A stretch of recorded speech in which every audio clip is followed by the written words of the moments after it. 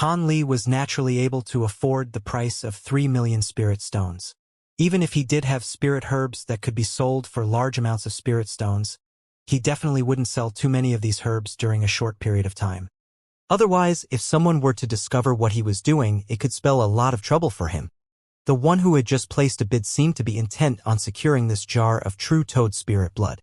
Even if he were to place a bid of 3 million spirit stones, that may not be enough, and he would definitely attract attention from others. Furthermore, such a small amount of spirit blood would only be enough for him to familiarize himself with the true toad liquid refinement process. It wouldn't actually be sufficient to refine much spirit medicine. As such, following a period of contemplation, Han Li decided not to place any further bids. Just because Han Li had bowed out from the bidding didn't mean that everyone else was also going to give up on it. Just a few moments later, a few more people placed a string of bids. These people were clearly all late deity transformation cultivators who desperately needed the true toad liquid to break through their cultivation bottlenecks. A normal cultivator definitely wouldn't be willing to pay such a hefty price. After an intense bout of bids, the jar of true toad spirit blood was successfully secured by the first bidder at an astronomical price of 4 million spirit stones. The fact that the item had been purchased for such a high price naturally attracted a lot of attention, and many of the cultivators present were frequently stealing glances at the stone cabin, trying to figure out just who was in there. However, their efforts naturally yielded no fruits. The next few auction items were also extremely rare, all of which were important ingredients for pill refinement for spatial tempering cultivators. There were fewer people bidding for these items, but the prices were even more staggering. Among them, a purple myriad-year primordial fruit was sold for close to 10 million spirit stones.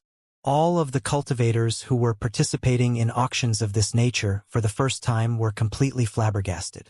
Just ingredients were being sold at such jaw-dropping prices.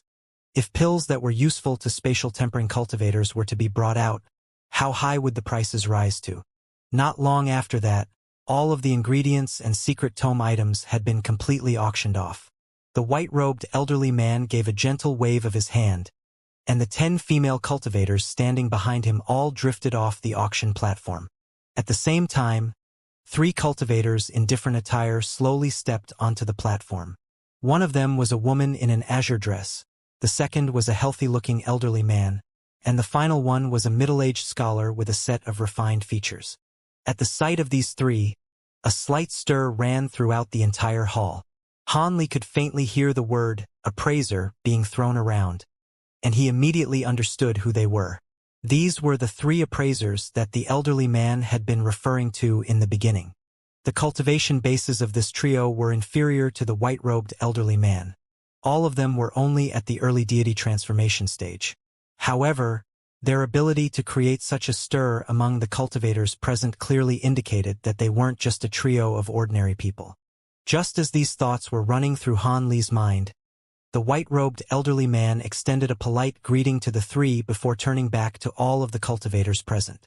Coming up next will be the 3 most precious treasures for this auction, and they're being carried by fellow Taoist Han and the others. The first treasure will be 3 scales from the true spirit black qilin of the primordial world. These scales can be used to refine the legendary true spirit water pill or used as top-grade materials to refine water attribute spirit treasures. Spirit treasures refined using this material have a certain chance of making it onto the chaotic myriad spirit roll. In contrast, the true spirit water pill can allow any early deity transformation cultivator to reach the mid-deity transformation stage following consumption. Of course, regardless of whether it's the spirit treasure or the true spirit water pill, the probability of successfully refining either of them is rather low, even if a master of the craft were to be commissioned for the job. However, if anyone secures this item and wishes to refine a spirit treasure with it, I can provide my personal tool refinement services free of charge, the white-robed elderly man announced with a chuckle before retreating to behind the trio of appraisers. The cultivators in the second stone cabin all drew sharp breaths upon hearing the words true spirit black qilin. All of them stared at the 3 appraisers on stage in a completely speechless manner. In contrast, all of the cultivators who were extremely rich were ecstatic to hear this. It appeared that they had made the right decision to wait for the final few auction items. Regardless of what the final 2 auction items were, Just these scales of the true spirit black Qilin was valuable enough for them to bid with all their might.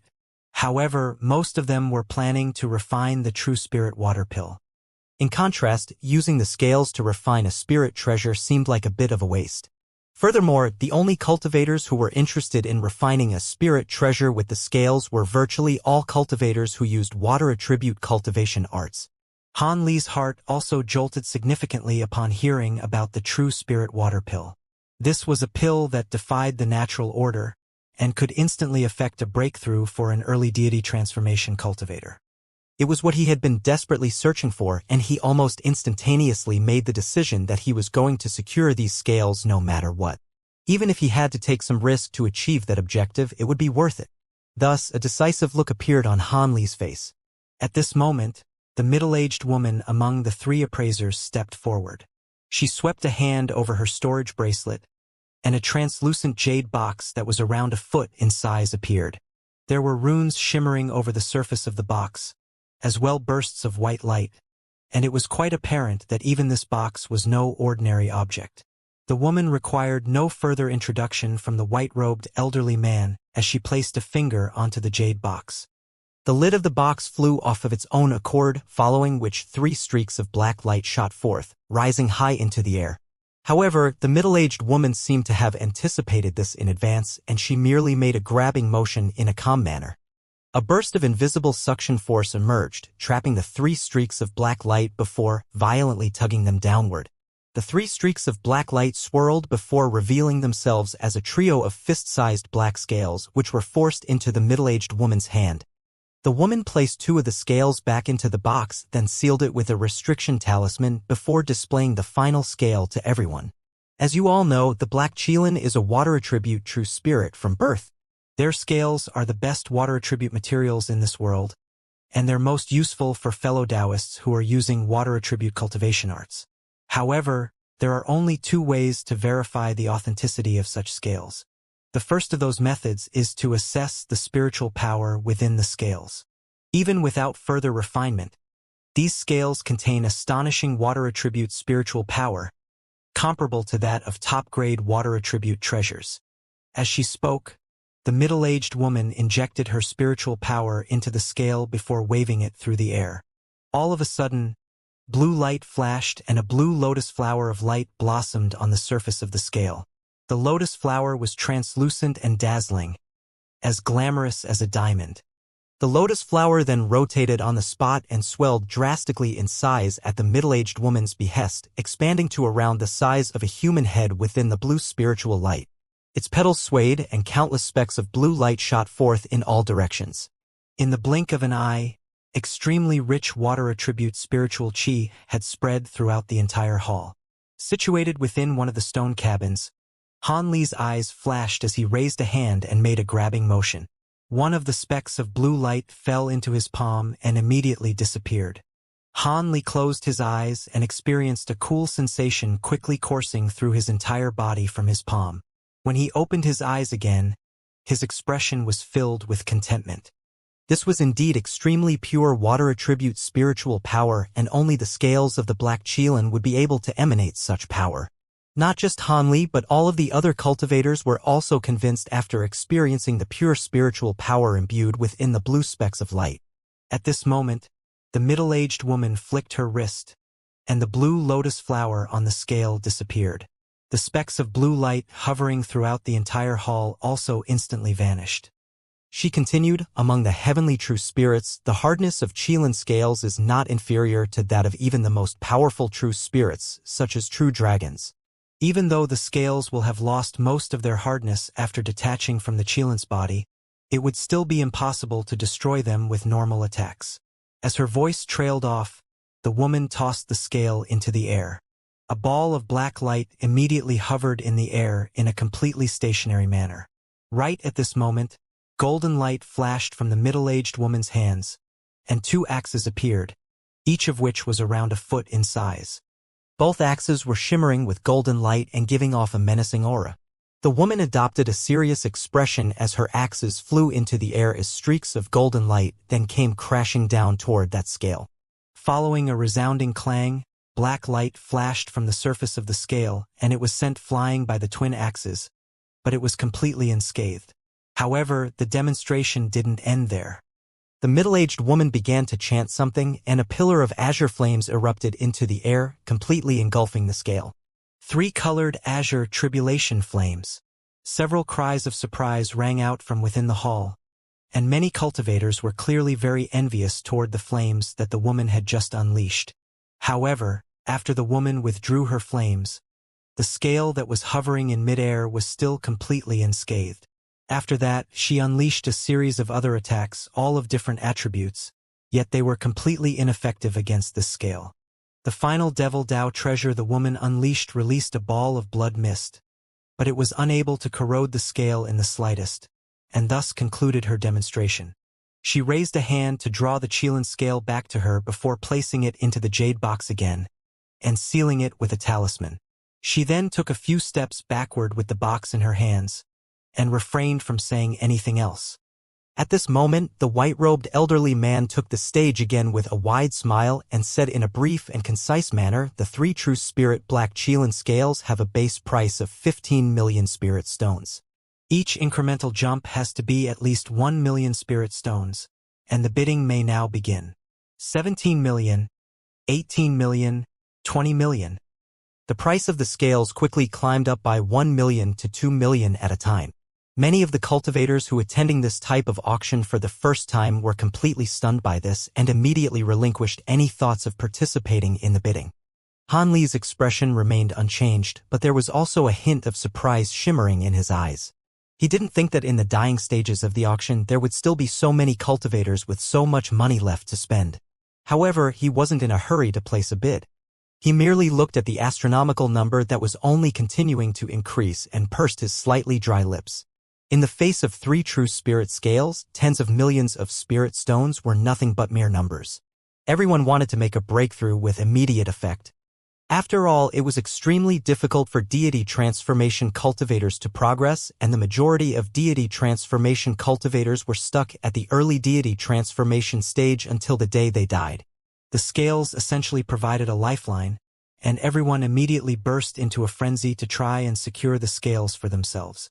However, no matter how desperately one wanted to secure the scales, they had to be conscious of their limits.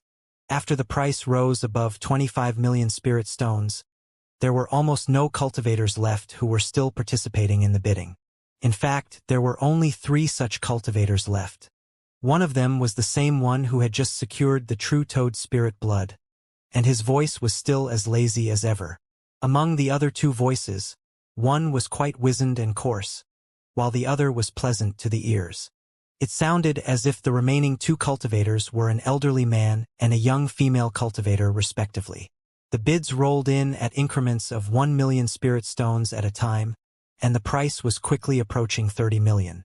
When the owner of that lazy voice made an astronomical bid of 30 million, the other 2 cultivators immediately fell silent. It appeared that this price was already beyond what they were able to afford, so they could only give up. All of the cultivators looked up in the air above the auction platform. There, the number on the massive disc was slowly changing color. Once it became completely crimson in color, that would mean a final price had been settled. 31 million, all of a sudden, an unfamiliar voice sounded. As soon as this bid was made, all of the cultivators in the hall faltered momentarily before immediately turning their attention to the stone cabin that Han Li was situated in. It appeared that even at such a jaw-dropping price, there were still people willing to make additional bids. Within the stone cabin, Han Li sat with a calm and collected expression. 32 million, the lazy voice carried a hint of surprise this time. 33 million, Han Li immediately placed another bid without any hesitation. 34 million this time. The lazy voice only placed the bid after a momentary hesitation. 35 million. Many of the cultivators present were struggling to pick their jaws up off the ground. These were true spirit scales on offer here, but surely such a ridiculous price was too much. Even the spirit treasures that ranked at the bottom of the chaotic myriad spirit roll were only around this price. 35 million? Humph. Fellow Taoist Chi, I highly suspect that this fellow Taoist doesn't have that many spirit stones and is only bidding to cause trouble for me. Shouldn't you be assessing whether he actually has that many spirit stones? The owner of the lazy voice suddenly said in a cold manner. I'll be sure to verify this in person at the conclusion of the auction. However, everything shall progress as normal before then. Please continue, fellow Taoists. The white-robed elderly man merely replied with a calm smile. He clearly didn't want to offend either of the bidders before learning their identities. If that's the case, then I won't be placing any further bids. I want to see if this fellow Taoist truly can offer something worth 35 million spirit stones as a bond. The owner of the lazy voice seemed to have grown quite frustrated, and he really did refrain from participating in any further bidding. Thus, the number on the massive disc turned crimson, and the white-robed elderly man announced Han Li to be the new owner of the 3 true spirit scales. After that, the white-robed elderly man and the woman carrying the jade box began to fly toward the stone cabin that Han Li was situated in. Soon, they reached the cabin before stopping. The elderly man flipped his hand over to produce an azure badge. He waved the badge gently toward the stone cabin before entering the cabin with the female appraiser behind him.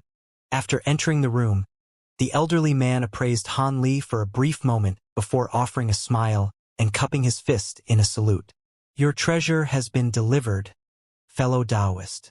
It's time for you to issue the spirit stones. If you have something you can offer as a bond, fellow Taoist, he here will appraise its value and offer discounts accordingly. If you'd like, I can also invite the other 2 appraisers here as well. The white-robed elderly man was speaking in quite a polite manner. I trust your discerning eyes, Brother Chi, fellow Taoist he. Have a look at this. Han Li glanced at the jade box being carried by the woman before rustling his sleeve. A small brocade box that had been prepared well in advance emerged from within. The white-robed elderly man had seen countless treasures in his time, and he merely accepted the box with a calm expression before opening the lid. A burst of fragrant aroma immediately wafted throughout the entire cabin. The elderly man's calm facade completely crumbled at the sight of the contents of the box. A myriad-year spirit herb. The elderly drew a sharp breath before finally tearing his gaze away from the item in the box. He then turned to Han Li with a rather peculiar look in his eyes. The woman's heart also jolted upon hearing the words, myriad-year spirit herb. She strode over to the elderly man and also peered into the brocade box. Lying within the box, and shrouded in a ball of white light, was a pristine white spirit herb that was several inches in length. There were runes around it that were flashing like projections. Myriad-year spirit runes. That does indeed appear to be a myriad-year spirit herb, but further appraisal will be required to verify its authenticity, the woman said in a slow voice after staring at the spirit herb for a long while. That's your area of expertise, fellow Taoist he. So I'll have to trouble you to appraise this treasure. The white-robed elderly man was being quite respectful toward the woman. The woman nodded before accepting the brocade box that was being handed over to her. She then flipped over her other hand, and a thin green jade ruler appeared. The ruler was around a foot in length, and there were over 20 peculiar spiral patterns carved onto its surface. The woman's eyes flashed as she slowly extended the ruler toward the spirit herb in the box. Before the green ruler had even come into contact with the spirit herb, white spiritual light erupted amid a low ringing sound. At the same time, the peculiar spiral patterns on the jade ruler lit up one after the other, emanating piercing green light.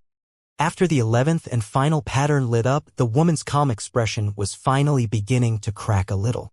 She carefully examined the spirit herb in the box once again before concluding in a firm voice.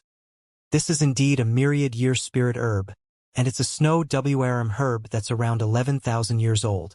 Snow WYRM herbs are quite rare, so they're much more valuable than normal myriad-year spirit medicines. I value this at around 7 million spirit stones. 7 million? That's around what I was expecting. Do you have any objections, fellow Taoist? The white-robed elderly man nodded before turning to Han Li. I'm fine with that price. I also have some more that you can take. They should be enough to pay for the auction item. Azure light flashed from Han Li's wrist and 4 jade boxes appeared, all of which he tossed toward the white-robed elderly man in a calm manner. The elderly man waved an arm to catch all of the jade boxes before opening them one by one. He was trying his best to maintain a calm facade on this occasion, but the twitching of his eyelids still betrayed his emotional turmoil. "Are these all myriad-year spirit herbs?" he asked in a slightly hoarse voice. "Why do you ask? Do you not accept such spirit medicines?" Hanli asked with a smile. "Of course we do, fellow Taoist." The white-robed elderly man chuckled in response, but the shock in his eyes was quite apparent. The female appraiser was also starting to become rather skeptical. She appraised the spirit herbs in the jade boxes one by one, following which an incredulous look appeared on her face.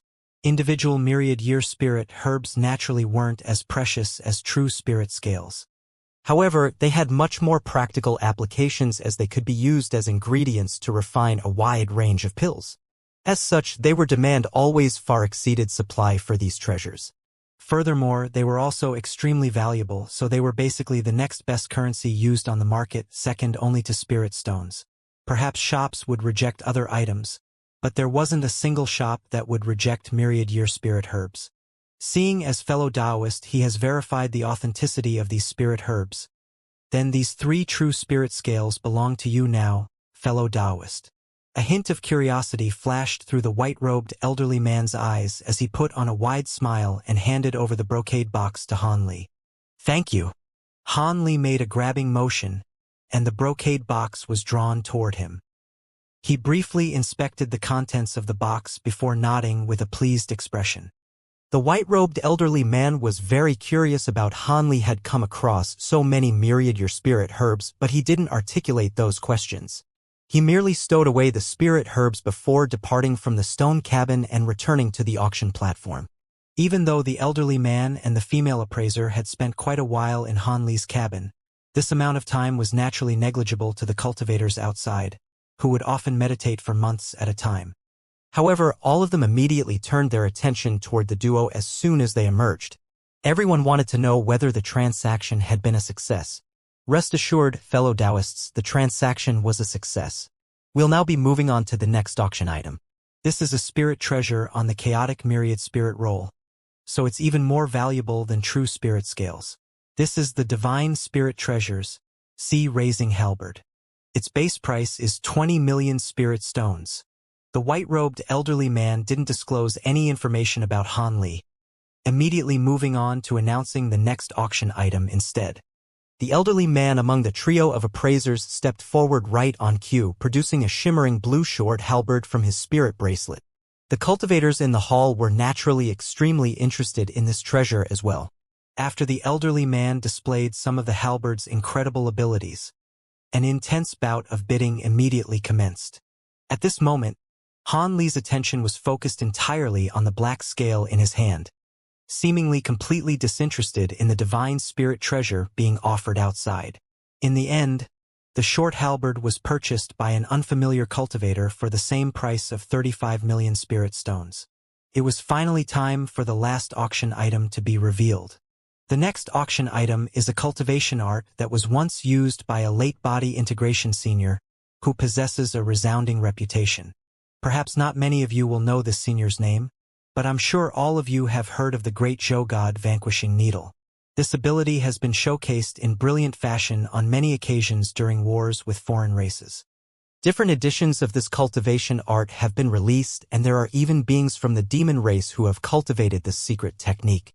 The edition of the cultivation art on offer is the very first edition that was created by the 5-spirit true Lord himself in ancient times, so I trust that I won't need to elaborate on its immense value. Most importantly, using this cultivation art will allow one to temporarily convert their own magic power into another attribute.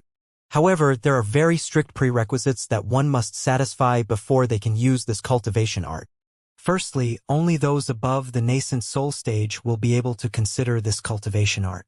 Secondly, the cultivator must possess a 5-elemental spiritual root. Of course, there are also some other conditions that must be satisfied, but those hurdles are not insurmountable, so I won't rattle them off one by one. We can guarantee that the cultivation art is complete, and the highest bidder will be able to verify that for themselves. Another thing that I have to remind everyone of is that even though this cultivation art is extremely powerful, among those who have used it, only the 5-spirit Trudlord has reached the body integration stage.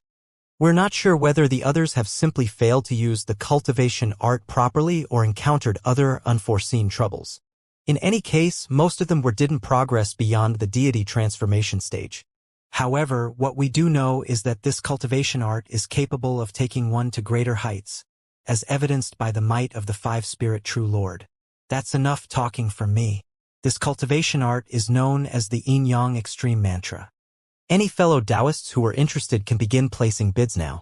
The starting price is 20 million spirit stones, and the minimum incremental jump is 1 million spirit stones once again. After a fluent introduction from the white-robed elderly man, the middle-aged scholar stepped forward with a smile. He produced a wooden box from his storage bracelet, within which was contained a shimmering golden jade slip. That was quite clearly the cultivation art in question.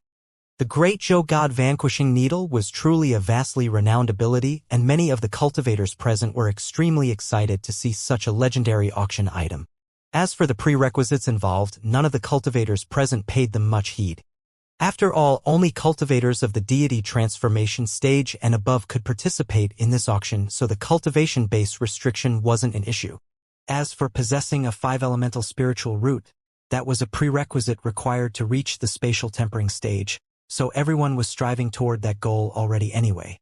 Of course, only the heavens knew how many of them would succeed in that quest. However, the white-robed elderly man had made it very clear that this cultivation art was extremely difficult to master and that very few people were even able to reach the spatial tempering stage while using it. So that discouraged a lot of people from participating in the bidding. Hanli was one of those people. The Yin-Yang Extreme Mantra was clearly an extremely powerful cultivation art, but the fact that it was so difficult to master immediately made Hanli lose interest in it. In terms of power, his simultaneous cultivation art for both magic power cultivation and body refinement definitely wouldn't be inferior to the auction item. Furthermore, 20 million spirit stones as a base price was far too hefty for him to consider purchasing it for novelty purposes. However, there was no lack of cultivators present who thought themselves to possess exceptional aptitude, and they remained quite interested in this cultivation art. The price of 20 million spirit stones naturally did deter some people from participating in the bidding, but after just 2 rounds, a cold voice suddenly sounded. 40 million! Everyone's eyes immediately widened upon hearing this. The bidder was none other than the man who had been bidding against Han Li for the true spirit scales. Not only did his lofty bid leave all of the deity transformation cultivators completely dumbfounded, even the spatial tempering cultivators who were interested in the cultivation art fell completely silent. Everyone was wondering just who this person was to possess such incredible wealth. Such a vast quantity of spirit stones was most likely equivalent to the net worth of the average spatial tempering cultivator. Hanli was also feeling rather curious, but this matter didn't have anything to do with him, so he didn't think too much about it. Seeing as the cultivation art had been sold, the auction naturally drew to a conclusion. In the instant that the auction concluded, all of the restrictions on the stone cabins were activated. Hanli was teleported out of his cabin amid a flash of white light, and he appeared in a certain corridor outside the auction hall. Spiritual light flashed in quick succession all along the entire corridor as other cultivators were also teleported there one after the other. However, everyone was enshrouded in shimmering silver light, so no one could identify anyone else. Hanli didn't pay any heed to the cultivators around him as he strode directly toward the gate of the profound Zenith Hall. The auction was already over, yet he wasn't planning to return to the stone tower. Instead, he was preparing to depart from Deep Heaven City and return to his own cave abode. There was half a year until he would be deployed on his next bout of patrol duty, and during that time he had to refine some spirit medicines. As a starting point, he had to refine a batch of clear jade pills. With a steady supply of those pills, he wouldn't have to worry about his cultivation for the near future. As for those 3 true spirit scales, he wasn't going to refine them in any rush. He was going to conduct some research on them first so they wouldn't go to waste. After exiting the profound Zenith Hall, Hanli flew over the tall city walls and traveled toward the barren land in the distance. At this moment, there were 2 people situated within a secret chamber that was enshrouded under many layers of restrictions in the profound Zenith Hall. One of them was a benevolent-looking old man in a set of white robes with his hands clasped behind his back and a respectful look on his face. He was none other than the elderly man with the Qi surname. Seated in a casual manner on the stone chair before the elderly man was a handsome young man in a set of purple robes. There was a vibrant red mole near the corner of his lips that was particularly eye-catching.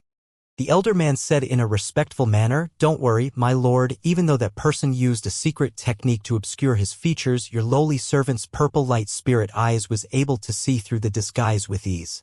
The one who secured the Yin-Yang Extreme mantra was definitely a female cultivator.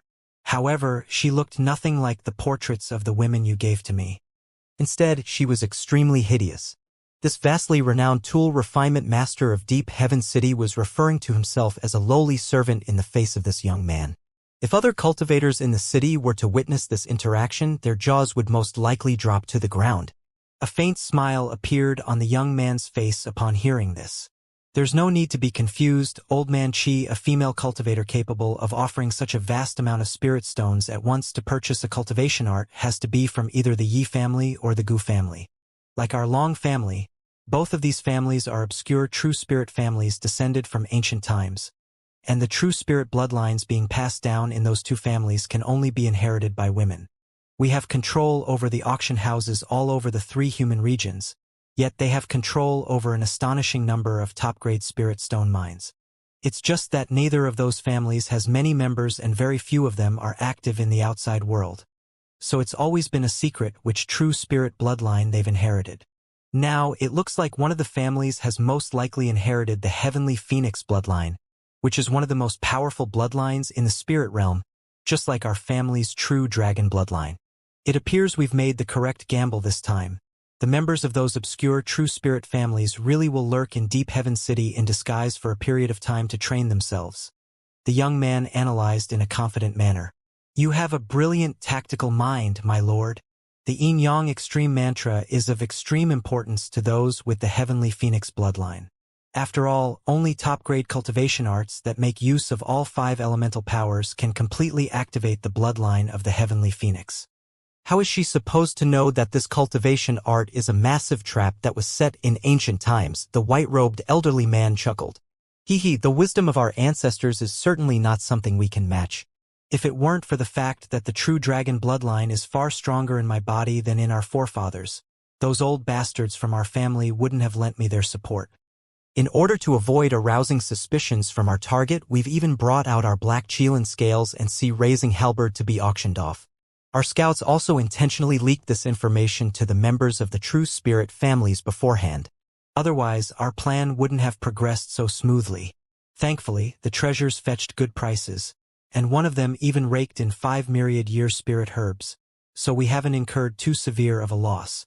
By the way, have you figured out the origins of the cultivator that purchased the true spirit scales?" The young man asked. "My lord, as you know, this lowly servant's purple light spirit eyes can only be unleashed a total of 3 times in my life.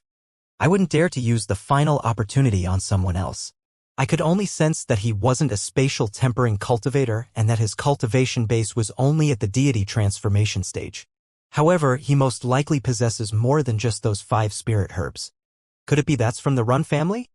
The bloodline of the Run family isn't all that impressive, but they're truly frontrunners of the human race when it comes to nurturing spirit herbs," the elderly man mused with a serious expression. "That's indeed a possibility. If that person really from the Run family, then so be it. The Run family is a true spirit family with their allegiance pledged to the heavenly spirit sovereign, so we can't afford to mess with them at the moment," the young man said with furrowed brows. "Indeed, my lord. Even though our family doesn't fear the 3 emperors, it wouldn't be worth it to make one of them our enemy just for a few spirit herbs." The elderly man chimed in as he nodded emphatically. A thought suddenly occurred to the young man, and he turned to the elderly man with a benevolent expression as he said, "Using your purple light spirit eyes must have harmed your cultivation base, right? After I take care of matters here, I'll hold a blood sacrifice ceremony for you to give your cultivation base a boost. Thank you for your kindness, my lord." The elderly man hurriedly extended an overjoyed bow. The young man nodded with a pleased expression before falling into deep thought about something. Several days later, Hanli had reached the mountain ranges where his cave abode was situated. Over 500 kilometers away from his cave abode, there were 2 people locked in a tense showdown with one another. "Brother Jean, why have you followed me all the way to this place? Have I done something to offend you? The man who had spoken was none other than the one who had fought Han Li for that plot of Spirit Land, and the one who was facing off against him was the fatso with the Jin surname whom he'd been interacting with outside the Heavenly Jade Pavilion. The two appeared to be on relatively good terms, but they seemed to be on the brink of breaking out into battle. Of course not, Brother Wang. I just so happened to be passing by this place as well, and I saw you stopping here, so I thought I'd come over to greet you, the fatso replied with an innocent expression. You just so happened to be passing by and you thought you'd greet me? Do you think I'm retarded? Who would come to a secluded place like this for no reason? And if you wanted to greet me, was it necessary to follow me for almost 10,000 kilometers while using a concealment technique to hide your presence? The man interrogated. Haha. I also found it to be strange that you would come to a place like this. Why have to come here instead of staying in your own cave abode to cultivate? If I recall correctly, this was the plot of Spirit Land that you were fighting for, but lost in the end. The fatso's eyes narrowed with a sly look. Humph. Do I have to explain myself to you now, Brother Jean? The man's expression darkened significantly. There's no need to be angry, Brother Wang. I'm just here to remind you of the fact that this plot of Spirit Land has an owner now. I was afraid that you'd do something reckless and stir up some trouble that you can't rectify. What are you trying to look for in this place? Why don't you tell me and I'll give you a hand? The fatso was intent on getting to the bottom of this. The man harumphed coldly and didn't say anything further, but a vicious light shimmered in his eyes. All of a sudden, green light flashed behind the fatso and a thin green thread appeared out of thin air. The thread then instantly transformed into a massive green net that descended toward him. The entire process was completely soundless, and the fatso didn't seem to have noticed that something was amiss as he continued to appraise the man with a fake smile on his face. The man's expression remained completely unchanged, but he was ecstatic internally. He surreptitiously summoned a translucent blue flying dagger into his hand, which was obscured by his sleeve, preparing to kill the fatso with this dagger as soon as he was caught by the net. However, when the next was only several tens of feet away from the fatso's head, an astonishing turn of events suddenly unfolded. A dull thump erupted as brilliant spiritual light radiated from the fatso's hair. A vast expanse of golden light emerged before manifesting into a massive golden hand that caught the green net. Golden and green light intertwined with one another, creating a series of bizarre crackles and pops. It's you, old devil Jean? As expected, you really did come as well, old devil Ming. Two voices sounded almost in unison from within the green and golden light. It was just that one voice was rather surprised while the other was confident and assured. Immediately thereafter, both the massive golden hand and the green net shot back at once. The spiritual light receded to reveal a tiny green WYRM, as well as a miniature humanoid figure that was only around half a foot tall. The small WYRM was none other than the avatar belonging to the master of the man with the Wang surname. In contrast, the miniature humanoid figure wore a set of golden Taoist robes with a miniature wooden sword strapped to its back. Its face had also been completely obscured by murky light, making it impossible to make out its actual appearance. However, one could sense that it seemed to be a rather elderly being. You're using a soul-splitting technique. You've even deployed the spiritual avatar that you're using to avoid your next heavenly tribulation? Aren't you afraid that something will go wrong and you won't be able to transcend your next tribulation? The green WYRM asked in a cold voice as it scrutinized the miniature humanoid figure. You won't need to worry about that, fellow Taoist Ming. Master Thousand Treasure was an extremely renowned powerful being during his time, and the treasures he carried with him were vastly renowned among both races. As long as I can obtain 2 or 3 of them, I won't have to worry about my next tribulation transcendence at all. Didn't you send an avatar here as well? The miniature humanoid figure chuckled. You know about Master Thousand Treasure as well? The green WIRM exclaimed. Meanwhile, the fatso and the man with the Wang surname were standing off to the side with respectful expressions on their faces, not daring to interject on this conversation. You no need to know how I came by this information. However, you can rest assured knowing that you and I are the only ones aware of this. There definitely isn't a third person with this knowledge. How about we join force and work together to secure the treasures? The miniature humanoid figure suggested. Secure the treasures together? If you had some concrete leads, why would you need to work together with us? Indeed, I am not sure of the exact details, But it's enough as long as you have such information, right, Brother Ming? The miniature humanoid figure replied. You're threatening me. The green WRM's voice immediately cooled. I would dare to do no such thing. I'm simply proposing a collaboration, which means I intend to assist you in searching for the treasures. Once we find them, we'll split them evenly among us, and it'll forge a closer bond between us. Isn't that a win-win situation? The humanoid figure hurriedly shook its head and waved its hands. You. Huh? There's someone coming. The green WYRM wanted to offer a furious retort, but its expression suddenly changed as it abruptly turned toward a certain direction. The miniature humanoid figure also glanced toward that direction, and its expression darkened as well. Looks like the owner of the plot of land is back. You have to make a decision about our collaboration, fellow Taoist. Otherwise, if things get out of hand and the old monsters of Deep Heaven City are alerted, our efforts could completely go to waste. According to the rules of Deep Heaven City, all treasures discovered on a plot of spirit land belong to the owner of that land. The miniature humanoid figure urged in a serious voice.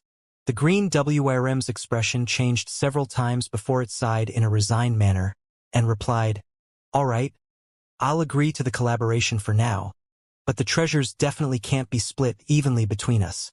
As for the specific conditions, we'll discuss that elsewhere. We can't stay in this place any longer, though. I heard from my disciple that even though the owner of this plot of land is only a deity transformation cultivator, he possesses quite a powerful spiritual sense.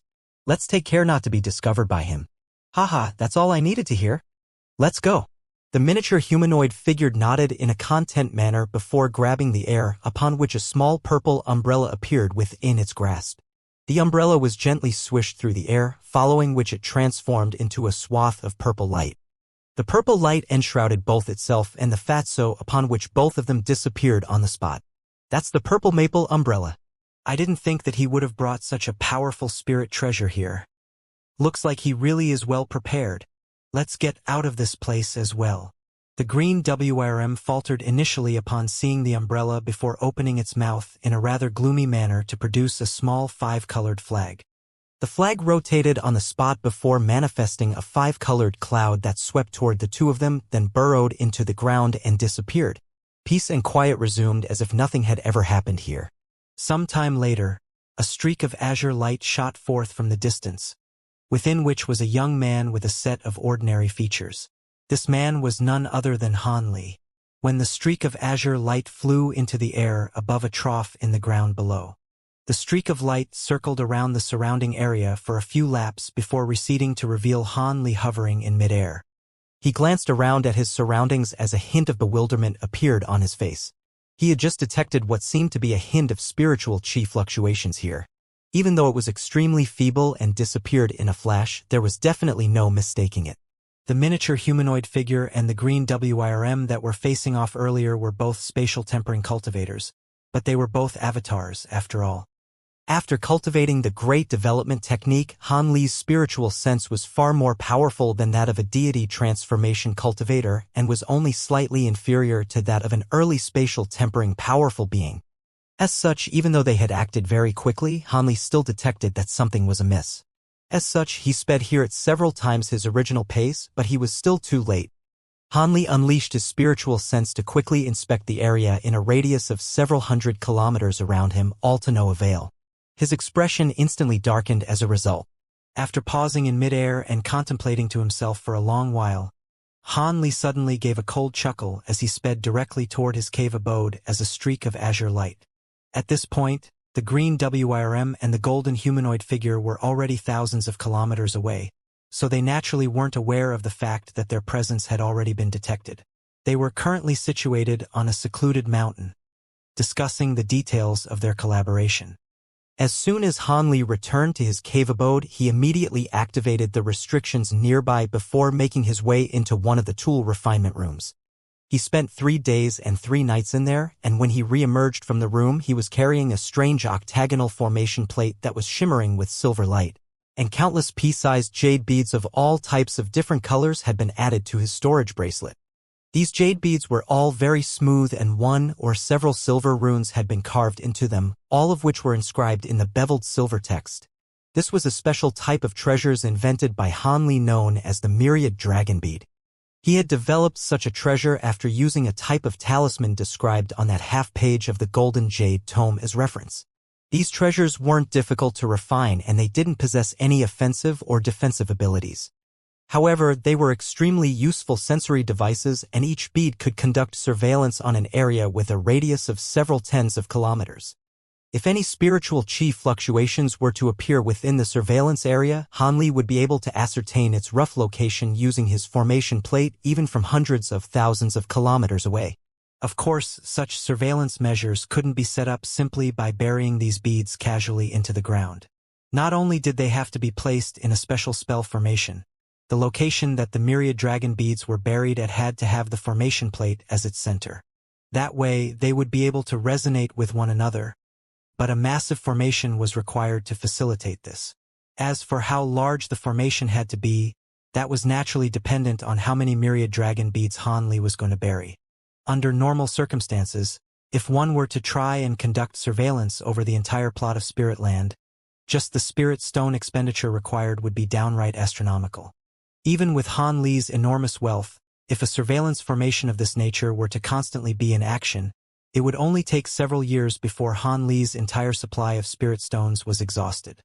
Han Li had inspected some of the restrictions in Deep Heaven City that had made use of beveled silver text, and he discovered that even though some of those restrictions had similar abilities to his myriad dragon beads, they definitely weren't this petite and discreet. As such, even though these treasures were simple to refine, they were truly unique. Of course, the simplicity being mentioned here was on relative terms.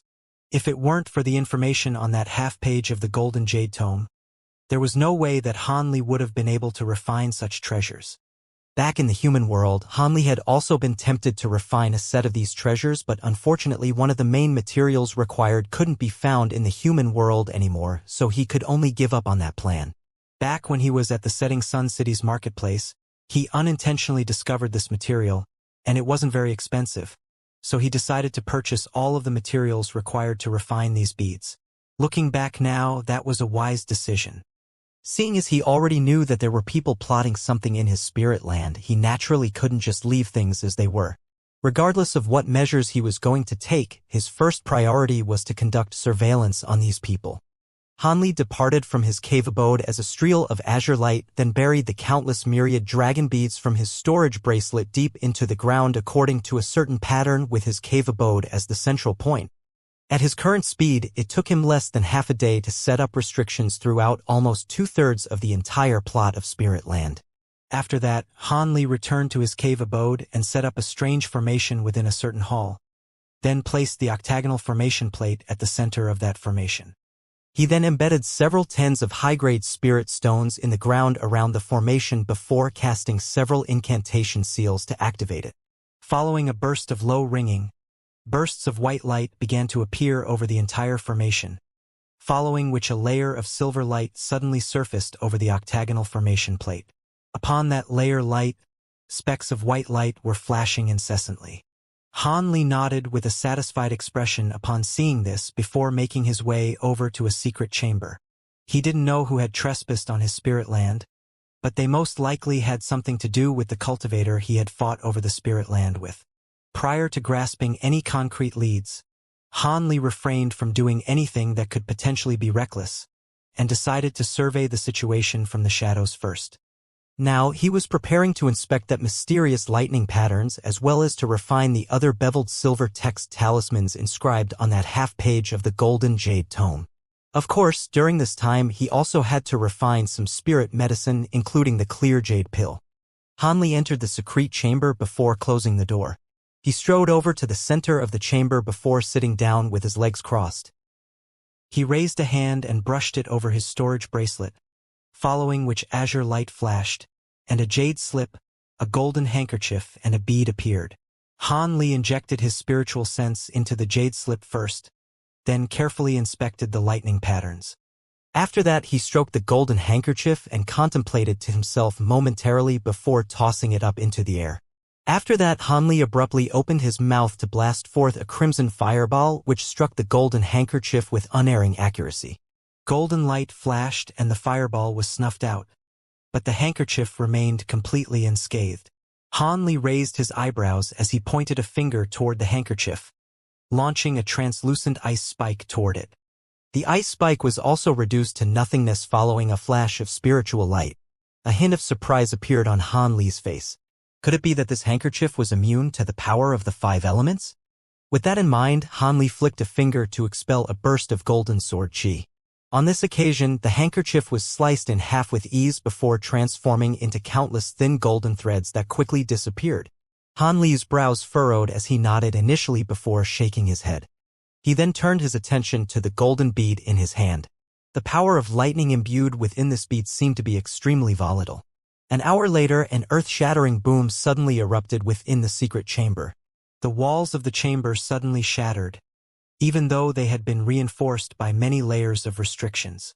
Arcs of golden lightning that were as thick as large bowls surged violently through the air, as if they were countless golden snakes dancing amid brilliant golden light. Right at this moment, a crisp ringing sound erupted from the very center of the golden light. An inky black small mountain then appeared, and it began to radiate rings of murky gray light.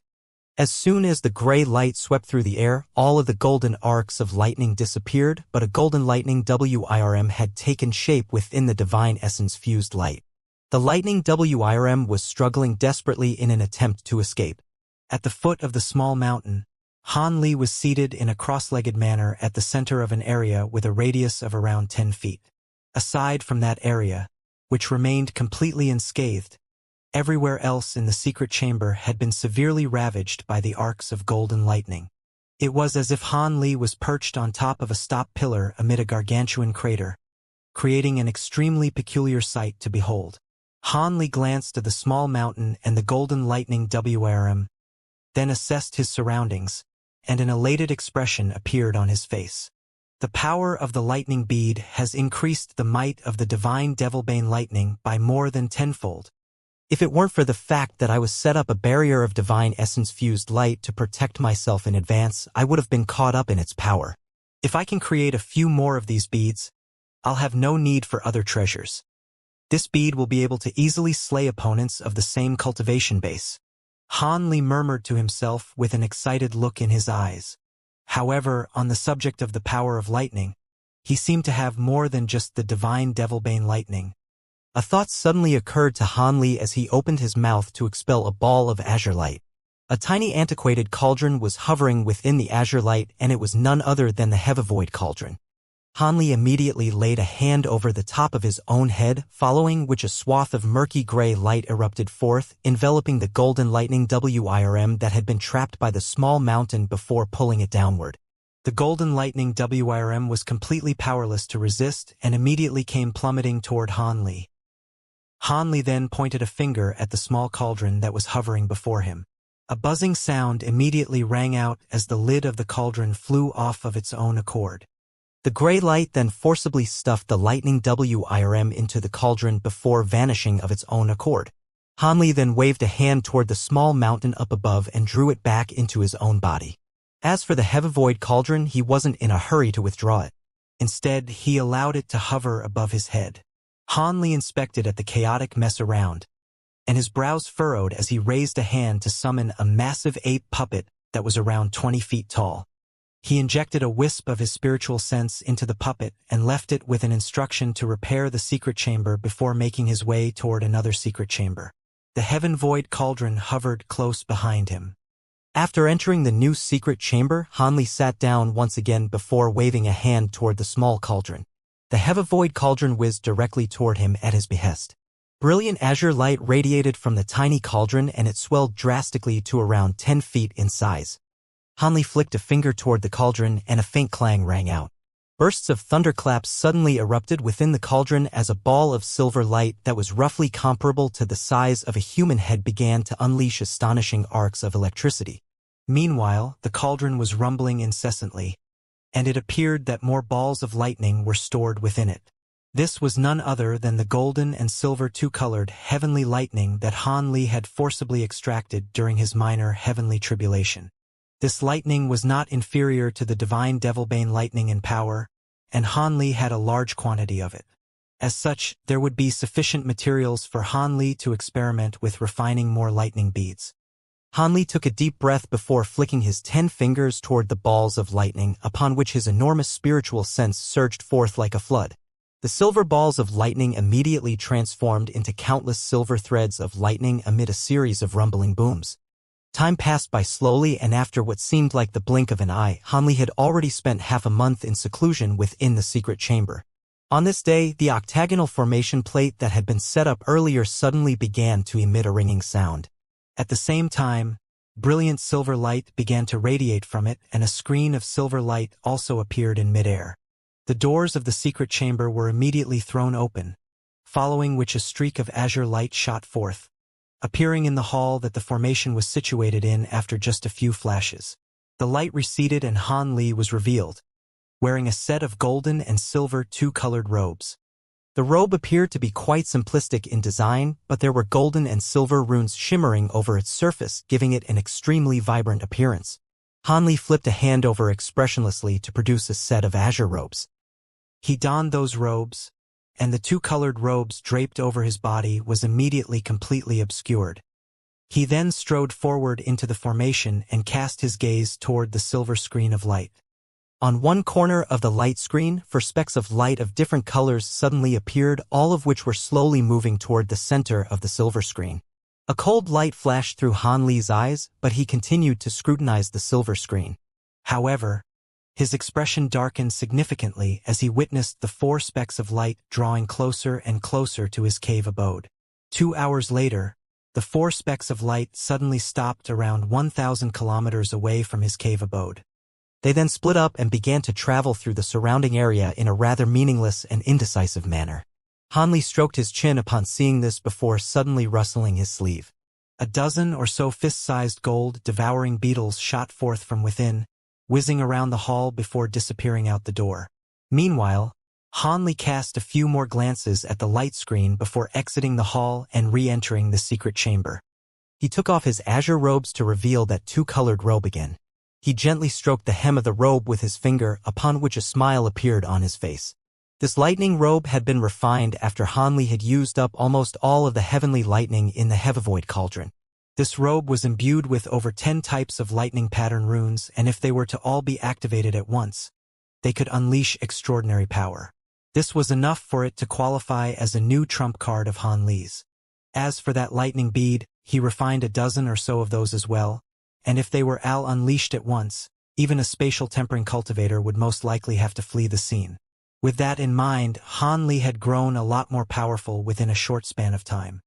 After pausing to consider the situation for a while, Han Li donned his azure robes again before sweeping his hand over his storage bracelet to summon a palm-sized white jade badge. It was none other than the half-page of the Golden Jade Tome. The half-page contained the refinement methods for the High Zenith Invisibility Talisman that Han Li had once used, the 9 Palaces Heavenly Talisman that had inspired the creation of the myriad dragon beads, and a puppet talisman known as the Armor Origin Talisman. There was also a 4th and final talisman known as the Heavenly Halberd Talisman, and it was the only one on the half-page that possessed offensive properties. Following his experimentation with the High Zenith Invisibility Talisman, Han Li had already roughly mastered the refinement method.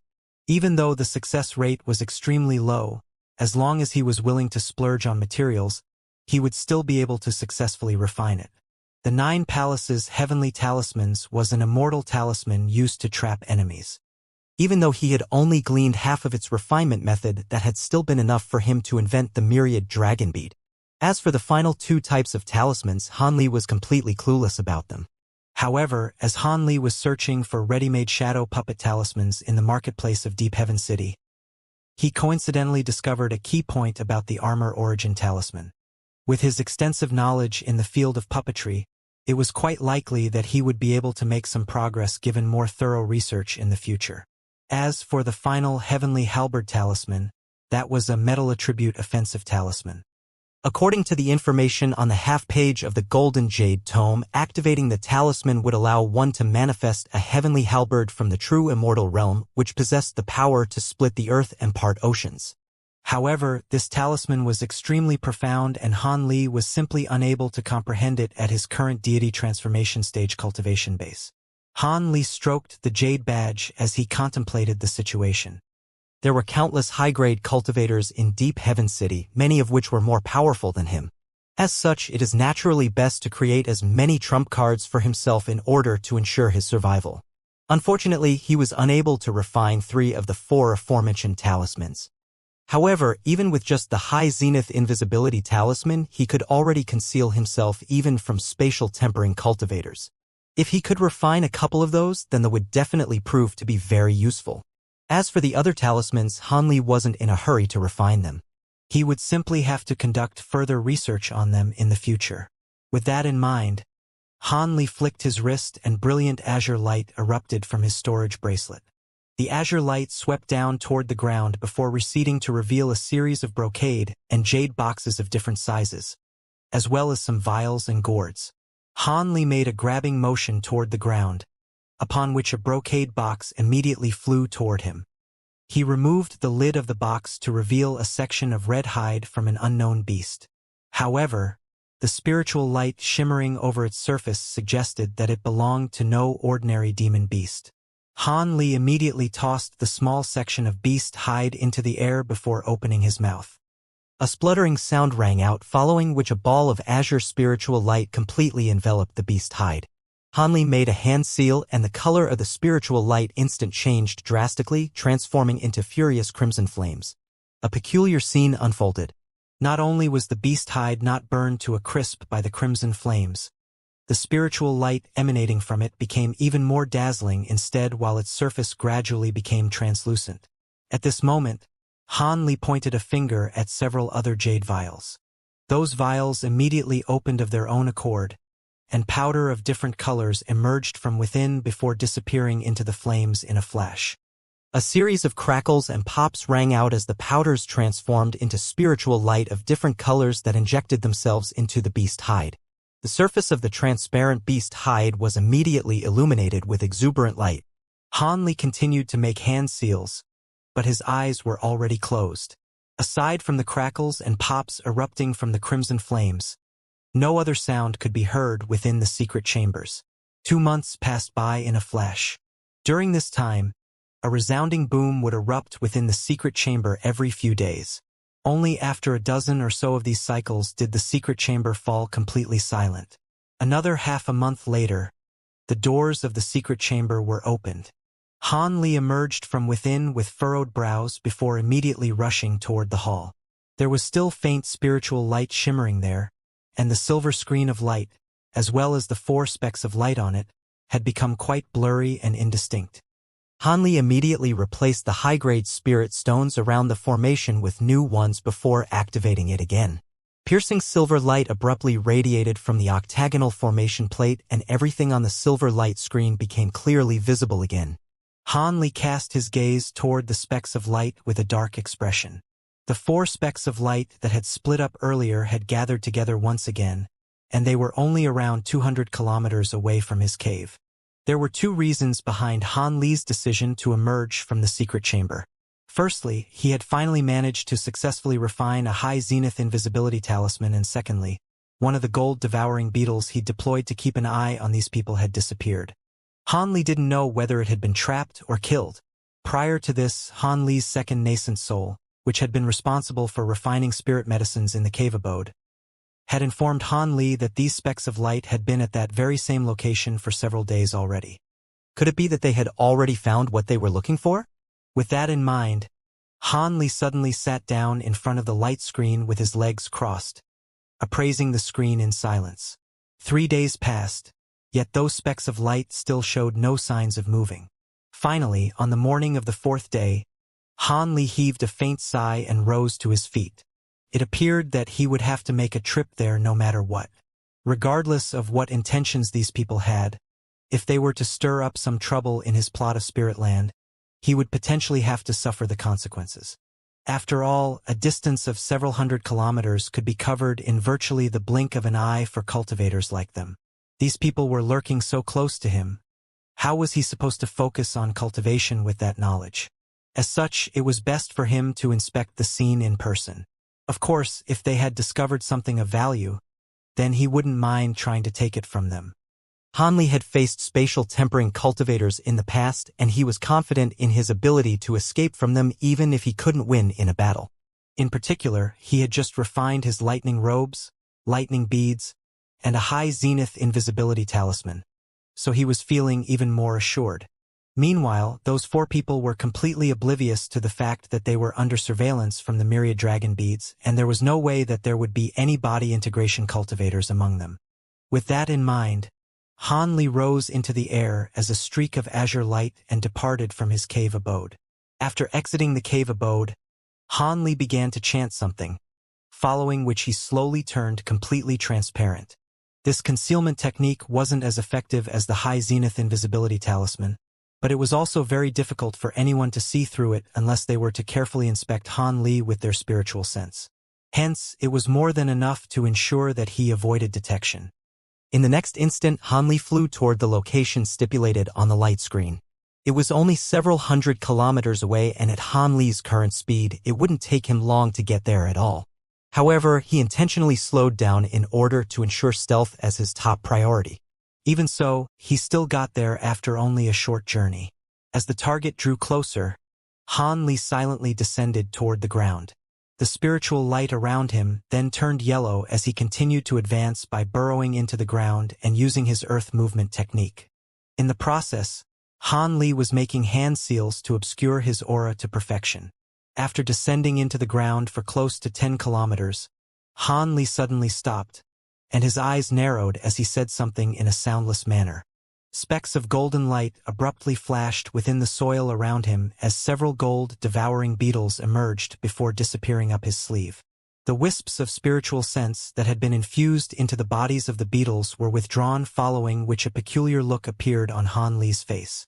So they really are looking for something, but I didn't think that what they're looking for would be in that place. Seeing as these people were able to detect my gold-devouring beetles and kill one of them, there has to be at least one spatial tempering stage being among them, Han Li murmured to himself as he lowered his head in deep thought. All of a sudden, he swept his hand over his storage bracelet and spiritual light flashed as a purple talisman appeared in his grasp. The talisman was shimmering with bright light. There were countless silver runes flashing all over it. This was none other than the high zenith invisibility talisman he'd recently refined. Due to the improvements in materials and refinement methods used, this talisman was far more powerful than the last one. Han Li wasn't confident in his ability to approach any further without being detected by spatial tempering cultivators. As such, even he was rather reluctant to use this talisman, he still decided to do so anyway. He had to ensure that he would continue to remain undetected. The talisman was quite valuable, but it naturally couldn't compare with his life.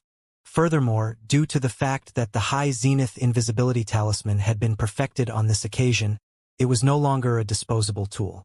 Instead, it could be reused until the power imbued within it ran out. The purple talisman exploded and several shimmering beveled silver text runes appeared before dancing around Han Li. Han Li cast a few incantation seals with a serious expression on his face. The runes around him then transformed into clouds of silver mist that enshrouded him in the blink of an eye. The silver mist dissipated moments later, and Han Li had completely disappeared. As soon as he vanished on the spot, Han Li sensed the difference between this high zenith invisibility talisman and the last one. At this moment, he could even draw upon all of his treasures as well as a vast amount of his spiritual power. Of course, he was capable of using those resources, but if he were to unleash a treasure or a technique that was too powerful, then the invisibility effect of the talisman would be dispelled. Even so, Han Li was already very pleased. At the very least, he would be able to seize the initiative and launch the first wave of attacks should he choose to do so. As such, he immediately continued on toward his destination. After flying for several more kilometers, Han Li's body began to slowly drift upward. When Han Li appeared soundlessly on the surface of the ground again, he looked around to find that he was situated halfway up a bleak and barren rocky mountain. It was quite strange that such a barren land could exist here, considering this plot of land was sitting atop a spirit vein. Back when Han Li was surveying the entirety of his plot of spirit land, he had identified this as a rather strange place and searched through the nearby area. However, he didn't discover anything at the time, and he was in a hurry to construct his cave abode. So he quickly departed, concluding that this mountain merely had sparse spiritual qi due to some natural causes. Even though such occurrences were extremely rare for plots of land sitting atop spirit veins, there were still some precedents. However, Han Li was naturally still rather skeptical about this place and was planning to return for a closer examination when he had some free time. Now, these 4 people had lingered nearby for several days already, so there was definitely something amiss about this mountain. Han Li furrowed his brows as he digested the information transferred back to him by the several wisps of spiritual sense. He then swayed and drifted up toward the mountain's summit. His current body was as light as air and virtually insubstantial, and he soon reached the mountain's summit before hovering in the air in a completely still manner. He cast his gaze downward to find that it was still just a rocky mountain down below. It seemed to be completely identical to how it was the last time he'd been here. Han Li raised an eyebrow as he swept his spiritual sense downward, but didn't discover anything through doing that, either. Following a brief period of contemplation, he suddenly made a hand seal and injected his magic power into his eyes in the frenzy. All of a sudden, piercing blue light flashed deep within Han Li's pupils as he activated his bright sight spirit eyes to their maximal extent. All things that were normally invisible to the naked eye were revealed to Han Li. This time, he managed to quickly discover something. There were 8 faint pillars of light rising up from the ground around the mountain, creating a strange rectangular formation that enshrouded the entire mountain summit. Han Li didn't know what kind of peculiar treasures had manifested their pillars of light, but not only was the formation created completely invisible and colorless, it wasn't even giving off any spiritual qi fluctuations. It was no wonder that he was unable to discover the formation even with his formidable spiritual sense. It appeared that this temporary restriction had to have been set up by those 4 people. If it weren't for the fact that Han Li had been constantly monitoring their locations, it actually would have been very unlikely that he would have tracked them down here and seen through this restriction. However, although this restriction was extremely obscure, its main ability was concealment, and it didn't really pose much of an obstacle. With Han Li's current mastery of formation spells, he was quickly able to make an assessment of this formation before making a hand seal and descending into the formation in a fearless manner. An incredible scene ensued. After coming into contact with Han Li's insubstantial body, the invisible formation displayed no reaction whatsoever. He was able to easily pass through the restriction, then completely disappear into the mountain summit. It was quite clear that Han Li's current body, after using the invisibility talisman, was able to simply disregard normal restrictions. Han Li burrowed into the earth for over 200 feet, following which a blue ball of light appeared beneath him. It was only a head-sized ball of light, but there seemed to be a vortex swirling within it. Han Li was quite intrigued to see this, and he slowly approached it to get a better look. Much to Han Li's surprise, as soon as he began to draw closer, the vortex within the blue ball of light seemed to have detected his presence. It immediately blasted forth a burst of brilliant 7-colored light, following which Han Li was swept into the vortex in flash. Han Li was caught completely off guard and given quite a shock. After a brief struggle, he discovered that he was unable to escape the enormous power that had appeared around him. Before he had a chance to try and unleash any treasures or powerful techniques, his surroundings blurred and he appeared in a completely unfamiliar place as if through instantaneous teleportation. At the same time, his insubstantial body regained substance, revealing himself to the naked eye once again. At the same time, purple light flashed on his chest as a purple talisman appeared out of thin air. Han Li immediately grabbed the talisman before bringing his hands together, and following a flash of spiritual light, the high zenith invisibility talisman disappeared. There was no point in reactivating it as there were 2 people standing nearby and they'd already discovered him. These 2 were also given a fright by Han Li's sudden and unannounced arrival. After catching sight of Han Li's facial features, one of them yelled, "How did you find this place?" That man was none other than the cultivator with the Wang surname.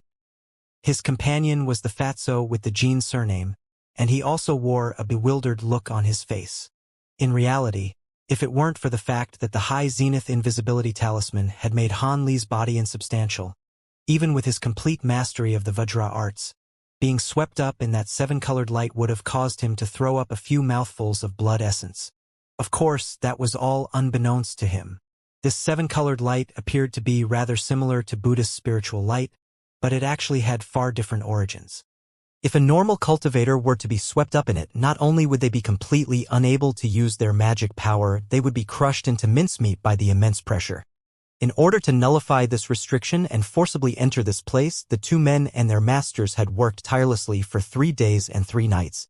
Only were they able to force their way into this space using their magic power and treasures. Hanli was quite relieved to see these two. Seeing as there were no spatial tempering cultivators present, he'd be able to take care of these two with ease. Even though his concealment technique had abruptly been broken, he merely laughed it off and said, "I was wondering who had set up the restriction outside. Turns out it was you two. Do you have any business here, fellow Taoists? If I recall correctly, one of the laws of Deep Heaven City states that outsiders are prohibited from trespassing on the spirit land of others. If you need to visit the plot of spirit land for some reason, you have to notify the owner in advance and receive approval. Otherwise, if this were to be reported to the heavenly guards, the trespassers will be punished by torture using the poisonous whip." Han Li's voice gradually grew colder as he spoke. Even though both of these intruders were deity transformation cultivators, they still winced slightly at the mention of the poisonous whip. However, the fatso quickly put on a smile and said, "Please don't misunderstand, fellow Taoist Han. Brother Wang and I just so happened to be passing through this place, and we were resting on the summit of this mountain when we somehow activated this restriction and were teleported here. We're also quite confused by this situation as well." "Oh, do you think I'll believe that, Brother Jean? By the way, if I'm not mistaken, there are 2 more fellow Taoists here, right?" Han Li clasped his hands behind his back with a fake smile on his face. At this point, he had already assessed his surroundings with his spiritual sense. Through doing so, he discovered that he was situated in a mysterious space.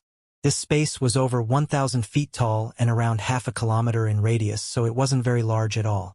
However, there was 7-colored light hovering in the sky above and swirling throughout their surroundings. What was even more surprising was that high up in the air within this space, there were 7 massive balls of light that resembled suns. However, the white light they were radiating had a cooling effect instead. There was a 7-colored door of light situated at the center of each of the balls of light.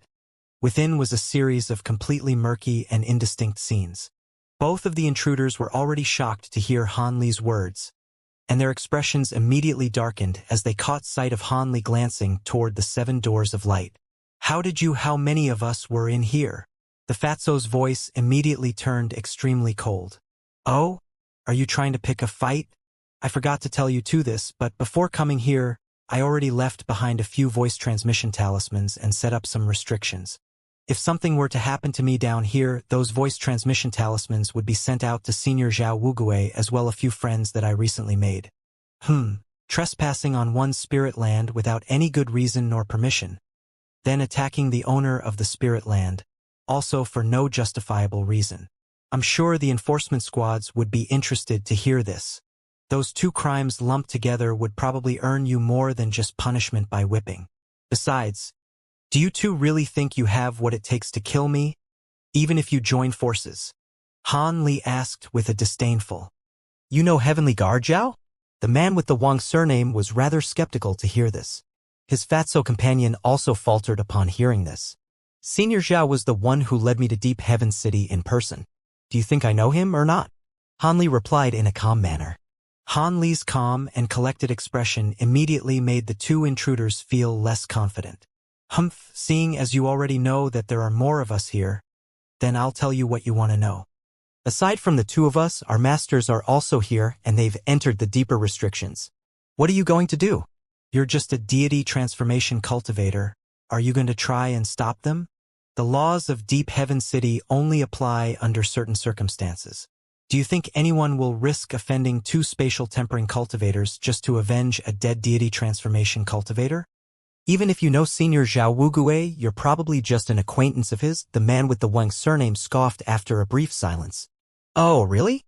How about we make a bet, then, fellow Taoist Wang?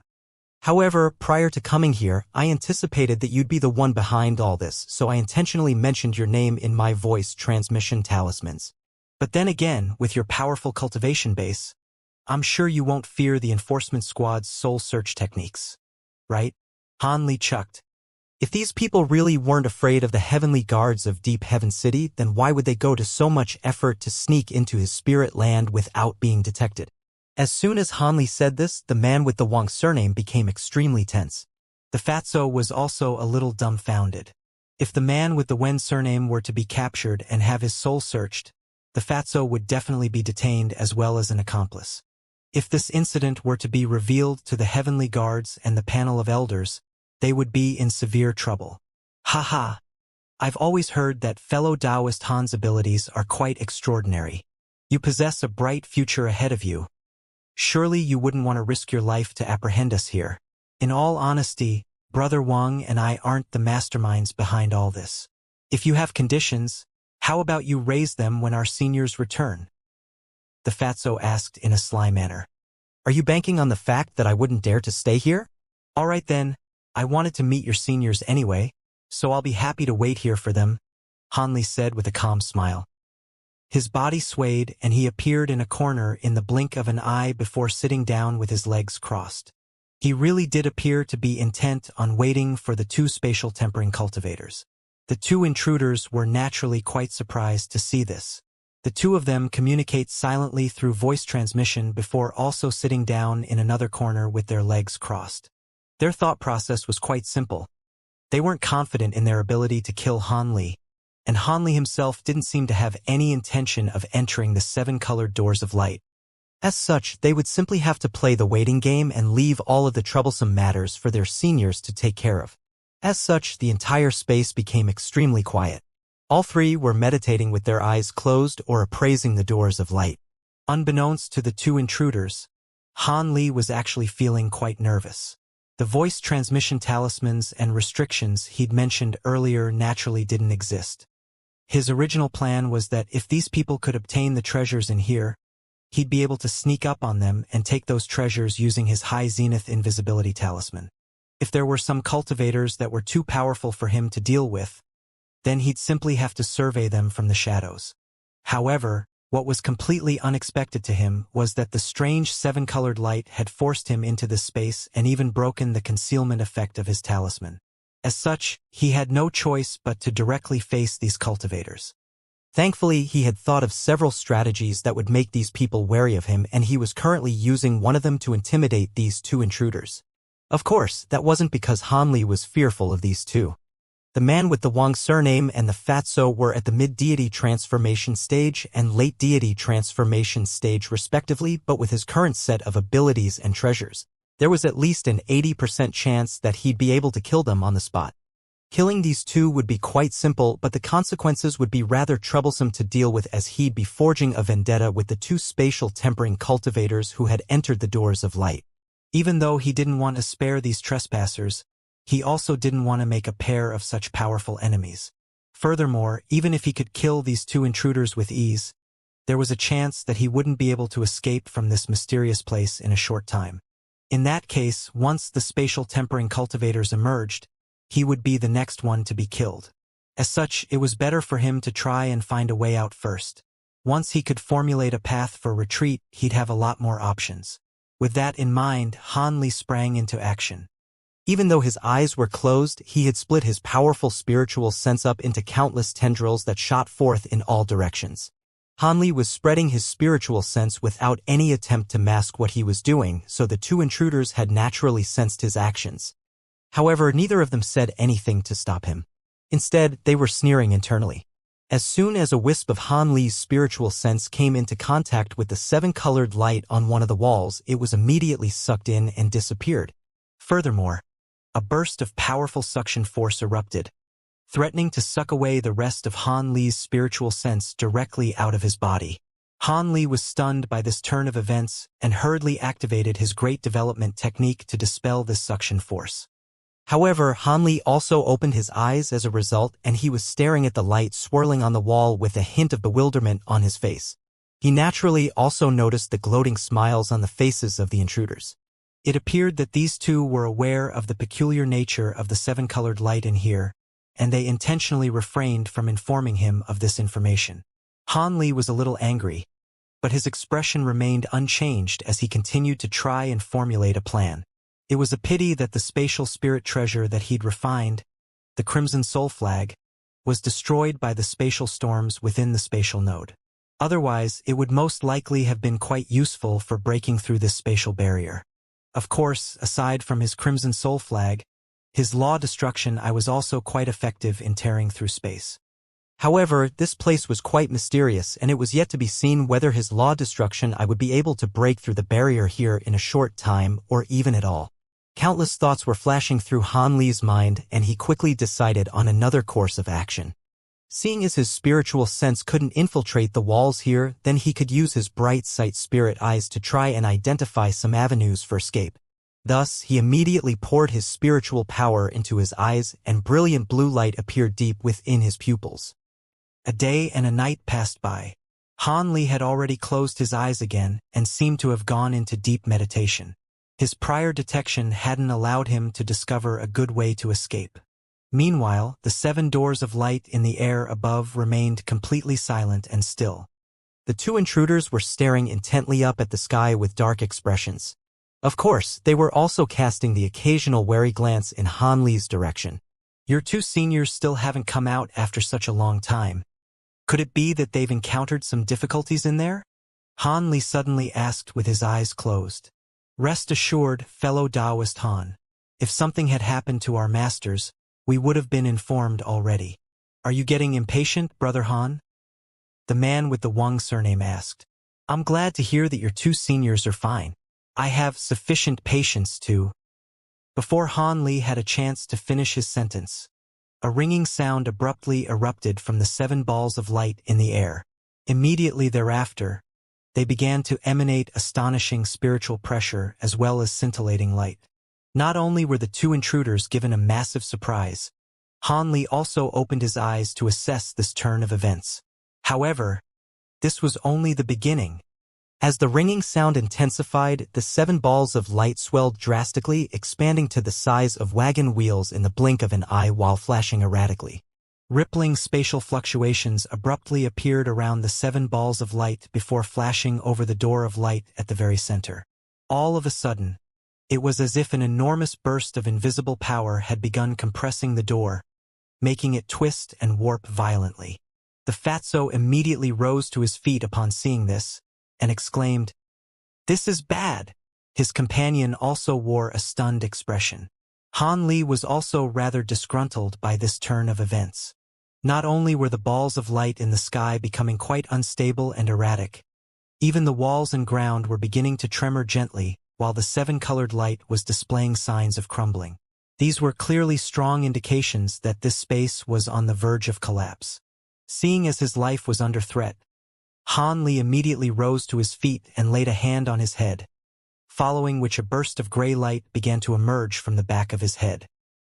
He then flipped a hand over, and golden light flashed as 3 shimmering golden beads were summoned. These were none other than the 3 lightning beads he'd refined not long ago. At this moment, the 2 intruders had also summoned several treasures. However, they had no confidence in their ability to escape from this mysterious place, and both of them wore horrified expressions. Han Li naturally wasn't going to pay any heed to whether they lived or died. He immediately decided to use his law destruction eye in conjunction with his divine essence-fused light and these lightning beads to break through this space in order to facilitate an escape. However, right at this moment, a massive rumbling boom erupted from within the doors of light up above. Han Li was startled by this loud commotion and reflexively stopped what he was doing. 7-colored light flashed and a streak of green light, as well as a streak of golden light, shot forth from within the door in the very center. The 2 streaks of light flashed through the air before receding to reveal a tiny green WYRM and a miniature humanoid figure. The green WYRM was missing one of its horns as well as many of its scales.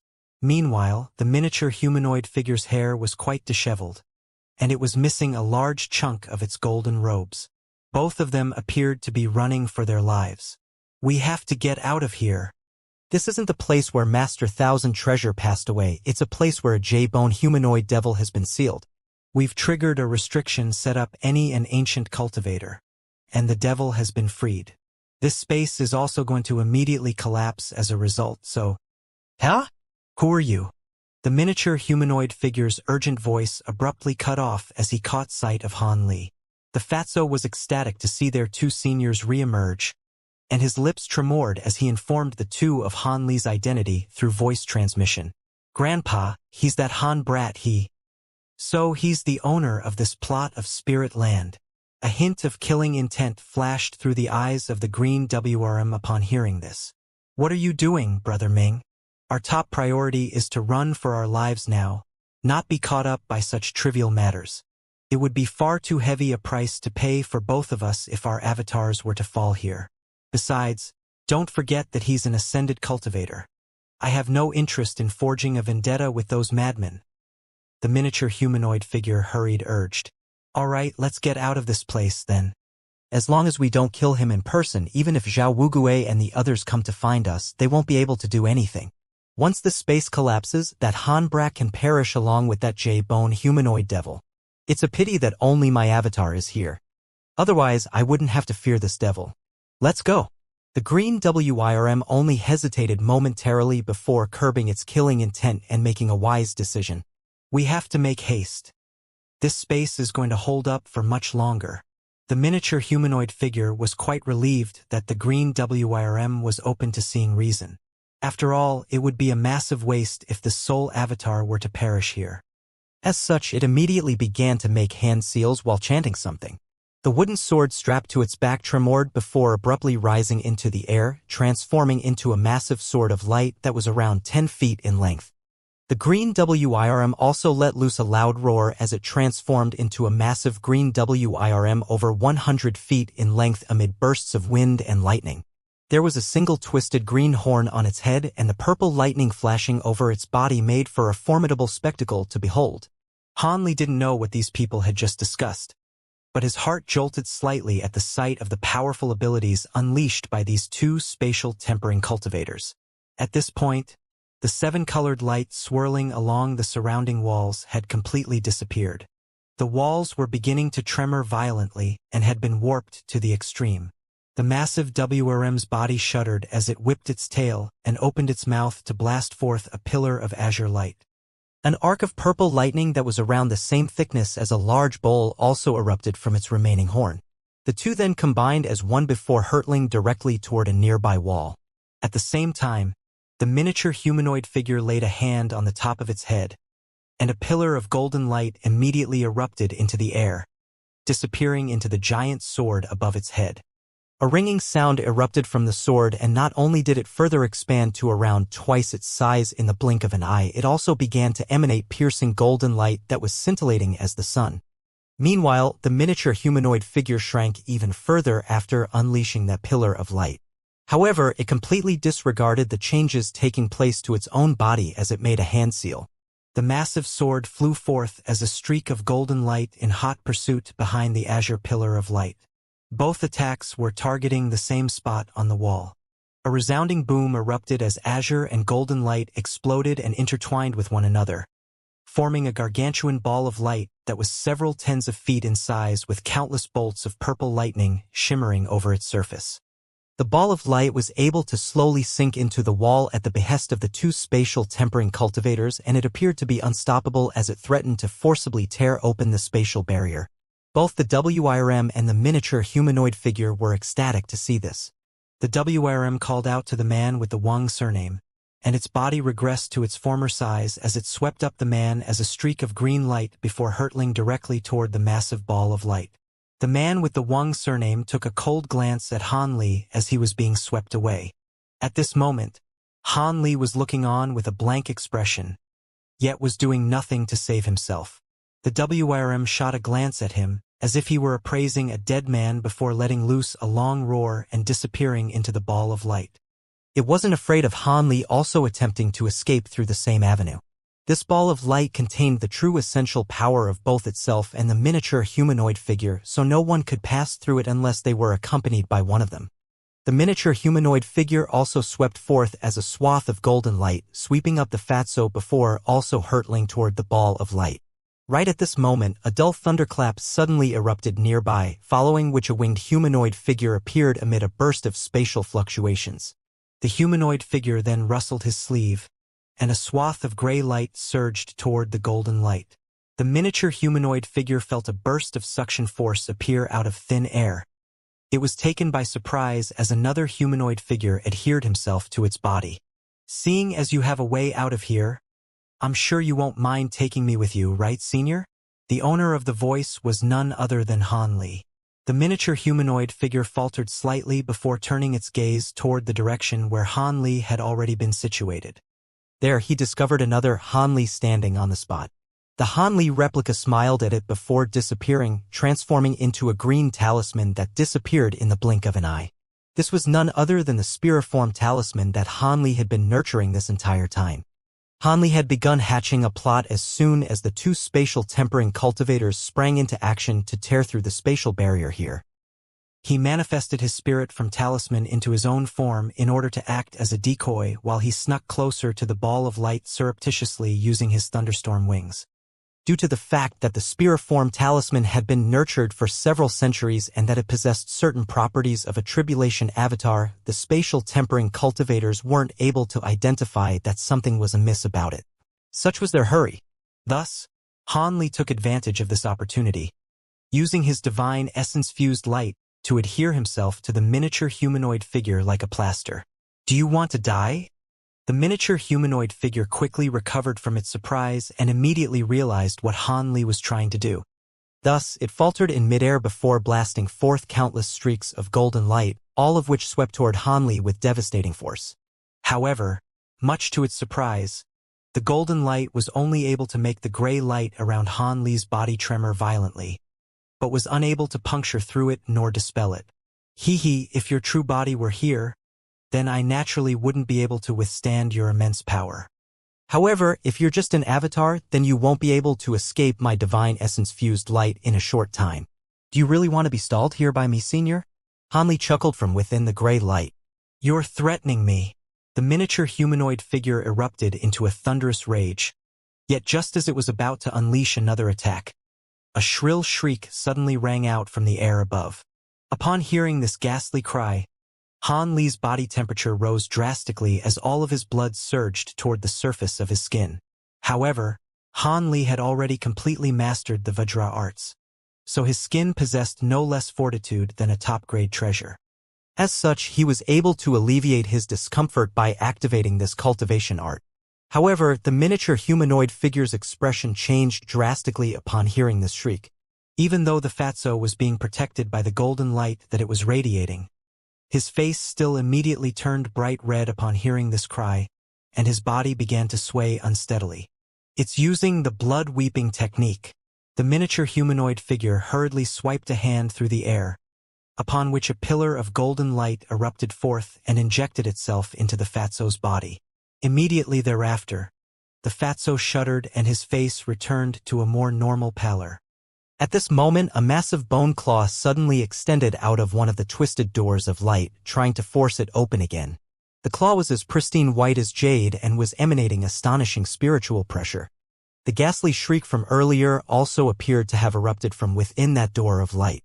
Han Li set aside the astonishment in his heart as he asked in a remarkably calm manner, "Looks like that J-bone humanoid devil will emerge soon.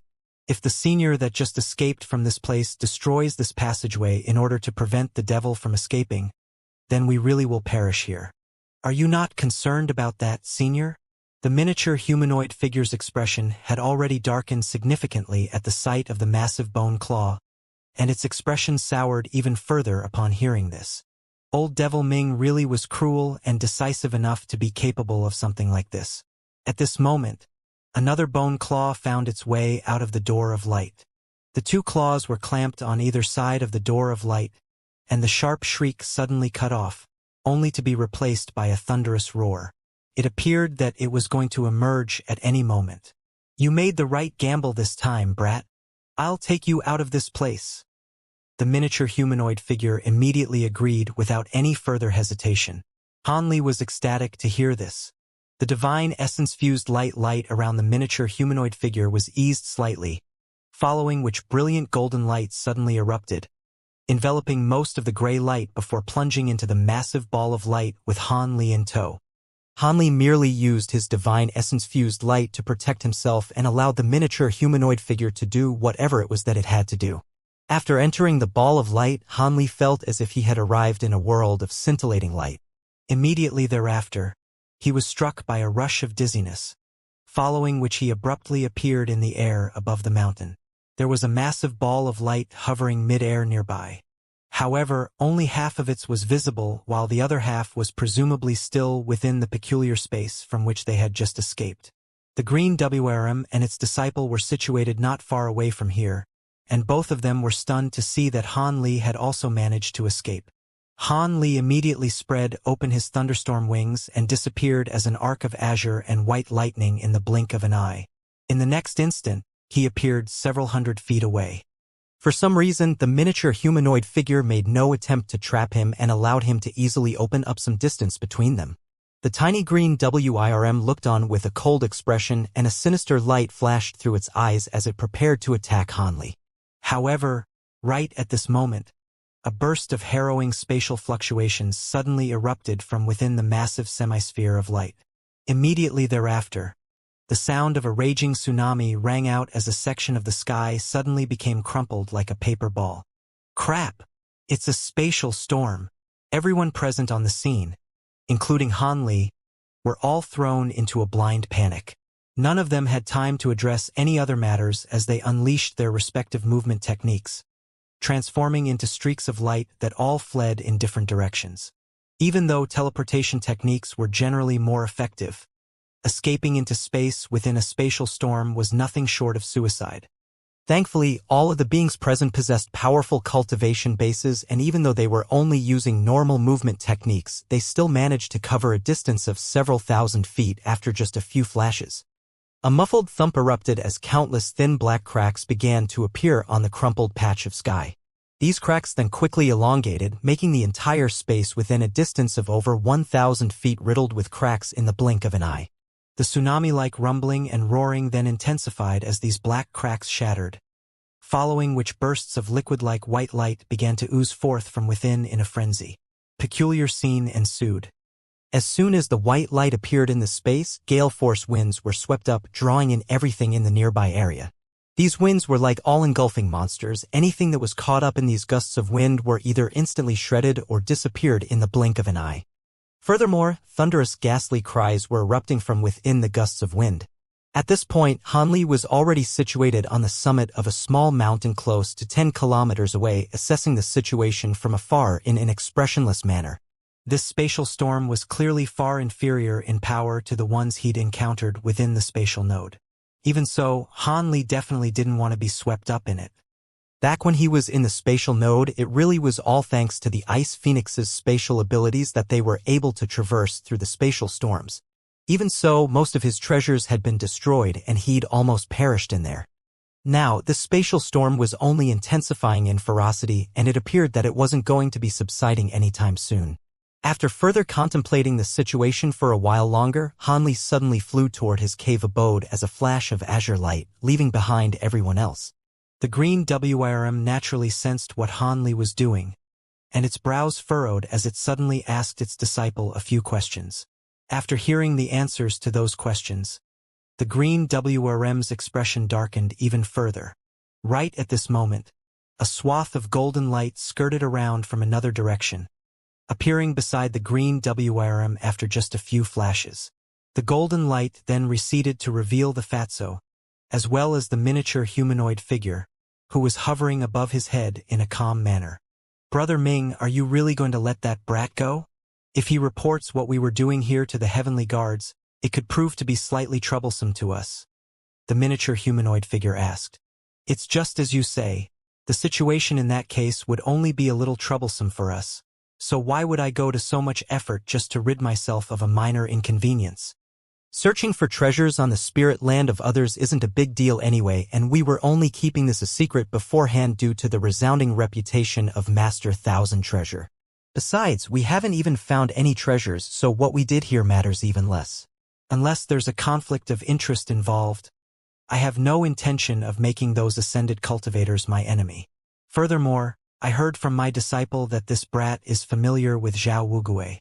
Heavenly Guard Zhao himself isn't much to fear, but his master is Lei Luo the Enlightened from the panel of elders. Hee, if you don't want to let this brat escape, I'd be willing to lend you a hand, though, the green WIRM said in a cold voice. I have no vendetta against that brat, so why would I do that? Seeing as there are no treasures here, I'll be taking my leave now. I'll be sure to visit you in person when I have some spare time, the miniature humanoid figure replied with a sly chuckle. He then cupped his fist in a parting salute before transforming into a streak of golden light, sweeping up the fatso and disappearing into the distance without so much as a second glance at the spatial storm. Humph, that old bastard was clearly swindled by that brat and was forced to take him. Now he's trying to coax me into killing that Han brat so he can use me as a weapon. Does he think I'm a naive child? Humph. Let's go, my disciple. Seeing as a spatial storm has appeared here, the attention of Deep Heaven City's enforcement squad would definitely be drawn to this place. Even though they won't be able to get here so quickly from Deep Heaven City, it's not entirely impossible that there could just so happen to be heavenly guards nearby. It'll be quite troublesome if we were to bump into them. Not only did we not secure the treasures we're looking for this time, this avatar of mine has sustained some substantial damage. What a stroke of ill fortune. The green WRM harumphed coldly after the streak of golden light disappeared into the distance. The WIRM's body then elongated before flying toward another direction as a streak of green light. His disciple hurriedly followed suit as a streak of blue light. After those two streaks of light also disappeared into the distance, there were no sounds to be heard in the surrounding area aside from the rumbling erupting from the spatial storm. At this moment, Han Li was situated within the hall of his cave abode, inspecting the silver screen of light before him with his arms crossed. After verifying that the two spatial tempering cultivators had indeed left his spirit land, he heaved a long sigh of relief. Now, there was only a massive yellow speck of light flashing erratically and incessantly on the silver screen. That speck of light is naturally none other than the spatial storm detected by the myriad dragon beads. Han Li's situation was different from those of old Devil Ming and the others. Those people could just leave without a second thought, but he had to stay and monitor this spatial storm in case it destroyed his plot of spirit land.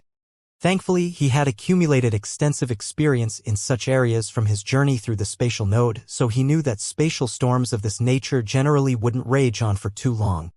As expected, after about 2 hours, the speck of yellow light on the light screen gradually began to dim. After another 15 minutes, it had completely disappeared. Han Li heaved a long sigh of relief upon seeing this. He then cast a final glance at the screen of light, yet just as he was about to deactivate this formation spell that expended a vast number of spirit stones, he suddenly caught sight of something, and his expression changed drastically. At the spot where the yellow speck of light had disappeared, a gray speck of light had replaced it. This speck of light was far smaller than the yellow one and appeared to be extremely feeble, as if it could fizzle out at any moment. However, as soon as the gray speck of light appeared, it immediately began to move toward a certain direction. Han Li was astonished to see this, and he couldn't just sit still and watch any longer. Could it be that a wisp of that devil's soul escaped from the spatial storm? Even though he wasn't sure just what this J-bone humanoid devil was, the fact that even spatial tempering cultivators were scrambling to get away from it was a clear indication of just how fearsome it was.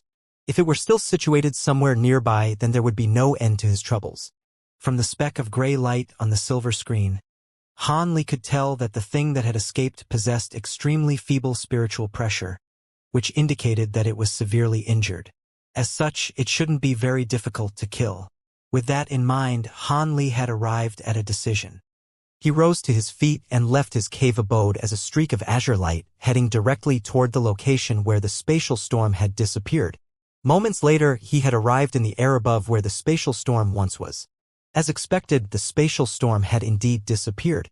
The small mountain had also disappeared along with it, leaving a massive crater over 1,000 feet in radius in its place. Han Li skirted around the crater for a couple of laps but didn't detect anything amiss. His brows furrowed as he stopped and hovered in midair before closing his eyes. He released his powerful spiritual sense, which was not inferior to that of a spatial tempering cultivator, to encompass the surrounding area in a radius of over 500 kilometers, carefully searching through every single inch of land.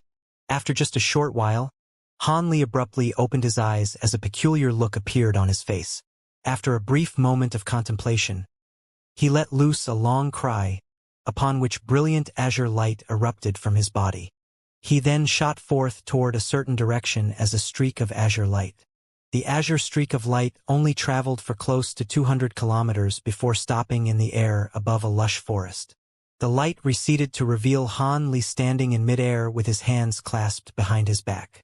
Blue light then flashed through his eyes as he cast his gaze downward. All of a sudden, he harumphed coldly before grabbing the air down below with one hand. An azure hand of light appeared beneath him, grabbing down toward a certain spot in the forest. The hand emitted bursts of ringing sounds, and even though it was only around 10 feet in size, it encompassed an area of over 100 feet down below, creating quite an intimidating sight to behold. A streak of gray light suddenly shot forth from the forest beneath the azure hand before fleeing toward another direction. Han Li seemed to have anticipated this, and he quickly raised his other hand to flick his 5 fingers toward the gray light. 5 red threads immediately flashed forth from his fingertips before disappearing into space.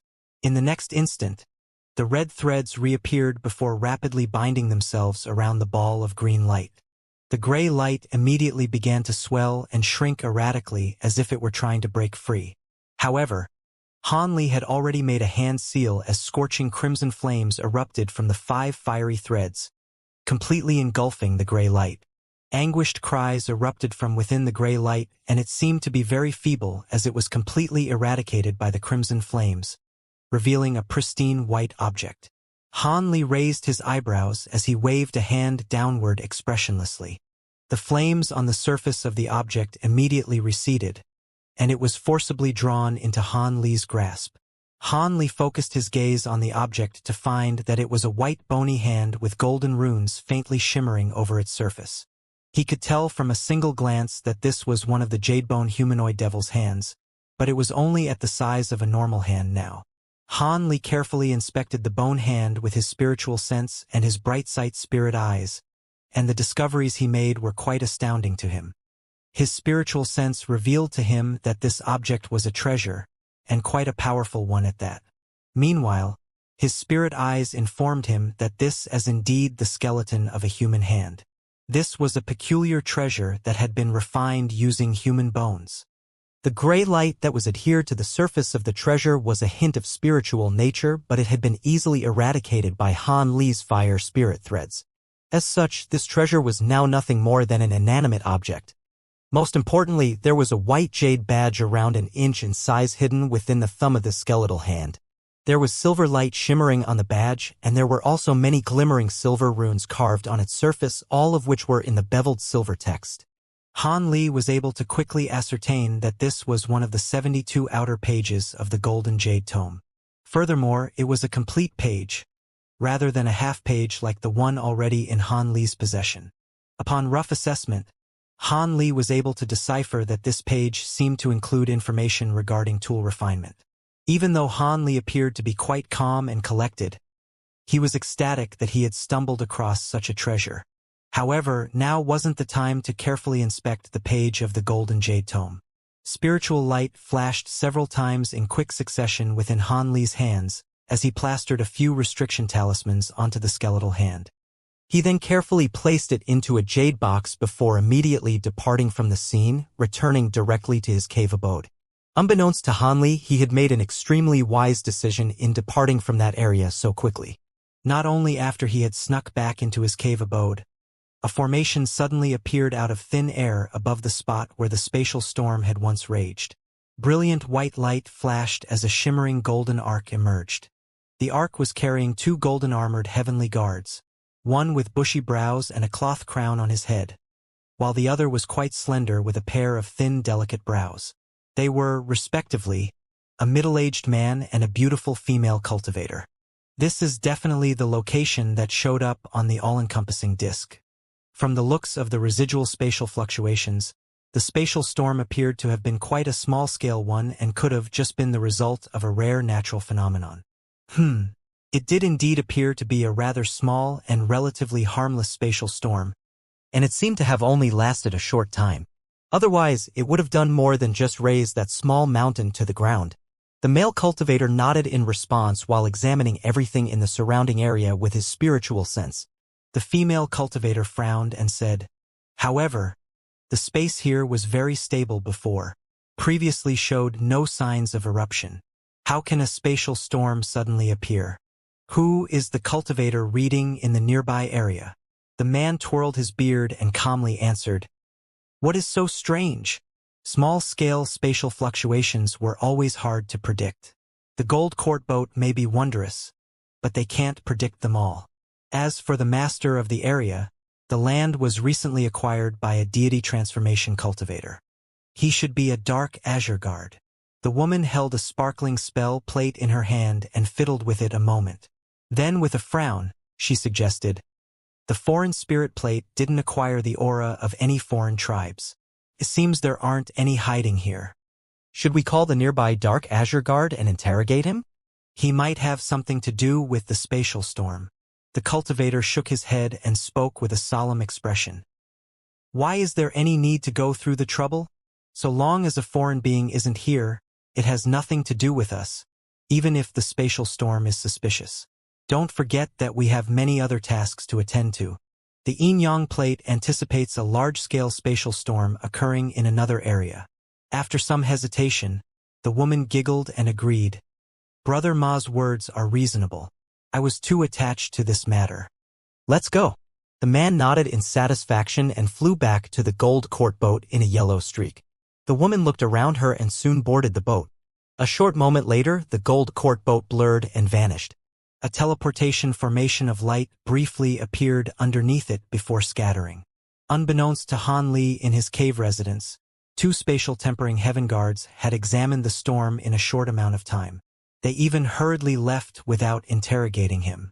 For the sake of carefulness, he immediately sealed his cave residence once it returned and temporarily halted monitoring on all of his myriad dragon beads to avoid any expert from seeing through them. Afterwards, he headed straight to his secluded chambers and began to research his newly acquired bone hand. Although the bone hand was peculiar as if it had been refined in a method he hadn't seen before, Han Li didn't pay much attention to that regard. Instead, he bluntly spat out a golden sword that was several inches long. The small sword trembled and fine golden lightning quickly coiled around the bone hand. The hand's thumb was then silently split into 2. The inch-long jade badge appeared from it, and it trembled before flying off of its own accord. Han Li already anticipated this and easily grabbed at the air, activating an invisible restriction and firmly trapping it in his grasp. With the pure white jade badge in his hand, he began to examine it with flickering blue eyes. There were silver rune characters on the jade badge that reminded him of when he first made contact with the path of tool refinement. It contained knowledge that undermined most of what he understood about tool refinement, and it greatly captured his interest. However, the silver runes greatly differed from ordinary ancient script. Were it not for his diligent study of the half-page, he wouldn't have been able to understand anything about the true spirit runes. As a result, Han Li promptly entered the seclusion room with the outer page of the Jade Book and spent 3 days studying it before obtaining a general understanding of it. In addition to an elaborate introduction to tool refinement techniques, its primary contents detailed a technique by the name of the 100 Meridian Refinement Mantra. This technique used the person's meridians, flesh, and bones as a base, refining them into different magic treasures of inconceivable abilities. Were it not for the tool refinement techniques he read from the half-page, he would have believed what he read to be nonsense. Additionally, the passage on tool refinement preceding the passage gave him flashes of new insights, leading him to gain more confidence in this technique. Besides, from the bone hand he managed to acquire, it was clear that it was a product of this technique. How else was a bone hand able to escape a spatial storm of its own accord? According to what the Jade Book said, those cultivating this ability would be able to forge their bodies into treasure entirely at once, or could slowly cultivate the ability bit by bit. But regardless of the method, the final product will have one's body completely refined into a Buddhist impervious Vajra body.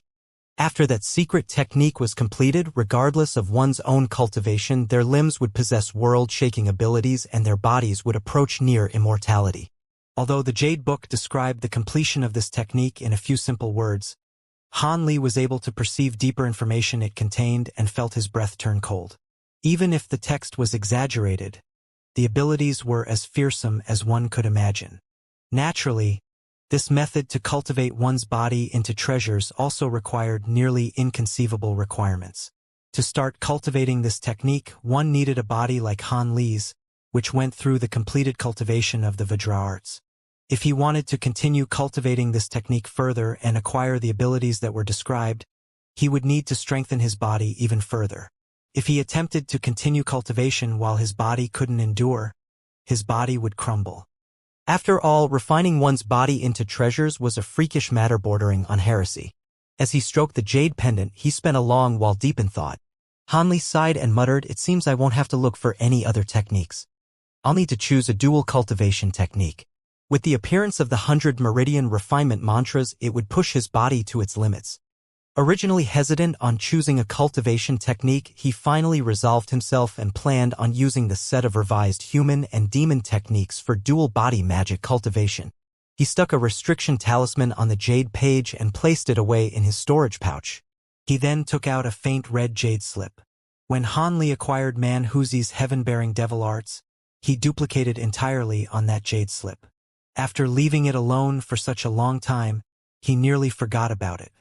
Since this technique is split into 3 portions and are all unique, I may as well call them the Provenance True Devil Arts. As Han Li swept his spiritual sense past the jade slip, he softly muttered to himself and struck the jade slip on his forehead, and he shut his eyes, earnestly comprehending the technique. The last time he was at Deep Heaven City Stone Pagoda, he already attempted to cultivate this devil arc slowly, but without the aid of medicine pills, he didn't acquire many results. As a result, in the following months, Han Li spent a majority of his time in his secluded room. He did take some time to tend to his spirit medicines and began to refine clear jade pills. The pill was indeed for deity transformation stage. After using an astonishing amount of spirit medicines and a good number of attempts, he was only able to produce 3 bottles. Han Li didn't mind this result by much. He would gain more skill by refining it more. With enough time, his success rate will increase. The amount of medicine he refined would be enough for him to cultivate. Of course, while he cultivated the heaven-bearing devil arts, he would also find some time to comprehend the 100 meridians refinement mantra. As such, his rest period was concluded in the blink of an eye. During this time, no one else had come to bother him. It appeared that, without any benefit, those spatial tempering eccentrics had no reason to waste their time on him. Han Li was satisfied with this result. With the half-year rest period almost finished, an azure streak shot out from the gorgeous miasma, and it circled in the air before heading back to Deep Heaven City. He needed to take part of the 3-month patrol assignment before he could return to his cave residence and continue cultivation.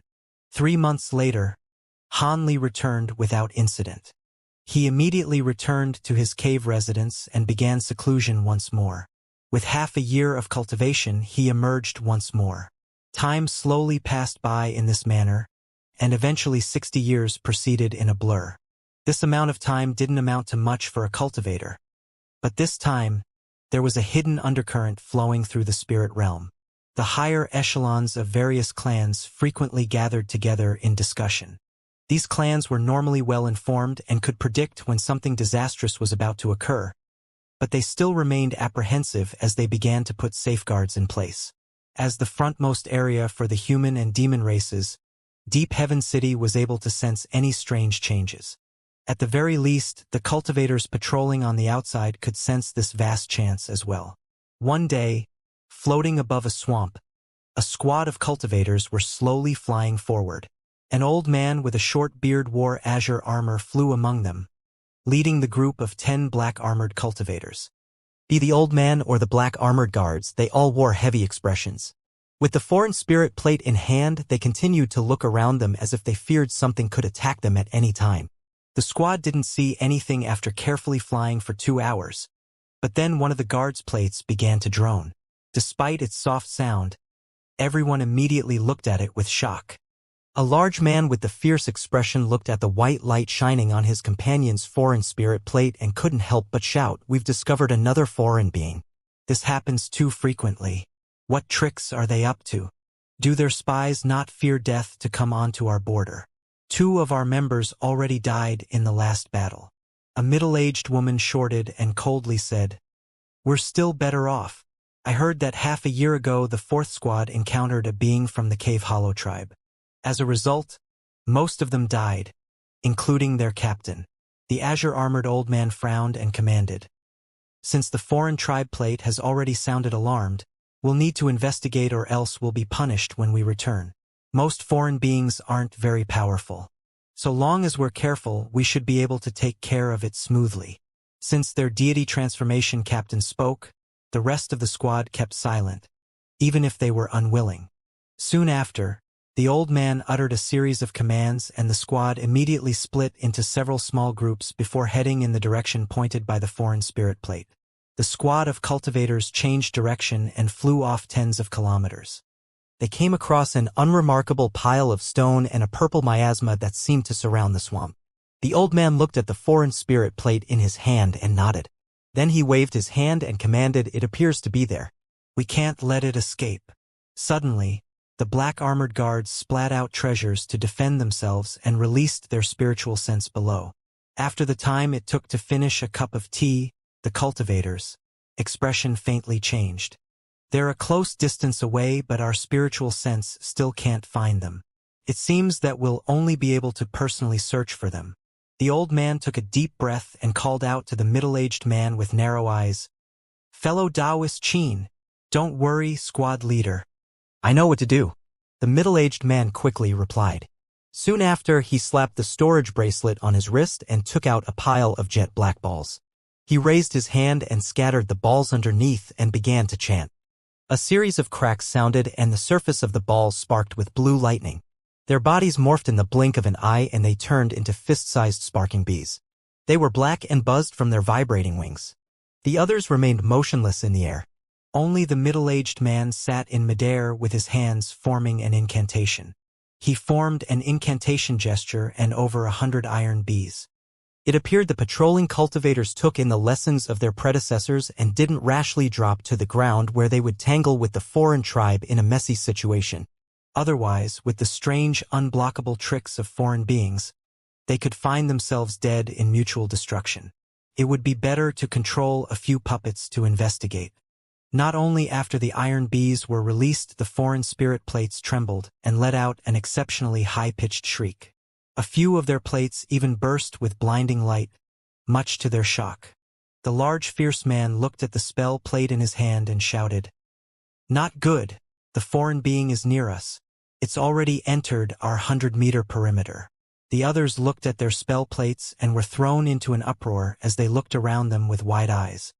Within 300 meters of them, above and below, they found nothing. It was completely empty. "Everyone, quickly dispel its concealment. It will be over if it approaches us." The old man shouted loudly, leaving a faint ringing in his subordinates' ears. He then flipped his hand and produced a copper mirror. The old man flung the copper mirror over his head and suddenly, it took the form of a bright moon. Light flashed from its surface and a bowl-sized azure beam shot out. It twirled around the moon before scattering in every direction. The others began to unleash their own treasures to break the foreign being's concealment, but the light found nothing. However, the piercing shriek from the foreign spirit plates only grew sharper. It was clear that it was already close. At that moment, the cultivators revealed panic and the old man felt his face pale. This situation was without a doubt because the foreign being or beings were scouts of the foreign tribes that shouldn't be provoked. Not only did it not think to flee, but it thought to kill them instead.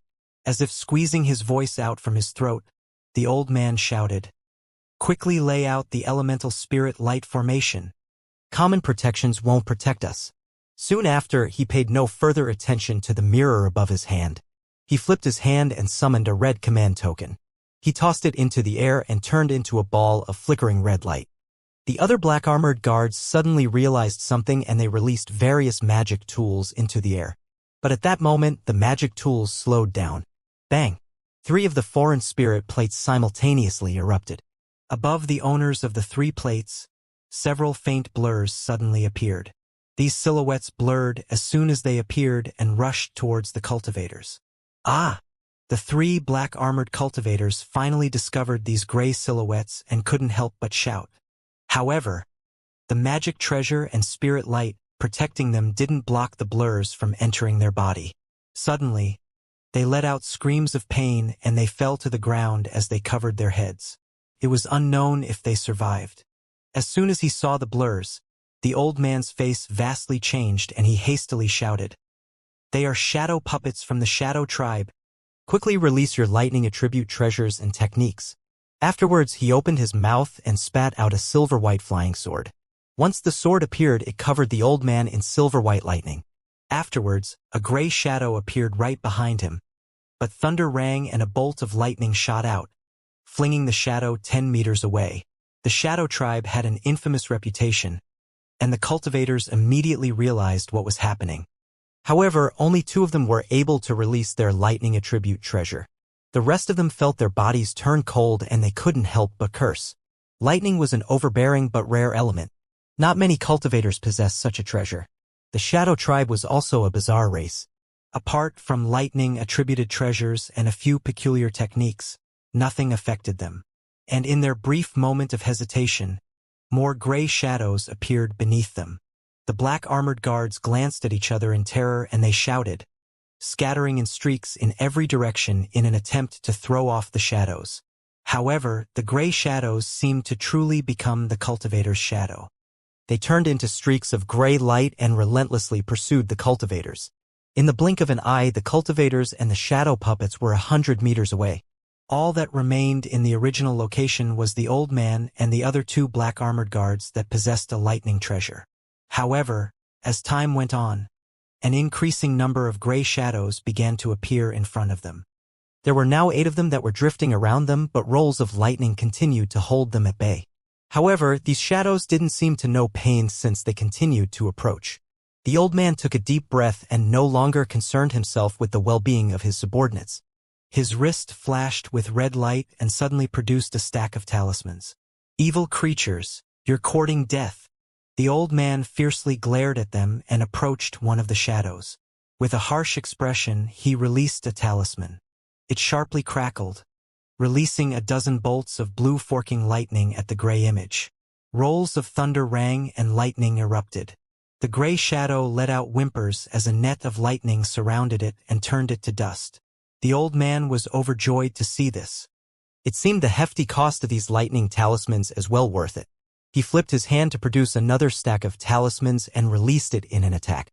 But just as the forks of lightning was about to strike at another gray shadow, a cold snort sounded from all around them. Meanwhile, the gray shadow suddenly produced a large green hand from the front of its body and its fingers blurred. The green hand somehow caught all the lightning in its hand. After a series of muffled eruptions, the lightning disappeared without a trace. A green shadow! The old man's pupils shrunk. "You all are courting death." A cold, emotionless voice sounded from the green hand. The hand trembled and twisted, turning into a green light silhouette. The silhouette was in the shape of a person, but their head seemed extremely large, about 2 or 3 times larger than an ordinary human. The green light flickered from the face to reveal a pair of bright scarlet eyes. It appeared to be a high-grade Shadow Tribe being, as the old man expected. The old man's lips twitched and his face turned blue. Although lightning was effective on a majority of the Shadow Tribe, green shadows were at the same level as deity transformation stage cultivators, and their bodies were somewhat resistant to lightning. When a deity transformation cultivator and a green shadow fought, most of the time the cultivator perished or lost. And from the number of shadow puppets the green shadow could control, he feared that the green shadow was the highest of its grade. The old man's heart completely dropped. At that moment, he heard distant eruptions from a distance.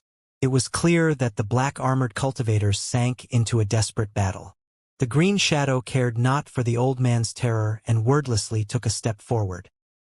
His body strangely warped until he was a few meters away from the old man, and he raised his arm towards the overbearing lightning surrounding the old man's body. He planned on directly grabbed a hold of the old man's magic treasure. The old man's heart leapt. The green shadow was too fast. It was too late for him to dodge. He could only shout and pour the entirety of his magic power into his protective treasure. The silver lightning thundered in front of him and grew 3 times thicker. When the green shadow saw this, a trace of disdain appeared from his crimson eyes and his palm continued forward. He reached out to grab the lightning. Thunder rolled and the thick lightning bolt ruptured in a wild display, eventually revealing a small sword. The small sword shifted its form continuously and wildly trembled, but the large green hand held firm. The old man's face became bloodlessly pale. The green shadow let out a bewildering cackle and his body blurred, as if he was about to take action. But suddenly, thunder sounded above the old man and azure-white light flashed. A winged silhouette suddenly appeared. As soon as the winged figure appeared, he wordlessly pointed his hands downward. He flicked his fingers and 5 dense bolts of lightning lashed out. Another light flashed from his hand to produce a square embroidered cloth drifting downward. Its surface faintly glowed with strange talisman characters in a mysterious fashion. When the green shadow saw this, he was alarmed but not frightened. Instead, he shook his shoulder, summoning 2 gray shadows from his back. In a blur, they split off to confront the oncoming lightning and cloth. The green shadow then twisted his body, wanting to create some distance. An icy harumph sounded from the winged silhouette above him. An inconceivable event followed. As soon as the green shadow heard him, he violently trembled. Afterwards, his figure stopped and was left in a daze. A rolling thunder rang, and the 5 bolts of golden lightning were the first to strike the shadow puppet. Upon contact, the gray shadow dissolved from the golden light like ice to the sun. A gray mist was all that was left behind. Simultaneously, the odd talisman characters on the embroidered cloth lit up and ruptured. Myriads of fine silver threads covered the gray shadow and immediately retracted it back into the cloth, holding the shadow puppet firmly in place. Thunder rang from the embroidered cloth, and countless arcs of lightning leaped out, attacking the immobile shadow puppet. At that moment, the winged silhouette flapped his wings and immediately disappeared with the flash of a silver line. A moment later, the silver line appeared above the green shadow. The winged silhouette then waved his hand in a casual motion. His palm sparkled with light, and soon light lit up from his fingers, releasing 5 various colored bone rings. The rings were as fine as jade, with pea-sized skulls meticulously carved from their surface. The eyes in the skulls stirred, and the skull opened its mouth as if it were alive. The 5 skulls released different colored glacial flames, and they fused together to create a gorgeous barrier of rainbow flame. Just as he collected himself from being intimidated before, the green shadow saw flames light from in front of him as he was about to be engulfed in rainbow flames. He felt his entire body tensed and felt it become incredibly slow. In the next moment, the green shadow felt great terror. However, he was a high-grade existence in the Shadow Clan. He instantly let out a piercing shriek from his mouth, causing his green body to burst into countless green threads. They scattered in every direction to avoid being trapped by the rainbow flames. The winged silhouette seemed to have already anticipated this and suddenly swiped down with his other hand. Light lit up from it, and the image of a small black mountain was faintly revealed from his hand. With a flip of his hand, rings of gray light suddenly rushed out from his palm. When the gray light flew out, the green threads seemed to have encountered their match. As the rings swept the green threads inside of them, they were instantly crushed and turned to green dust. At that moment, the green shadow's crimson eyes were filled with terror. However, his body felt immense pressure, as if the land itself was weighing down on him. Against such a powerful ability, he couldn't muster himself to escape. Windstor as differently colored light shot out from the winged silhouette's hands, placing a series of talismans on the green shadow. The green shadow blurred and the crimson light gradually faded from his eyes. An inconceivable event occurred. Under the restriction of the talismans, the green shadow began to shrink until he was only a fist-sized green ball that weakly pulsed with faint green light. The winged silhouette didn't find this odd in the slightest and withdrew his abilities. He simply reached his hand out in the air. The green ball immediately tore through the air and easily arrived in the person's head. At that moment, the winged silhouette turned to the dumbstruck azure-armored old man and said with a smile, "Fellow Taoist, I'm afraid I've arrived too late. Are you all right?" The old man eventually collected himself and withdrew the flying sword in front of him. He returned the smile and saluted the man. "Brother Han, what are you saying? Had you not saved my life, I fear I would have been in trouble. I've long heard of your exceptional abilities, and now I see those rumors are entirely true. Even a high-grade Shadow Tribe member isn't enough to be your match." The winged silhouette was actually a youth wearing a set of azure armor. Han Li. But at that moment, Han Li already progressed his cultivation to mid-deity transformation stage. Han Li chuckled in response and said, "Brother Yu is exaggerating. It's just that my techniques happen to be effective against the Shadow Tribe members. If it were another foreign race, my attacks wouldn't have been effective." Hee, fellow Taoist Han is quite modest. Who could have known that your small squad would suffer no casualties during decades of patrol assignments? I heard in those years you've killed quite a few foreign tribe spies. Considering all your merits, my praise hadn't been enough. The old man wryly laughed and shook his head. Nonsense. So the other fellow Taoists must be all right? Han Li chuckled and then he looked around. There should be any problems. Since that Shadow Tribe member has been restrained, the puppets he controlled should have dispersed. My subordinates had been earlier possessed, but since only a short time had passed, their vitality will only be a bit damaged in the worst case. So why did you come across this place? Where are your subordinates? When the old man saw that Han Li didn't want to continue that conversation, he tactfully changed the topic. Han Li took out a jade box from his storage bracelet and put the restrained green shadow in it. Then he calmly answered, it was only a matter of luck. I recently acquired a high-grade foreign spirit plate, so it gives me a broader range. I happened to be patrolling with my squad in a nearby area and the plate rang. As for my subordinates, I ordered them to stay in place before I took off. So it was like that. I've managed to escape calamity through luck alone. The old man sighed. At that moment, the two black-armored guards nearby approached Han Li and uttered deep thanks for his timely arrival. From a distance, the other cultivators were returning and arrived before Han Li, uttering a similar word of thanks. Han Li uttered a few pleasantries before saying farewell and flying off in an azure streak. After Han Li disappeared from sight, the large man with a fierce expression muttered, "I heard when Senior Han just arrived at Deep Heaven City, he was only at early deity transformation stage cultivation, but his abilities were on par with a mid-stage cultivator. And 10 years ago, he entered mid-stage and his abilities became even more profound." The other black-armored guard said with admiration, "More than just that. I heard that in the decades he spent on his patrol assignment, he killed 8 high-grade foreign beings. He can't be compared to an ordinary Dark Azure guard. Could it be that ascended cultivators are all such fearsome existences?" The middle-aged woman snorted and said, "Ascended cultivators are a grade stronger than those native to the spirit realm. But that Senior Han is an outlier even among ascended cultivators." The other cultivators were startled when they heard this. After Han Li faded from sight, the old man twirled his beard long in thought. After a short while, he waved his hand and had his squad depart. Hundreds of kilometers away, an azure streak tore through the air, and the light faded away to reveal Han Li. At that same moment, a dozen streaks of light flew up from the ground and stopped before Han Li to reveal black-armored cultivators. "Squad leader, Senior Han." They all called out to him and stood at attention while floating in the air. After several decades had passed, the squad remained safe and sound, but this time, they viewed Han Li with obvious respect. They no longer possessed an ounce of disobedience. This was to be expected. The other 3 squads that undertook patrol missions in similar areas would see an astonishing number of deaths. There were times that over half the small squads would need to be replaced. Although his own squad encountered many dangers, Han Li resolved each of them with ease, earning him the unopposed command of his squad.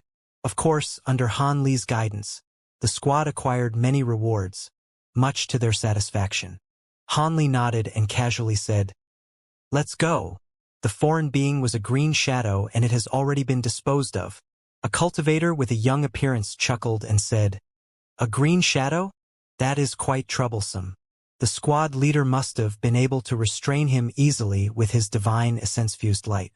Let alone the green shadow, if a scarlet shadow appeared, the squad leader might have had a real fight. Han Li snorted and said, "A scarlet shadow is something that even spatial tempering cultivators find difficult to deal with. How could I possibly deal with one?" "All right, let's hurry on our way. After we patrol this last area, we'll be able to rest for another year. Last time, we encountered a high-grade cave hollow tribe being there. This time, we encountered a high-grade shadow tribe being." Cultivator Ma's cheek twitched and he sullenly said, That's right. Isn't this becoming too ordinary over the past 10 years? Even if we commonly discover foreign tribe scouts, it can't happen this often. There are even high-grade beings among them, each of them entering the swamp without any fear. I heard that the buried bone desert that the demons are managing on the other side are also encountering a large number of foreign tribe scouts. Large number of metamorphosed demons are also dying on their patrols. Could it be there are foreign tribes that plan on attacking Deep Heaven City? When the others heard this, their expressions vastly changed and their smiles faded. Still as beautiful as before, Fairy Sue frowned and said, "That can't be. It had only been 30,000 years the foreign tribes last attacked Deep Heaven City. Don't they usually launch an attack every 60,000 years? After a war, foreign tribes usually need 60 to 100,000 years to launch another attack. If something unforeseen has occurred and they want to quickly start another way at the cost of their strength, it would be possible. In the Great 100 Tribe War 500 years ago, foreign tribes alternated in 5 waves of attacks over a span of 100,000 years. It nearly wiped out all the strength of both humans and demons, leaving us on the verge of destruction. It took 100,000 years before we could flourish once more. Of course, some of these foreign tribes were exterminated during the war. The large green-eyed man felt his breath turn cold and he widely opened his eyes. The Great 100 Tribe War? You must be joking. That war engulfed most of the spirit realm. How can you say something like that will happen? And didn't we end up on top after that? Fellow Taoist Ma's words are quite frightening. If another war like that happens, it will be difficult for us to survive. During that war, mortals were fine, but 9 out of 10 cultivators suffered heavily from them. Fairy Sue said with a chill. That's right, how can that? When the others heard the words 100 Tribe War, their faces paled as if the Taoist priest said something fearsome, making it difficult to keep their calm. That's enough. We've only encountered more foreign tribe scouts recently. How would that lead to another grand 100 Tribe War? There is little chance of this happening. And even if it happens, it isn't something we have control over. Let's first complete the patrol assignment, that's more important. As for matters of war, let the panel of elders deal with it. With a calm expression, Han Li uttered his orders and took the lead. The others promptly stopped their conversation and flew after him. In the blink of an eye, they disappeared from the horizon. Several days later, Han Li and the others sat on top of a gold court boat and returned to a giant pagoda in Deep Heaven City. While the others remained in the hall to rest, Han Li left the squad base alone and climbed up to the top of the stone pagoda. After walking 10 stories up, he eventually arrived at a tightly guarded gate and entered an unremarkable large hall. The hall's walls flickered with various restrictions.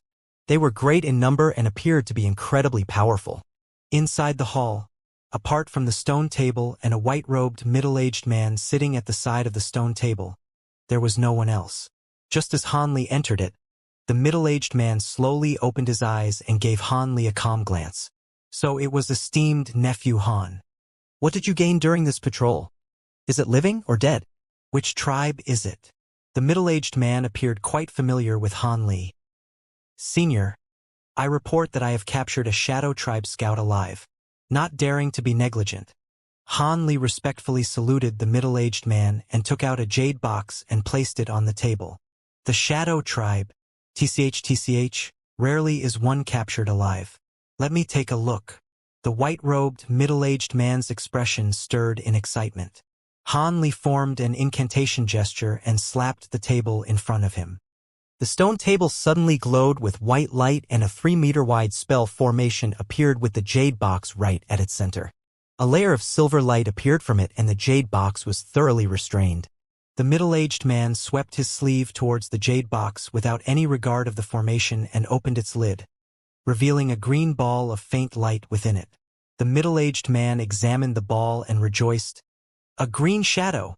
This is a high-grade shadow tribe being that is difficult to come across, and it is even alive. Nephew, this will earn you great merit. Senior praises me too much.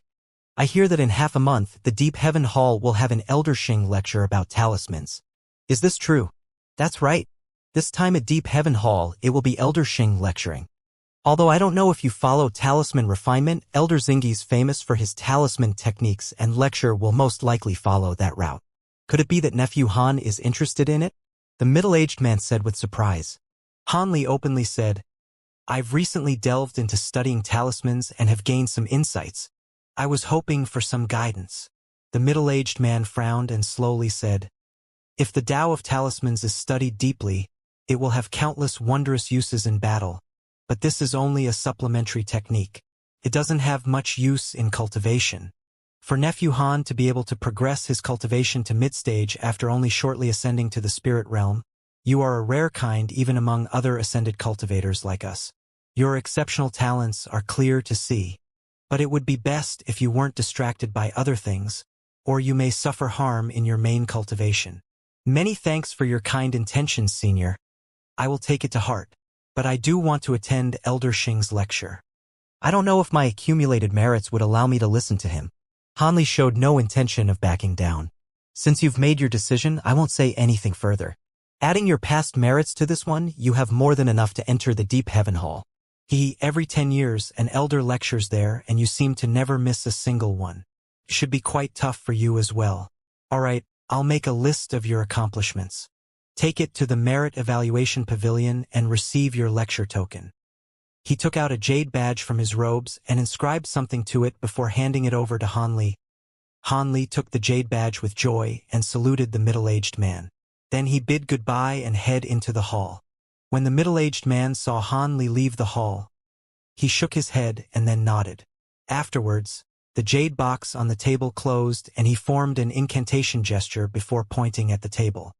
The spell formation on the table glowed dazzlingly and white flashed from the box before it disappeared. Just as the middle-aged man was teleporting the green shadow to a restricted area, Hanli flew out the Deep Heaven City Market. Several hours later, Hanli dropped down to the profound Zenith Hall. Hanli handed the guards a bag of spirit stones and wore the given concealment pendant before heading inside. After walking through a long passage, Hanli emerged into the large hall. It was filled with humans and demons trading with one another. The total of figures covered in silver and black light numbered over 300. There were tens of vendors laid out all over the hall. Hanli swept his gaze around and his gaze stopped on a stone pillar at the center of the hall. There was a demon standing still.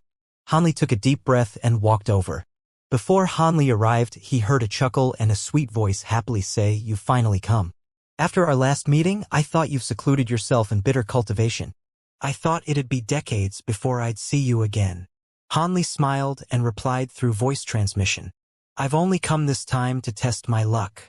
I didn't think that fellow Taoist Yen would actually arrive here. It appeared that you also sensed that something had been wrong recently and also wanted to conclude our business." After a pause, the woman's voice turned ice-cold. "There is something wrong? You must have heard about it. Take a look at the hall. There are several times more people than normal. Doesn't this mean something?" Hanli leisurely replied. He paid no mind to the woman's tone. "Could it be that you've heard something?" A glint shined from her eyes. "I don't know much, but there have been high-grade cultivators dispatching troops. As for the regions we're overseeing, more foreign tribe scouts have been appearing there. About 6 times as many. How are things on your side?" After some hesitation, the woman truthfully answered, "It's about the same. Those old fogies have started to show their faces in greater numbers, and there even are new faces in the city. Their cultivation is quite powerful. They should be new subordinates that arrived from the 7 demon lands. I've got it. It seems there is something that's about to happen." "How often do you experience attacks from foreign tribes?" Hanli asked. The woman sullenly answered, 3 times out of 10 on a patrol. "Why else has the city undergone such astonishing changes?" 30%, that is quite high. Hanli let out a long sigh and muttered to himself for a moment. The woman indifferently said, "That's right. After I finish this deal here, I won't be appearing here again. If fellow Taoist wishes to preserve his life, it'd be best for him to leave the city. Otherwise, when the foreign tribes attack, it will be difficult to escape calamity considering our cultivation. Your words are quite simple, but as a cultivator of the city, how could I escape? And every year I also need—" Hanli wryly laughed and his words came to a sudden stop as if something came to mind. It is quite troublesome to leave the city as of current. Our races are different and I am powerless. Fortunately, even if a war breaks out, you have several years to think of a plan. Alright, that's enough information. Let's begin trading. Hanli raised no objection to the woman and merely asked, "How many spirit medicine seeds did you gather this time?" Last time, fellow Taoist Yen managed to find several. Although they were rare, they didn't have many uses. The woman sweetly laughed and said, "Don't worry, fellow Taoist. This time I was able to gather most of the ones you pointed out to me. To tell the truth, if it weren't for the fact that there will soon be a war, I wouldn't have paid such a large price for these seeds. I have other things that I have to worry about. More importantly, I hope you've brought enough myriad-year spirit herbs." Hanli strangely smiled and asked, "We've traded several times before. How would I be lacking in spirit medicine?" This time, however, the seeds are exceptionally rare. They are no less valuable than your myriad-year spirit herbs. It's only that spirit herbs of that age are hardly seen, or else I wouldn't be doing business with you. The woman sweetly giggled and flipped her hand to produce an emerald green wooden box. She tossed it over to him. There were simple flower patterns engraved on the box. The faint talisman characters flickering on the box clearly showed it was no common object. Hanli caught the box with a solemn expression. Without opening the box, he peered inside it with his bright sight spirit eyes. He also searched it with his immense spiritual sense. For a time, Hanli stood in place with the box in hand. The demon woman didn't view Hanli's actions as strange and didn't urge him to be faster. She simply stared at Hanli without a word. It was as if she was trying to make out Hanli's true appearance through the silver light. A short while later, the woman sighed and withdrew her gaze. There was no doubt she was curious about this person. His identity must be unordinary since he possessed so many myriad-year spirit herbs. If she were to guess, this person most likely belonged to one of the hidden true spirit noble clans. It was most likely he belonged to the Min clan, who were renowned for spirit medicine nurturing. However, her partner was extremely cautious. She attempted to approach the topic several times, but not only did she come up with nothing, she almost revealed her own identity in a moment of carelessness. This left the woman incredibly vexed for a long while after. Although he couldn't find her using the name she'd give her, it completely stifled her intent on finding his identity. She instead became vigilant in not releasing any more information about herself. But she couldn't help but be excited at the thought of acquiring the myriad-year spirit medicine. Although she came from a somewhat extraordinary background and possessed some status in her clan, she still wasn't able to acquire many spirit medicines no matter how many spirit stones she offered. So long as business here succeeds, she would have enough spirit medicines to have someone refine them into various required medicine pills she needed to break through her bottleneck. Of course, she was also greatly interested in the spirit medicine seeds that Hanli was collecting, but so long as he paid her as agreed, she was disinclined to delve deep into the matter. When the demon woman started to feel her heart thump, Hanli finally finished examining the box and nodded with satisfaction. "Not bad. It's most of the seeds that I told you to get. Here are your medicinal herbs. Take a good look at them." With that, he took out several jade boxes from his body and handed them over to her. The woman didn't dare to be careless and carefully inspected it as well. The woman put away the medicine herbs and giggled. "Yes, they really are medicine herbs, 10,000 years of age. This will be the last business we'll have for some time to come. If you truly manage to avoid calamity, perhaps there will be another opportunity to meet." Hanli swept his sights past the other vendors and pensively said, "I hope that's the case. Now that we're done, I'll be taking a look around to see if there is anything good. There should be a few hidden treasures waiting to be found. You are quite shrewd. From what I've seen so far, there are many rare treasures. However, I have other things to attend to, so I'll be parting here. Please, go ahead." Hanli calmly saluted her. The woman nimbly turned around and made her way to the exit on the demon side. After Hanli saw her leave, his lips twitched into a smile. Originally, the clear jade pills were only supposed to be effective for the early deity transformation stage. Now that he's done several trades with the woman, he collected enough medicines to create 2 types of medicine pills that would be useful to a mid-deity transformation cultivator. It appears he wouldn't have to worry about medicine pills for some time. With that important matter out of the way, he felt relief and slowly walked past a human vendor that was set up nearby. After walking around the hall, Hanli frowned. Although there were many vendors, the treasures they presented were far more previous than he had seen before. As of current, There aren't many treasures and materials that can easily catch his interest. What most interested him were secret techniques. They were rarely on sale and they weren't guaranteed to be interesting to him either. He shook his head and slowly departed from the hall. He took off to the air as soon as he left and went towards his residence in the stone pagoda. In half a month, there would be the lecture at Deep Heaven Hall. Something Han Li definitely wouldn't miss. And even without the lecture, he had other things to attend to that kept him in the city. When he returned to his residence in the stone pagoda, Han Li took the jade badge that had his merits recorded and he took it to another hall in exchange for a permission token. Then he returned to his squad's base and found a quiet place to rest. 3 days later, he hurriedly left for some part of the city. Half a day later, he appeared outside the city above a valley. The valley was lush and verdant. Apart from its natural beauty, there didn't seem to be anything else there.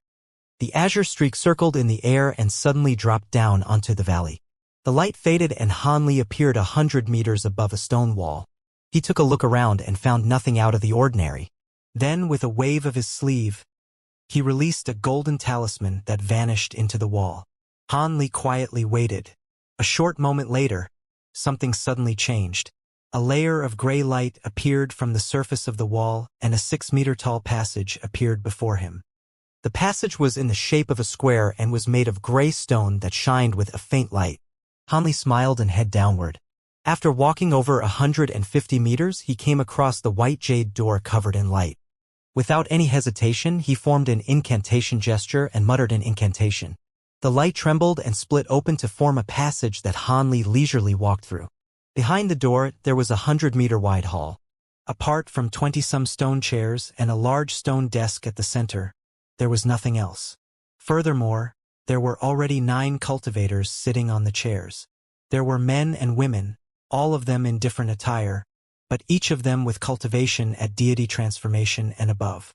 When these cultivators saw Han Li enter, a few of them smiled and called out to him. Brother Han had also come. You've come quite early. I heard Brother Han managed to capture a green shadow alive. TCH. He is the pride of us ascended cultivators. Han Li smiled and saluted them. He then went to the corner of the hall and looked for a stone chair. The other cultivators that didn't call out to him remained calm or ignored him entirely. Han Li paid no attention to them either and simply closed his eyes. Not long after Han Li took a seat, more cultivators began to enter the hall and he uttered a greeting to his acquaintances. For hours later, there were 16 cultivators in the hall. No further cultivators entered after a long while, but nobody had any private discussions. They were all quietly waiting in their seats. A long while later, a man's voice sounded out from the large hall. It appears that everyone that planned on coming has arrived, or they are occupied with a mission. Brother Zhao, let's start. Yes, just about everyone has arrived. Let's do as you say, Brother One. The voice sounded quite familiar. As his heart stirred, he opened his eyes. 2 middle-aged men walked into the hall. One of them was white-robed and had a smile. The other had a pale, hairless face and was expressionless. It was Cultivator One who gave Han Li his merit badge not long before and Zhao Wugui who brought him to the city. When the 2 spatial tempering cultivators entered the hall, they began to stir. It was clear most of them recognized them. Zhao Wugui swept his sights past them and indifferently said, originally it should have been fellow Taoist Wen who would take charge over the meeting of newly ascended cultivators. Because an important matter occurred, we'll be taking over. I hope there are no objections. The cultivators felt their hearts tremble and they remained silent. When the white-robed middle-aged man saw this, he wore a pleasant expression. Originally, only fellow Taoist Zhao was supposed to take charge, but recent affairs have become somewhat peculiar, so there are a few important matters I must discuss with you all. That is why I am here. An old man with a red nose suddenly asked, does the peculiar matter Senior when mentioned have to do with a possible attack on the city by foreign tribes? When the others heard his question, they felt their hearts trembled and they all stared at the 2 spatial tempering cultivators, waiting for an answer. Zhao Wugui coldly said, we'll be talking about that matter later. In accordance to common practice, we'll first host the trade meeting and then share cultivation experiences at the end. If anyone has any difficulties in cultivation, we can offer some guidance. But like fellow Taoist fan, it will come at considerable cost. Finally, if you believe there is any interesting information, you may report it to us. If it is useful, we'll be rewarding you with spirit medicines such as earth-cleansing pills. When they heard Zhao Wugui, all the cultivators raised no objections. Zhao Wugui and Cultivator took a glance at each other and promptly walked to the large stone table in the middle of the hall. The nearby cultivators promptly stood up and respectfully opened a few seats for them. The two nodded and they promptly took 2 of the seats. After the 2 spatial tempering cultivators sat down, they began the trade meeting without a hitch. Hanli used myriad year profound jade to trade for several rare talismans. As of current, his attainments in talismans were at a crucial point. Although these talismans didn't have any silver runes, they were still quite distinct. He may experience some insight from them under careful studying. With all trading finished, everyone began to speak a bit about their cultivation insights or their unique experiences with secret techniques. Although almost everyone spoke in simple or vague terms and a few spoke in detail, any crucial points were deliberately omitted. Those that were interested wouldn't urge them on but send them a voice transmission afterwards. The two would then conduct an exchange for their own techniques or insights. The 2 spatial tempering cultivators paid no mind to this. Having recently delved into the Tao of talismans, Han Li merely spoke of a few shallow areas of his understanding.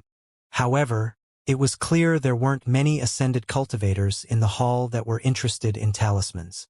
They didn't particularly pay much attention to him. But when Cultivator Wen and Zhao Wugui heard Han Li mention something related to silver rune talismans, a trace of astonishment briefly appeared on their faces. Although there were many high-grade cultivators that comprehended silver runes, it would be incredibly difficult to study talismans without direct instruction. After the group of cultivators finished speaking of their experiences, there were a few people that impatiently raised a few difficulties they experienced in their cultivation to Zhao Wugui and Cultivator Wen. However, Cultivator Wen only offered a few brief words in response and faintly smiled. As for Zhao Wugui, he gave them a few words in voice transmission. Whether they nodded or shook their head, the cultivators immediately sat back down and asked nothing else. These newly ascended cultivators more or less experienced difficulties in their cultivation. Apart from Han Li, all of them were unwilling to abandon the opportunity. Furthermore, Han Li was cultivating the dual-body magic cultivation art, the Provenance True Devil Arts. Although there were areas he didn't understand, no one had cultivated it before, so he was disinclined to ask questions about it. He simply sat at the side. 2 hours later, everyone finished speaking and they began to trade their information to them for medicine pills. With this, all one would expect from an ordinary meeting was finished. At that moment, Cultivator Wen sighed and he slowly stood up. All right, since we've finished all minor affairs, we've brought a few orders from Elder Lei Luo. Listen well. The other cultivators felt their hearts tremble and their faces turned grave. Deep Heaven City had 5 human elders. Master Lei Luo and Monk Jin Yu were 2 of them. The 2 were body integration cultivators of profound ability and were both ascended cultivators. However, Jin Yu didn't bother with external affairs and spent most of his time in secluded cultivation. Master Lei Luo became the leader of the city's ascended cultivators as a result. He had an unrivaled prestige amongst ascended cultivators. However, Han Li had yet to see either in person ever since he's arrived at the city. He's seen the other 3 human elders during their lectures at the Deep Heaven Hall. Zhao Wugui's cold voice sounded through the hall. Elder Lei Luo gave a command not long before. He's finally acquired some concrete information. Within 10 years, Deep Heaven City will most likely be besieged by various foreign tribes. There is a slight possibility it will be an attack by 3 or more foreign tribes. Although the odds are next to nothing, there is a slight chance that there will be a repeat of the 100-tribe war. Although many in the hall already anticipated what Zhao Wugui had said, their hearts still sank upon hearing them. Most even turned pale when they heard the mention of the 100-tribe war. Although it had only been about 100 years since these cultivators ascended from a lower realm, they were still familiar with the legends of the ancient war. It was a threat that nearly resulted in the extinction of humans and demons. According to the last war, the fighting took 10,000 years to finish and was cruel beyond imagination. Sitting in the corner of the room and having spoken little this entire time, Han Li let out a long sigh and wryly smiled. It appeared these circumstances were far worse than he expected. He'd have to think of a plan to save himself. Otherwise, if a large war was about to erupt, a body integration stage cultivator would have difficulty surviving, let alone a trifling deity transformation cultivator. A barefoot man stood up with a salute and respectfully asked, "Why did Senior tell this information to low cultivation people like us? Wouldn't this secret information leak?" Zhao Wugui coldly said, "Fellow Taoists, you all cultivated in lower realms with sparse spiritual qi until you reached this stage. You prevailed against every difficulty to ascend to the spirit realm. Your wisdom is unordinary, so I will make it clear. In these coming years, all ascended cultivators holding positions as Dark Azure Guards will be placed in important positions. If a dangerous matter appears, the panel of elders will choose us to first deal with it. Although an ascended cultivator joins us every several years, most of the high-grade cultivators that died for Deep Heaven City were ascended cultivators like us. In truth, the number of ascended cultivators doesn't even amount to a tenth of the total number of high-grade cultivators in the city. The cultivators native to the spirit realm hold safer positions. Over the past few years, you should have come to realize this. A few of you should have carried out orders for extremely dangerous missions. You might now know this, but your current status is a result of the solidarity of ascended cultivators and the painstaking effort of Elder Lei Luo. Before Monk Jin Yu and Elder Lei Luo entered the panel of elders, it is said that the treatment of ascended cultivators like us was even worse. A small half of ascended cultivators would often perish in the line of duty. All of the cultivators wore stiff expressions upon hearing this. All the cultivators felt these worst to be true. Over recent years, they personally witnessed how ascended cultivators were often assigned to extremely dangerous missions where death was likely. If this weren't the case, there would be more of their number in the hall. Han Li remained expressionless. Ever since he became a Dark Azure Guard, he was assigned to the Floating Dawn Swamp and other dangerous areas. And of the squads accompanying him, most of their leaders would also be ascended cultivators. He long felt suspicion over this. As a result, when Zhao Wugui sought him out to participate in this meeting, he readily agreed. As for the native cultivators, he was able to sense a trace of fear they felt towards ascended cultivators.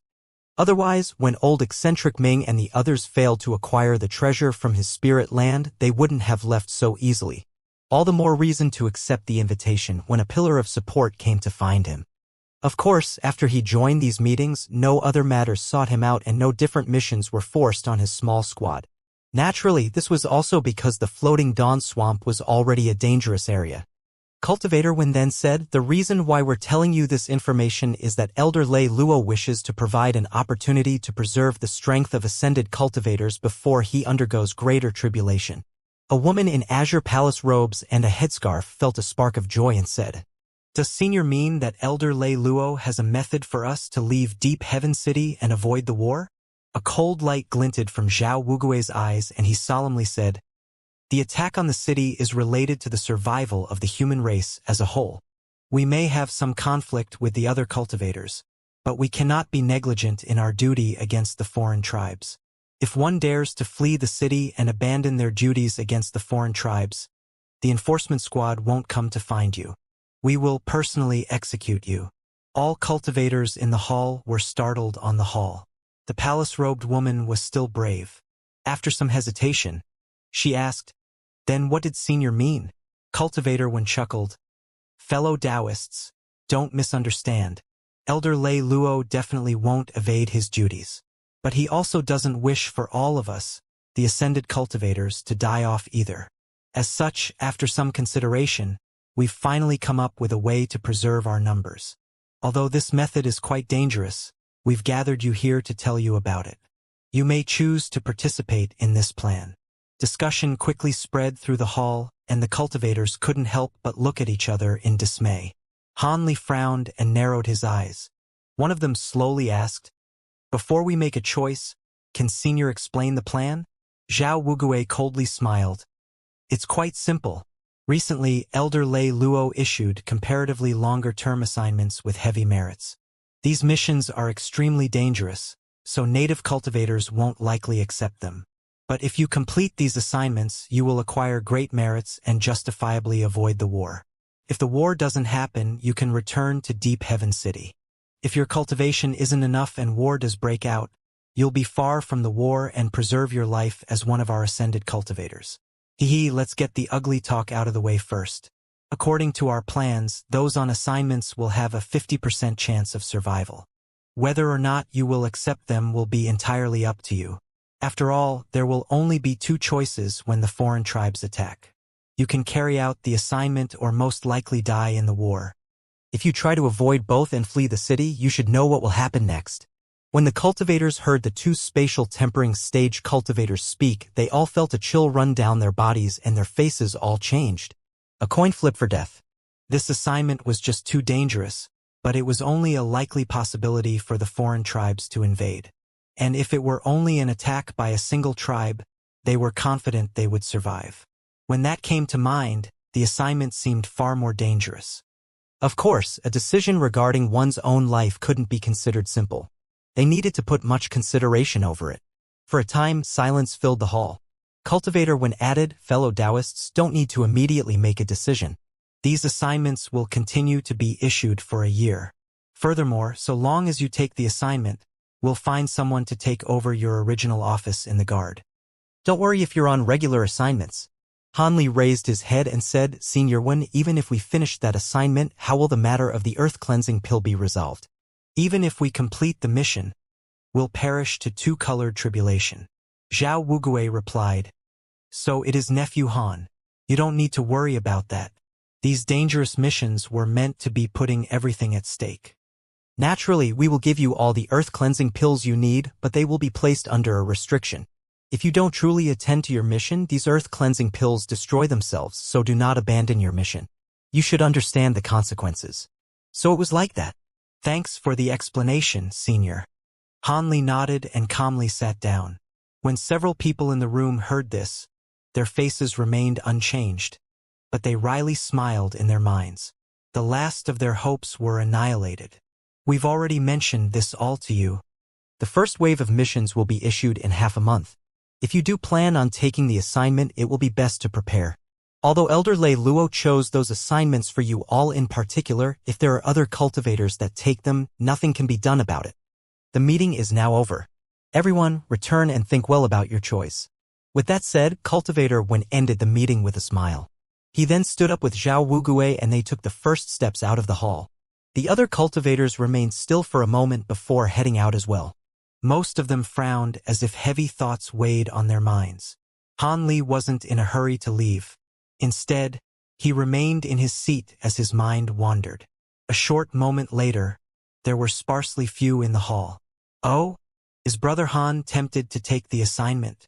One person walked up and asked Han Li with a friendly face. Han Li's expression stirred, and he looked at the person who approached him.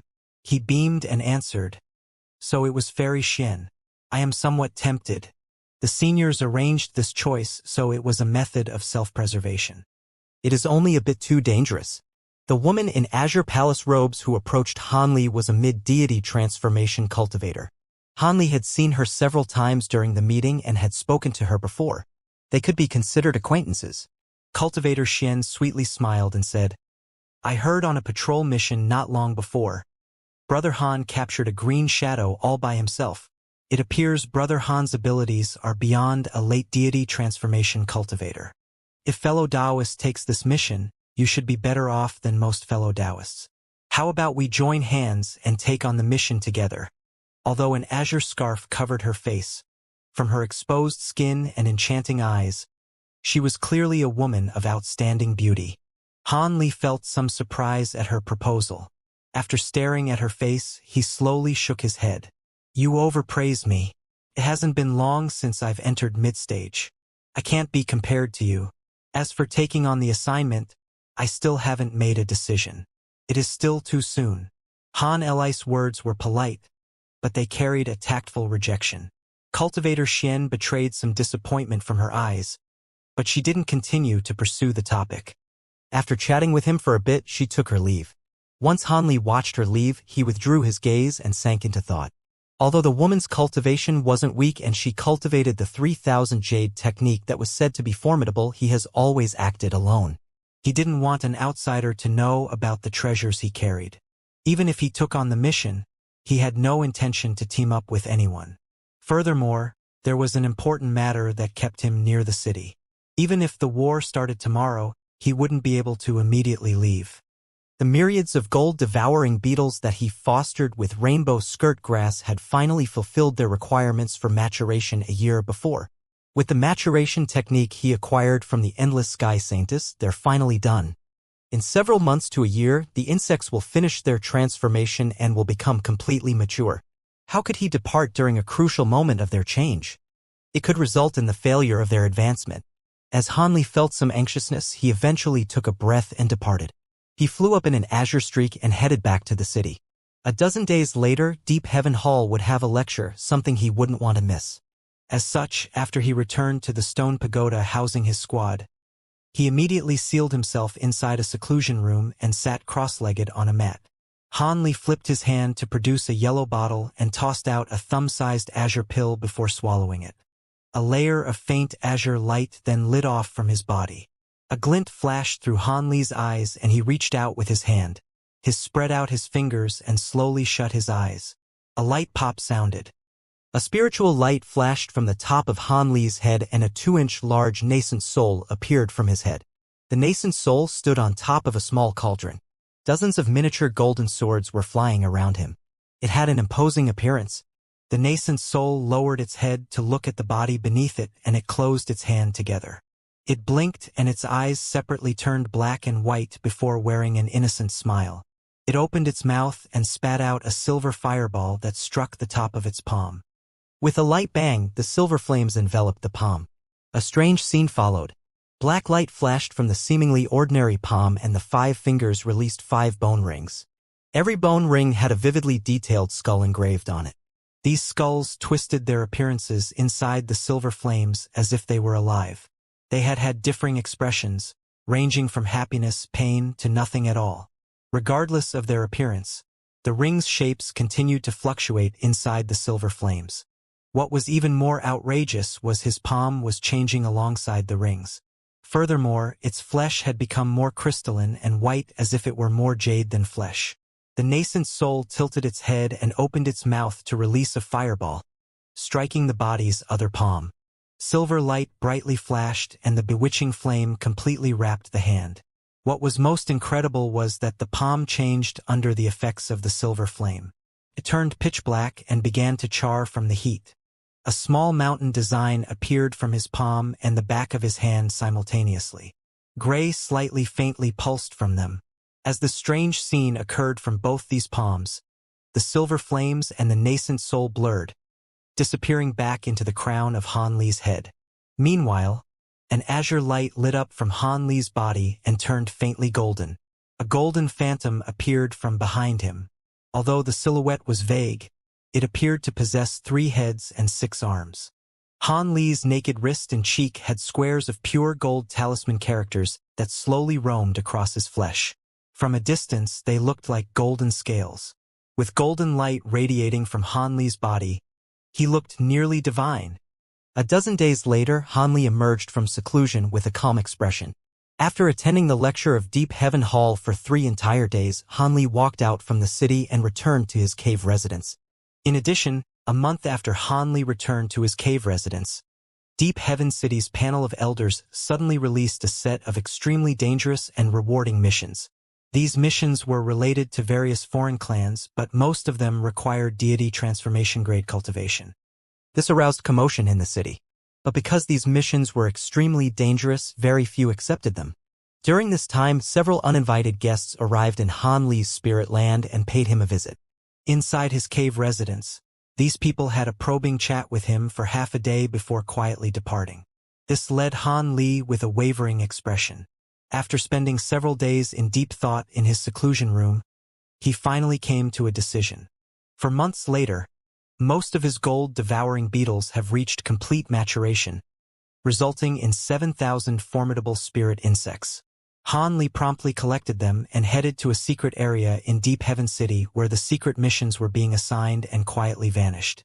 Not long after, Han Li's small squad received an order and had their leader replaced with another deity transformation cultivator. It wasn't rare for cultivators like Han Li to mysteriously disappear. Since he was an ascended cultivator, he was likely to be unaffiliated or a secret disciple of a noble clan. The sole trait of these people was that they were all deity transformation stage cultivators. In addition, they were all particularly outstanding individuals. Book 9. Races of the Spirit Realm in an endless crimson forest of twisted trees. There were 5 young men and women. They were in a hidden part of the forest and were 10 meters apart from one another. One of them was a man about 30 years old. He wore embroidered robes and had snow-white robes with eyes like lightning. There was a black-robed woman with a slender body, black brows, and draped hair. Her face appeared hostile. The other youth appeared in his late 20s with a blood-red birthmark on his mouth and a handsome appearance. His face wore a faint smile. The second woman wore white robes and appeared to be 18. Her dainty face gave her an innocent appearance. The last of them was an azure-robed youth in his early 20s with an expressionless face. He was Han Li, who had recently left Deep Heaven City. The 5 appeared young, but their cultivation was at deity transformation stage and above. Apart from Han Li and the white-robed woman who had mid-stage cultivation, the other 3 possessed late deity transformation stage cultivation. However, the black-robed woman happened to be the woman surnamed Xiao from the Black Phoenix clan, who Han Li first met at the Beast Wave when his cultivation was lost. The woman coldly glared at Han Li. Although she said nothing, her eyes were filled with bewilderment. I truly didn't think that you humans would send out 3 cultivators with 2 of them at mid-stage. Could it be that your race plans on having this operation fail? The white-browed man coldly asked. Although his voice wasn't very loud, everyone could clearly hear it. When they heard the youth, the blood-marked youth's brow faintly stirred and his smile faded. Han Li simply blinked and fiddled with a white jade slip in his hand. As for the young white-robed woman, her black eyes were wandering, but a smile still stuck on her face. The 3 didn't reply. When the white-browed man saw the 3's reaction, he was enraged and thought to say something when the woman surnamed Xiao suddenly said, "This mission is related to Deep Heaven City and the safety of both our kind. If we do not sincerely cooperate, let alone the mission, we may even fail to reach the mission's destination. Don't forget, we'll have to spend a year traveling. Since your kind sent 3 fellow Taoists, you must be unordinary. Since we'll be spending some time with each other, let's exchange names. I am Xiao Hong and come from the Black Phoenix clan. This is fellow Taoist Li from the Profound Hawk clan." Xiao Hong spoke with a neutral tone. When the blood-marked youth heard this, he raised his brow and smiled. "I am Long Dong. It seems your extreme flames come from refining your life flames to an astonishing realm. You're a member of the Long clan." Xiao Hong's expression changed upon hearing him. "I didn't think that fairy would know of my clan." The blood-marked youth grinned and flashed his teeth. "I am called Xiang," the white-robed woman said with a chuckle. Her voice sounded like birdsong. Han Li. Han Li shortly uttered his name and said nothing else. Xiao Hong looked at Han Li and her voice turned cold. "So it was you. It is no wonder you had those immortal vanquishing beads. You were originally a high-grade cultivator. So you're cultivating a dual body magic art." When they heard this, the other 3 appeared alarmed. "I do cultivate such a technique. It has been many years since I've seen you. How is Dyer doing?" Han Li indifferently asked. Xiao Hong paused for a moment and indifferently replied, "It was sensible for Daya to follow me at the time. She is cultivated at an immense speed and already possesses a golden core. It is only a matter of time before she overtakes both of us. Is that so?" "I am glad she's fine." Han Li let out a faint sigh. The white-robed young woman, Xiang, glanced at the 2 and asked with a giggle, "What? Does Sister Xiao recognize Brother Han? Know him? Hee, we can be considered old acquaintances." Xiao Hong coldly laughed. At that moment, the blood-marked youth glanced at the 2 and his sights briefly paused on Xiao Hong. He then immediately looked away. His eyes deeply revealed a trace of greed and no one seemed to notice. After some thought, Xiao Hong warned, "Although this isn't deep in the wilderness, It is already a sign of your strength that you were able to make it here. Our next step won't be as easy as the way here. If we do not unite together, I fear that it will be difficult to safely pass through the Black Leaves Forest. This path contains an immense amount of danger. When they heard the name of the rest, the other four wore changed expressions. The white-robed woman asked, "This mission is to scout the movements of the Tree Spirit clan? Will this mission be concluded once we recover the spies that are placed there and gather their information?" That doesn't seem too difficult. The blood-marked youth sighed and muttered, "That's hard to say. It'll depend a lot on luck. If it goes smoothly, the mission will be simple, but if we encounter trouble and the tree spirits discover us, we'll all likely die. However, this mission is greatly related to our two races. There is certain to be some danger." The white-browed youth frowned and puzzlingly asked, "Since it is so important, why did they send deity transformation-grade cultivators? Wouldn't it be safer to send out spatial tempering cultivators?" The blood-marked youth didn't immediately reply. Instead, he looked at Xiaohong with a mysterious smile. "Since he's asking questions, it seems your esteemed self should be in charge of him," the white-robed young woman calmly said. "Since Brother Long is aware of this, it seems you must be in charge of the human side." The blood mark on the Long Dong's mouth stirred, and he vaguely answered, "That's right, I do know a few things." When the white-robed woman heard this, she curled her lips and turned to look at Han Li. Han Li remained expressionless as if he hadn't heard their conversation. This caused her to look at him with surprise. Xiaohong turned to the white-browed youth and explained, "They've sent deity transformation cultivators like us because the Black Leaves Forest is already covered in the Heavenlywood Dream Net. If anybody above deity transformation stage were to enter, it will immediately cause alarm." The white-brow youth nodded and suddenly looked at Han Li and Xiayin with narrow eyes. So it was like that, but even if fellow Taoist Long might do, the other two are mid-deity transformation cultivators. Aren't they lacking? Brotherly, please feel at ease. The panel of elders sent both young lady Xie and fellow Taoist Han. They naturally hold you in high esteem as well. They definitely won't disappoint. Long Dong chuckled. The white-brow youth, then sinister, said, "Since you're vouching for them, let's leave that alone then. But if they become a burden, I will not save them." The white-browed man's open disdain finally caused the white-robed woman's face to sink. "Your cultivation only exceeds mine by a single grade, yet you speak like you're a spatial tempering cultivator." The white-browed youth replied with a cold laugh. "Once you've reached our stage, the difference is negligible." The white-robed woman felt anger. Just as she was thinking of a reply, Han Li interjected, "Since fellow Taoist Long and Fairy Xiao know more about this mission, why not have them give us the details first? When I received this mission, I was only given general details. I didn't think I'd need to cooperate with others. If I had known that, I would have most likely not taken this mission," Han Li said with an indifferent expression. He truly felt somewhat unhappy.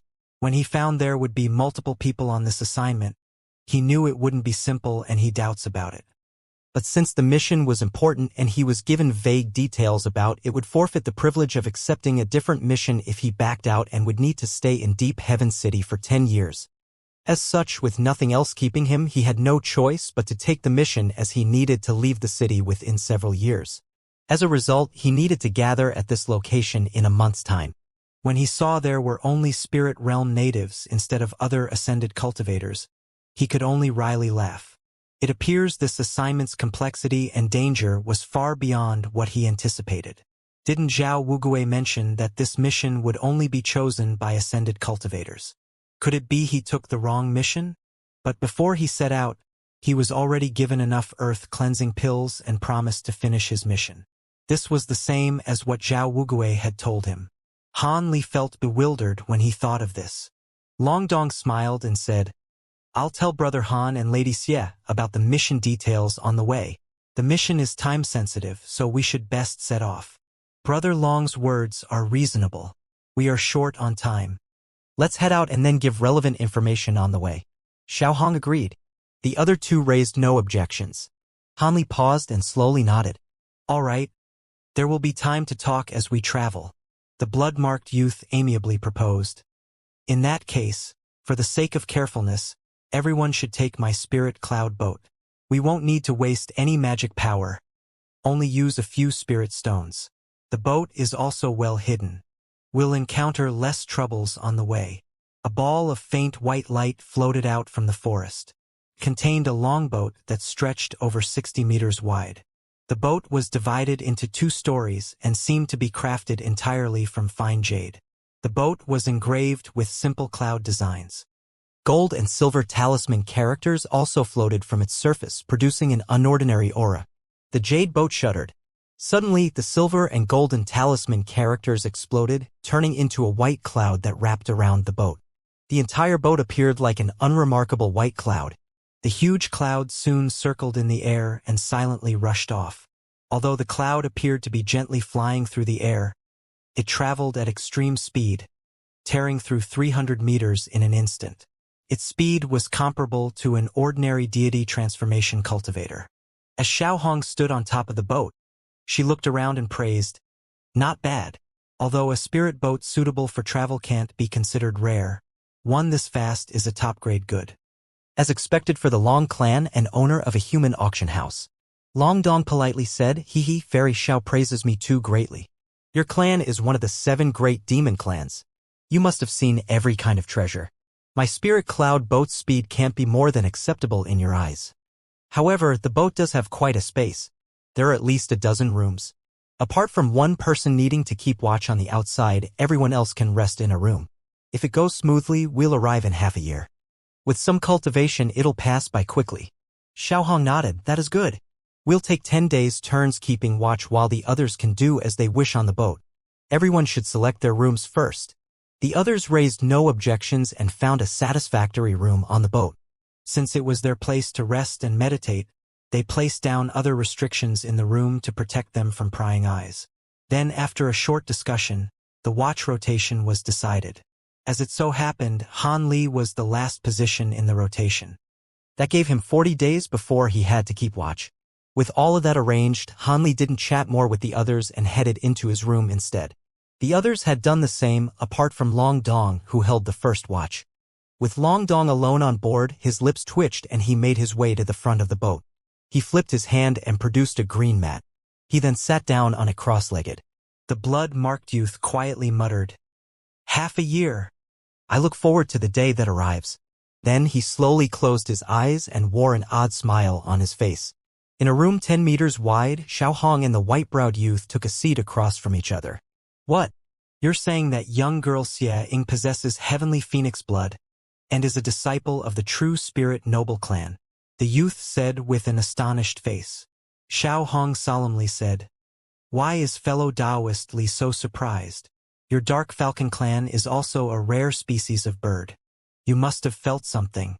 As for our black phoenix clan, although we are a side branch of the phoenix clan, the purity of our heavenly phoenix blood is far greater than what that girl possesses. But there is no doubt about the presence of phoenix blood in her body."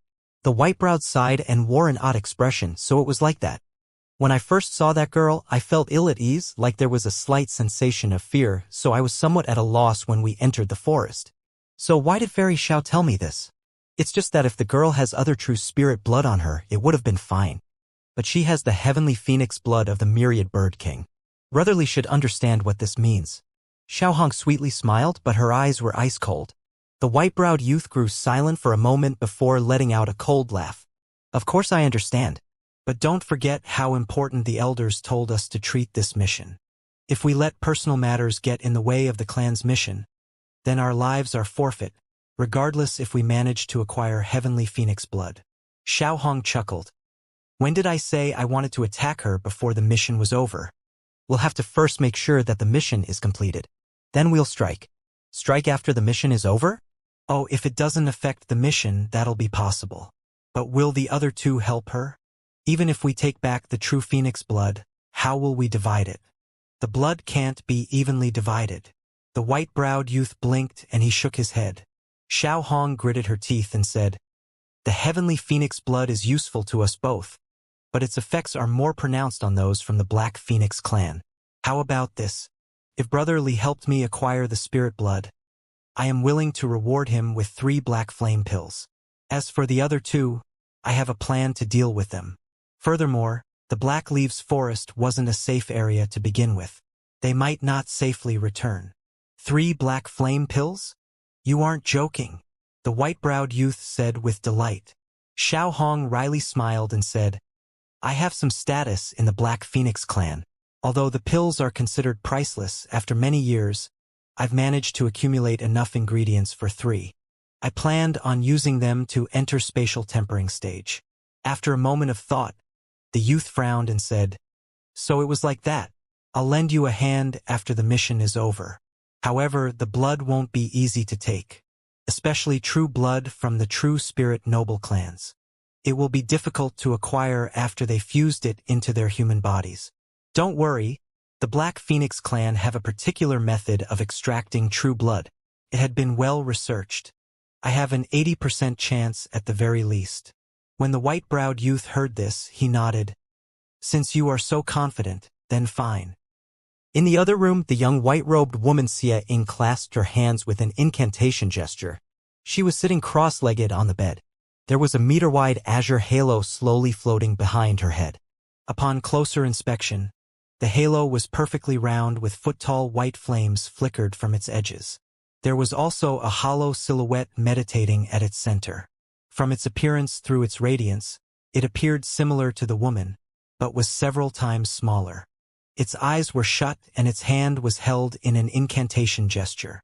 At an unknown time, the young woman's mouth began to stir, and an indistinct smile appeared on her face. At nearly the same time, the image in the halo wore a similar expression. As Han Li paced in the secluded room, he wore an expressionless face and his eyes flickered as if he were lost in thought. In the corner of the room, there were 2 small objects on the jade table. There was a kitten-sized leopard with its 4 legs lazily stretched out on the table next to the items. Sitting on the small leopard's head was a monkey only several inches tall. Black light lit up from its fur and it looked at Han Li with intelligent eyes. Han Li suddenly stopped pacing and he flipped his hand to produce a white jade slip and a small bottle. The bottle was simply decorated and had 3 ancient characters engraved on it. Under closer inspection, the words Red Earth Cleansing Pill. Han Li stroked the bottle with a finger and then sighed. In a flash of light, the bottle disappeared. All that remained was a jade slip. The jade slip was something that was given to him by several mysterious cultivators before he left Deep Heaven City. Han Li fiddled with the jade slip for a while before placing it against his forehead. The jade slip continued a huge map, but it seemed to be mostly incomplete. The map's lacking areas were shining with faint golden light. Although he looked through it continuously, Han Li couldn't help but continue as if he was trying to find something inside it. Countless kilometers away from Deep Heaven City, there was a hidden underground room where a monk and a Taoist sat across from each other, next to a stone table. The Taoist appeared over 40 years old. He had big eyes, thick eyebrows, and faintly golden skin. The monk appeared old and had a white beard that was a half-foot long. Wrinkles littered his face and his eyes were thin lines as if he couldn't open them. It is about time for them to meet together and head on their way, the old man said weakly. Yes, but there is something that eludes me. Why did Brother Jin Yu suddenly changed from his original plan after he left seclusion? Why did you send those juniors to a foreign land? Those people were supposed to be the most outstanding of the newly ascended cultivators. You should clearly understand that the mission to receive intelligence from the foreign land may seem simple, but it is truly dangerous. The demon clans would send equivalent people, but in truth, they seem to have other plans. The Taoist priest spoke with a puzzled face. The various races have become restless. You should know this, the old monk said. When the Taoist priest heard the old monk, his heart trembled and he wore a solemn expression. Of course. But there is a newly appeared profound heavenly treasure that is listed on the chaotic myriad spirit roll. Furthermore, it is a profound heavenly treasure that ranks in the top 3. The profound heavenly execution sword. The old monk muttered. That's right.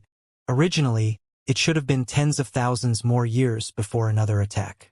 There is even a possibility of another 100 race war erupting as a result of this. The Taoist priest spoke with confusion. Why is Brother Jin Yu speaking in circles? This information is obvious. How is this related to what we were talking about? Aren't the various races fearful of being drawn into this war? The old man slowly said, fear being drawn in? Now that this matter has appeared, what race can't? In accordance to the appearance of past profound heavenly treasures, it will provoke a storm of blood before it can be formed. The race that will acquire this treasure in the end can consecrate it to attract a true spirit-grade existence to protect their clan and turn it into the strongest tribe in the spirit realm. These true spirit-grade existences are superior to immortals from the true immortal realm. Of course, before a powerful true spirit appears, the tribe in question will have to protect it. Otherwise, it will only be seized away by others. If the race that acquires this treasure is weak, they may even offer the treasures to a stronger tribe in a request for protection or abandon it in a wild area to prevent the extermination of their own clan. The Taoist priest didn't understand the monk, but he didn't interrupt him. The monk paused and then continued, "It is reasonable to say that with our strength, it is difficult to predict which tribe will receive the profound heavenly treasure. However, the demons have a body integration cultivator that has some prophetic abilities. Because they are aware they have no chance of surviving their next tribulation, they activated their potential and used their life's magic power to divine the whereabouts of the next treasure. As a result, it was shown the profound heavenly execution sword will appear in the northwest portion of what is known to humans as the Feng Yuan continent. Although the Feng Yuan continent is the smallest of the three, it has far more races than the other continents. The so-called northwest corner consists of humans, demons, spirit tribe, wood tribe, knife fiend tribe, shadow tribe, and 6 other races. In other words, the newly appeared profound heavenly treasure can appear in human lands. As of current, only humans and demons are aware of this situation, but it won't be hidden for long. After all, there are certain to be spies from the other races in our ranks. There are no walls where air doesn't pass through. If the other foreign races were to discover this, you should realize what will happen." When the monk finished, he wore a wry smile. "What? It was like that? In that case, if we aren't careful, it is possible that we will be exterminated." The Taoist priest's face turned pale. The monk sighed. "According to ancient legends, when a great number of powerful beings are exterminated in an area, a mysterious blood-offering technique can be employed, forcibly calling down a profound heavenly treasure. Those powerful tribes don't care about exterminating humans or demons.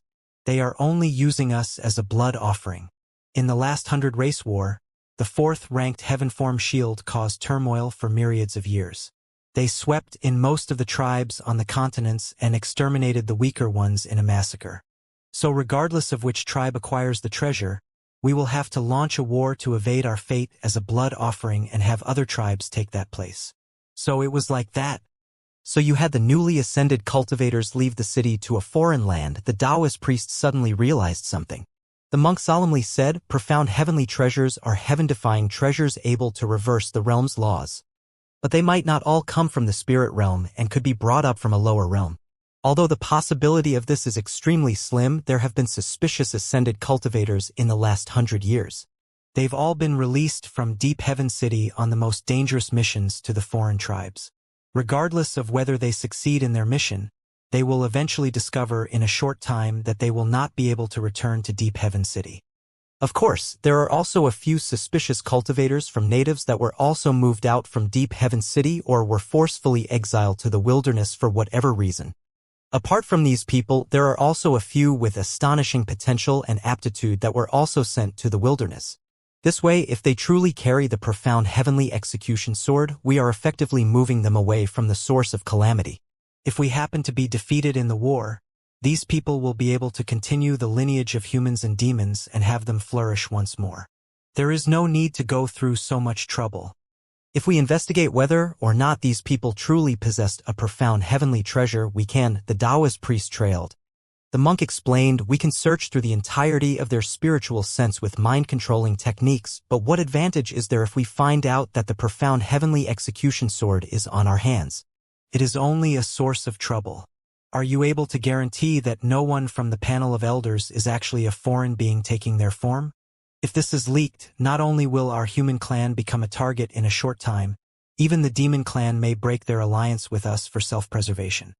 Humans will truly be exterminated in that case. We aren't some powerful race.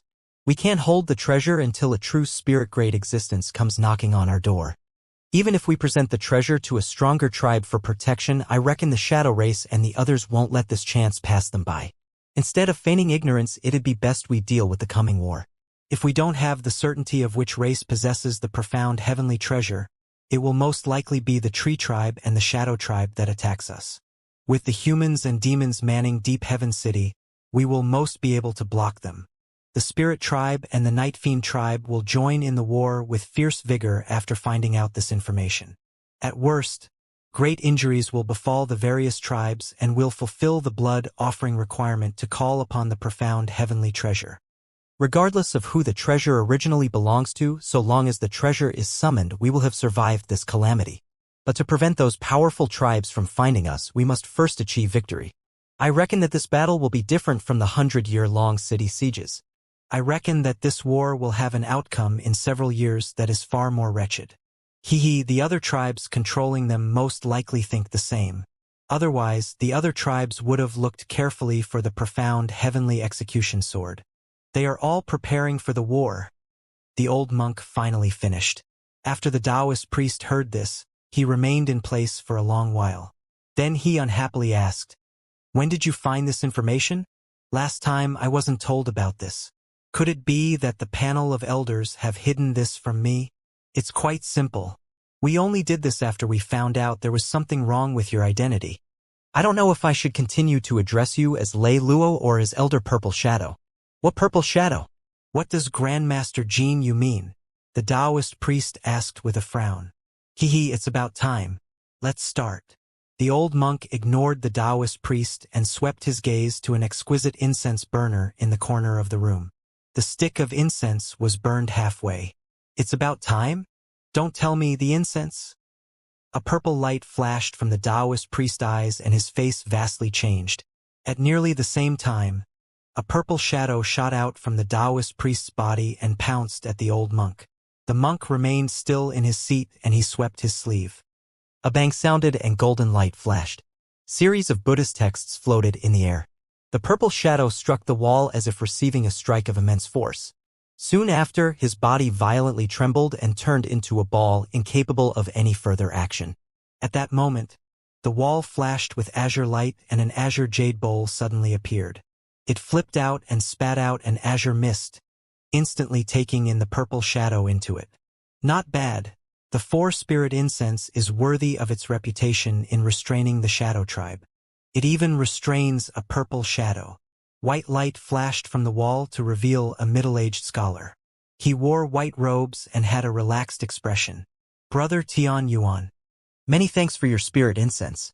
It would have been difficult to deal with this evil creature otherwise." The monk looked at the scholar and stood up, saluting him. "Grandmaster Jean, you praises me too greatly. It just happened to cultivate a new ability that allowed me to take notice that Lei Luo was possessed. It is a pity that a genius of Lei Luo's talents had met his end." The scholar glanced at the Taoist priest's body and sighed. The life from the possessed body soon faded and its flesh became shriveled. The monk softly chanted with a trace of anguish on his face. Soon after, he flicked his finger and a golden flame shot from his finger. Suddenly, the body turned to nothing in the golden flames. According to common convention, although the purple shadow is of equivalent strength to a body integration cultivator with Lei Luo's abilities, it shouldn't have been easy for him to be possessed. It seemed my old friend was plotted against when he last journeyed into the wilderness 100 years ago. The purple shadow was extremely devious and kept his cover for many years when he returned to the city. Were it not for the Holy Sovereign's keen senses, I fear that we would still be tricked. The evil creature thought to gather together all the ascended cultivators and send them to their doom under the guise of protection. The middle-aged man that appeared was the renowned master of Heavenly Origin City, Holy Sovereign Tian Yuan.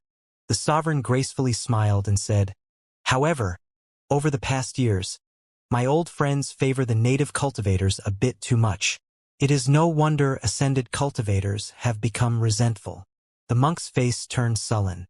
"I've always remained in secluded cultivation these past years and neglected these matters. Now that a great enemy has appeared, I can't deal with these small affairs. It is known how much information leaked after fellow Taoist Lei Luo's body was possessed. Deep Heaven City's defenses and restrictions must be changed. This is indeed an important matter that will require an extensive discussion between the members of the panel of elders.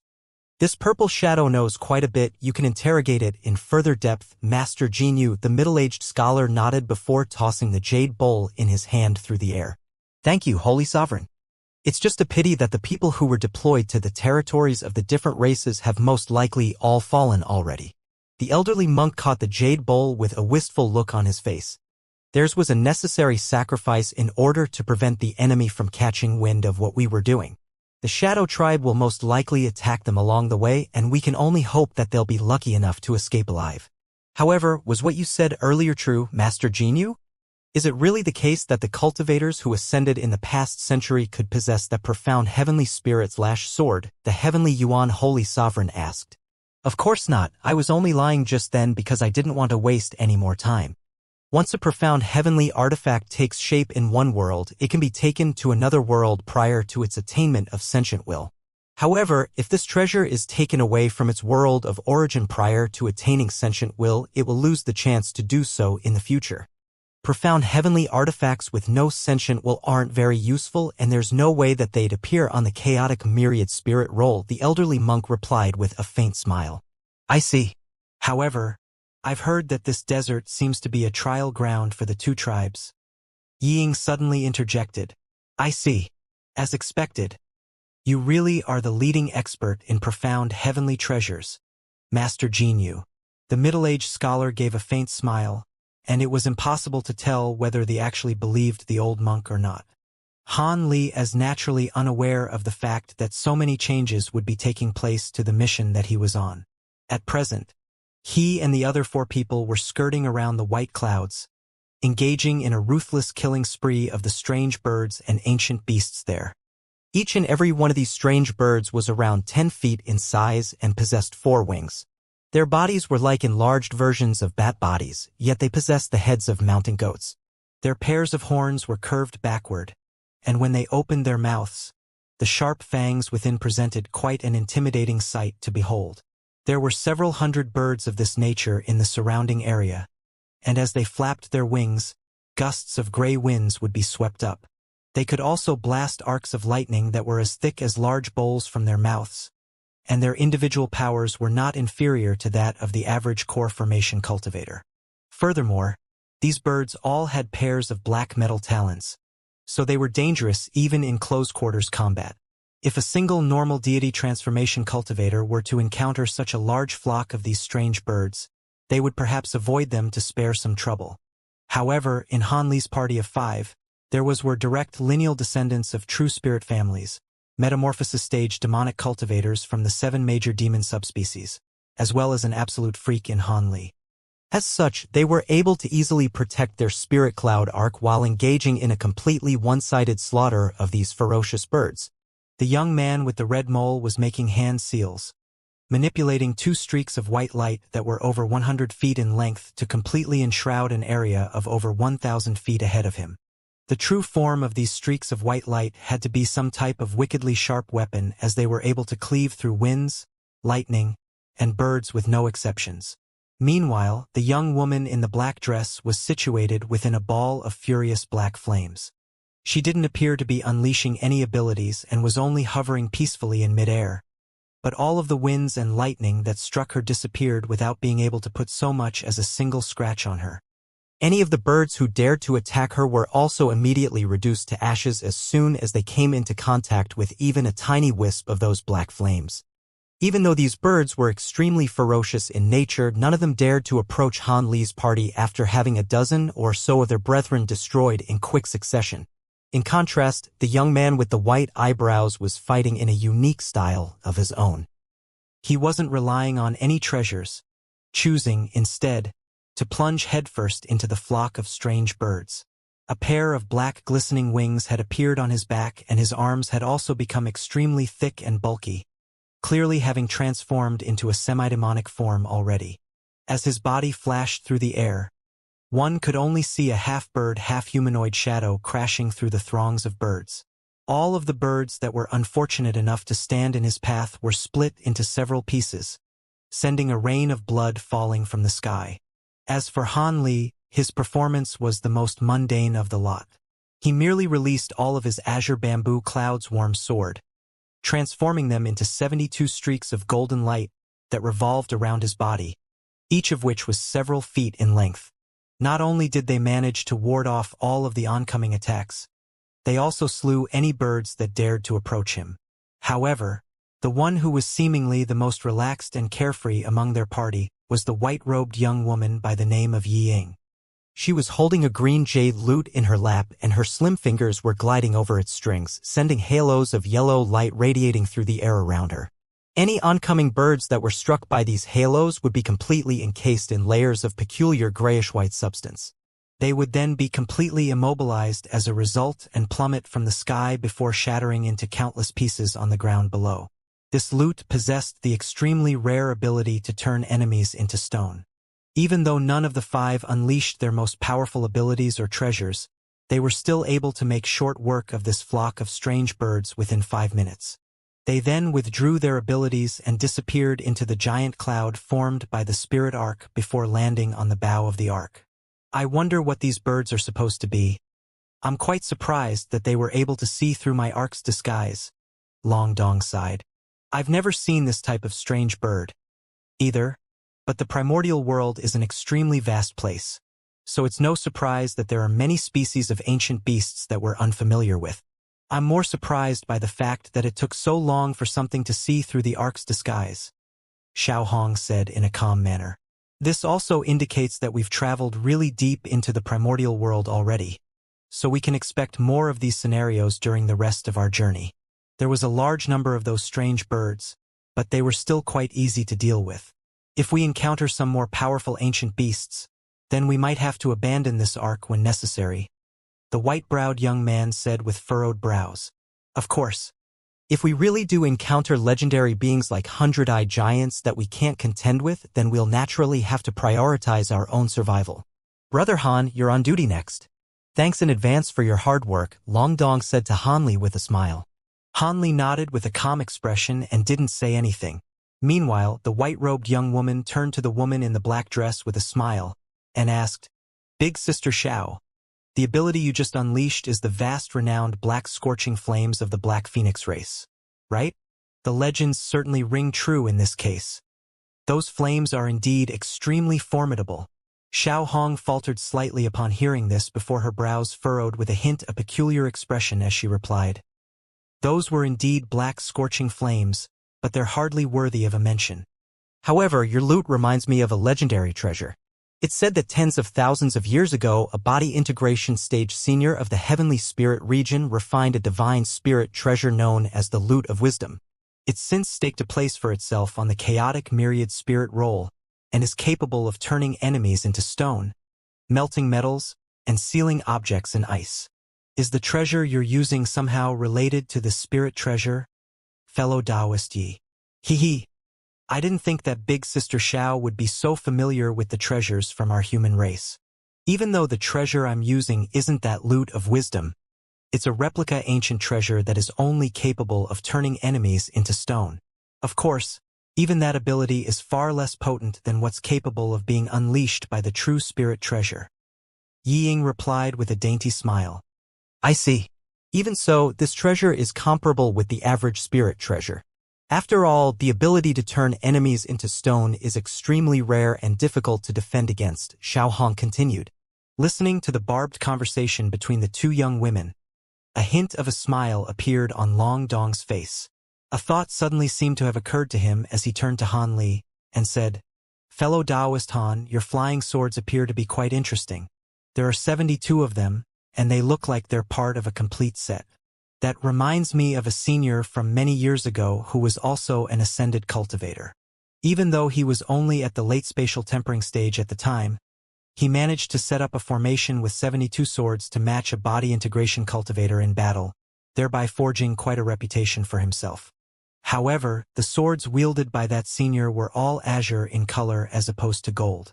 Do your flying swords also possess a similar sword formation ability, fellow Taoist Han? Long Dong seemed to be quite interested in the azure bamboo cloudswarm swords Han Li had just unleashed. Han Li's heart stirred slightly upon hearing this question, but his expression remained unchanged as he replied, Oh? I wasn't aware of that. May I ask that senior's name and what kind of sword formation he was using? I only refined so many flying swords so I can have more weapons to combat my enemies with. I have no idea about matters such as sword formations. Oh, I've heard about the person that fellow Taoist Long is referring to. He's a senior by the name of Qing Yuanzi, and he was indeed quite a legendary figure back in the day. I don't know what kind of sword formation he was using, but I heard that he'd invented the formation himself. Unfortunately, it's said that this senior was never heard from again after entering the primordial world many years ago. Otherwise, with his brilliant aptitude, that senior could have very likely reached the body integration stage. The white-robed woman interjected with a smile. Long Dong showed no signs of anger at being interrupted, and he merely gave a faint smile. However, Han Li was silent for a long while after hearing this. It appeared that this Qing Yuanzi was the one who had invented the Azure Essence sword art. He was rather surprised to learn about this legendary figure from these two. It was just a pity that he had already chosen the path of simultaneous cultivation. Otherwise, he could attempt to obtain this Qing Yuanzi's inheritance and continue to cultivate his Azure Essence sword art. With that in mind, Han Li extended a polite salute toward the others before rising into the air as a streak of azure light, flying to the highest point of the Jade Arc, where he took a seat with his legs crossed. Han Li was clearly unwilling to continue engaging in further conversation, and the other four members of the party also bade farewell to one another soon thereafter. Some returned to their silent cultivation chambers while others traveled to other parts of the Jade Arc for different purposes. Even though Han Li's eyes were closed, he naturally wouldn't truly go into a deep meditative state. Instead, he was considering some of the cultivation arts that he had yet to fully grasp in his mind over and over again. At the same time, he was releasing a portion of his spiritual sense to constantly monitor the surrounding area in case more ancient beasts suddenly attacked the Ark. During the following 7 to 8 days, the spirit arc continued onward under the cover of the giant cloud. Even though a few other types of flying beasts were encountered along the way, all of them simply flew by without attacking. These beasts clearly didn't possess the ability to see through the spirit arc's disguise like those four-winged birds did. Thus, Han Li reached the 9th day of his shift. At noon that day, he had just fitted a new batch of spirit stones onto the ark and was about to return to his former spot to take a seat again when his footsteps suddenly faltered. He suddenly turned his head and cast his gaze up ahead with a surprised look on his face. How could this be? How could something like this appear here? Han Li's expression darkened significantly as he let loose a long cry. Even though it wasn't very loud, it was enough to alert the other four members of the party. Moments later, a few streaks of light shot forth from various locations on the ark before flying over to Han Li. What happened? Why have you summoned us, Brother Han? Have we encountered some danger? What's this? Could it be? Xiao Hong and Long Dong spoke out in quick succession, except Xiao Hong's words were filled with confusion. Yet Long Dong seemed to have immediately detected something as a surprised look appeared on his face. The white-browed young man and Yi Ying also cast their spiritual sense outward at the same time. What's that? Could it be a true spirit-level being? The young man exclaimed. Yi Ying didn't say anything, but the shock in her eyes was quite apparent. In contrast, Han Li had already calmed down at this point. His spiritual sense was lingering in the air several hundred kilometers above them, where a gargantuan black shadow was hovering, obscuring virtually the entire sky in the process. Black clouds were tumbling incessantly near the black shadow and lightning flashed amid rumbling thunderclaps. Countless gusts of gray winds were being swept up like massive pillars that connected heaven and earth.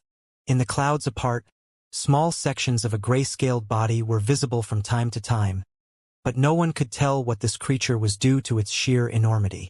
However, from a distance, one could tell that the black shadow was circular in shape. It seemed to be extremely similar to a legendary true spirit-level being. As such, it was no wonder that all of the people on the ark were so unsettled by it. Just as everyone was reeling from shock, a strange cry not unlike the moo of a cow erupted from the distance. The rumbling thunderclaps then intensified as if there were countless bolts of lightning exploding nearby. Even from such a long distance away, the thunderclaps were still quite clearly audible to everyone. Upon hearing this cry, Yi Ying's expression eased as she heaved a sigh of relief and explained, "That's not a true spirit. It's an ancient beast, a lightning turtle. This thing is one of the largest types of ancient beasts in the primordial world, but it sustains itself by absorbing the lightning in its surroundings with its body and won't attack other living beings unless it's been provoked. However, if you get on its bad side, it's an extremely fearsome being. At the very least, one would have to be at the body integration stage to stand a chance against it in direct combat. Lightning turtle? Is that the legendary ancient beast that's said to be born amid heavenly lightning? I heard that as long as there's a sufficient supply of lightning, these things will continue to expand indefinitely with no upper limit to the size they can reach. They're an extraordinary species, and I've heard that the transport spirit turtle of the Xianxia region, which is capable of carrying and transporting an entire city, could be a lightning turtle. Even though the one above us is quite massive already, it's still incomparable to that legendary transport spirit. Xiao Hong clucked her tongue in wonder. I'm not sure if the transport spirit is truly a lightning turtle or not, but if that really is the case, then this lightning turtle is most likely less than a 10,000th of the size of the transport spirit. Even so, it can still kill us if we were to provoke it, so it's best to avoid this thing, Long Dong said with a smile. That's indeed true. We're actually quite lucky to be able to witness such a creature. Lightning turtles usually burrow deep under the ground and very rarely emerge above the ground, so it's certainly not something you see every day. They usually only emerge from the ground to... Wait, this is bad. If this turtle has appeared here, then it must be the case that a fearsome lightning torrent is about to appear here.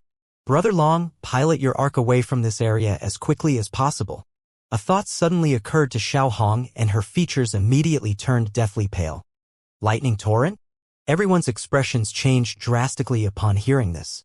Long Dong's expression darkened significantly as his body swayed and he abruptly disappeared on the spot. In the next instant, he appeared on the bow of the ark over 100 feet away before flipping over a hand to produce a badge-like treasure. He rubbed his hands together with the badge in between them, and the white clouds around the ark suddenly disappeared.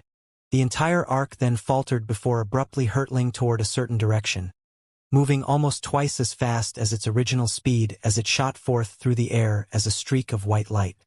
However, the spirit ark had only traveled for a few dozens of kilometers when a layer of shimmering blue light suddenly appeared in the air above the gargantuan black shadow.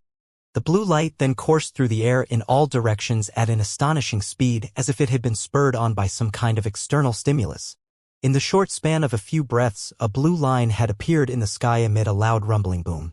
The blue line was imbued with boundless electrical power as it arced through the air directly toward their party of 5. Long Dong drew a sharp breath upon seeing the insane speed at which the blue line was moving, and he hurriedly yelled, "I'd heard that whenever a lightning turtle appears, a lightning torrent must follow soon after.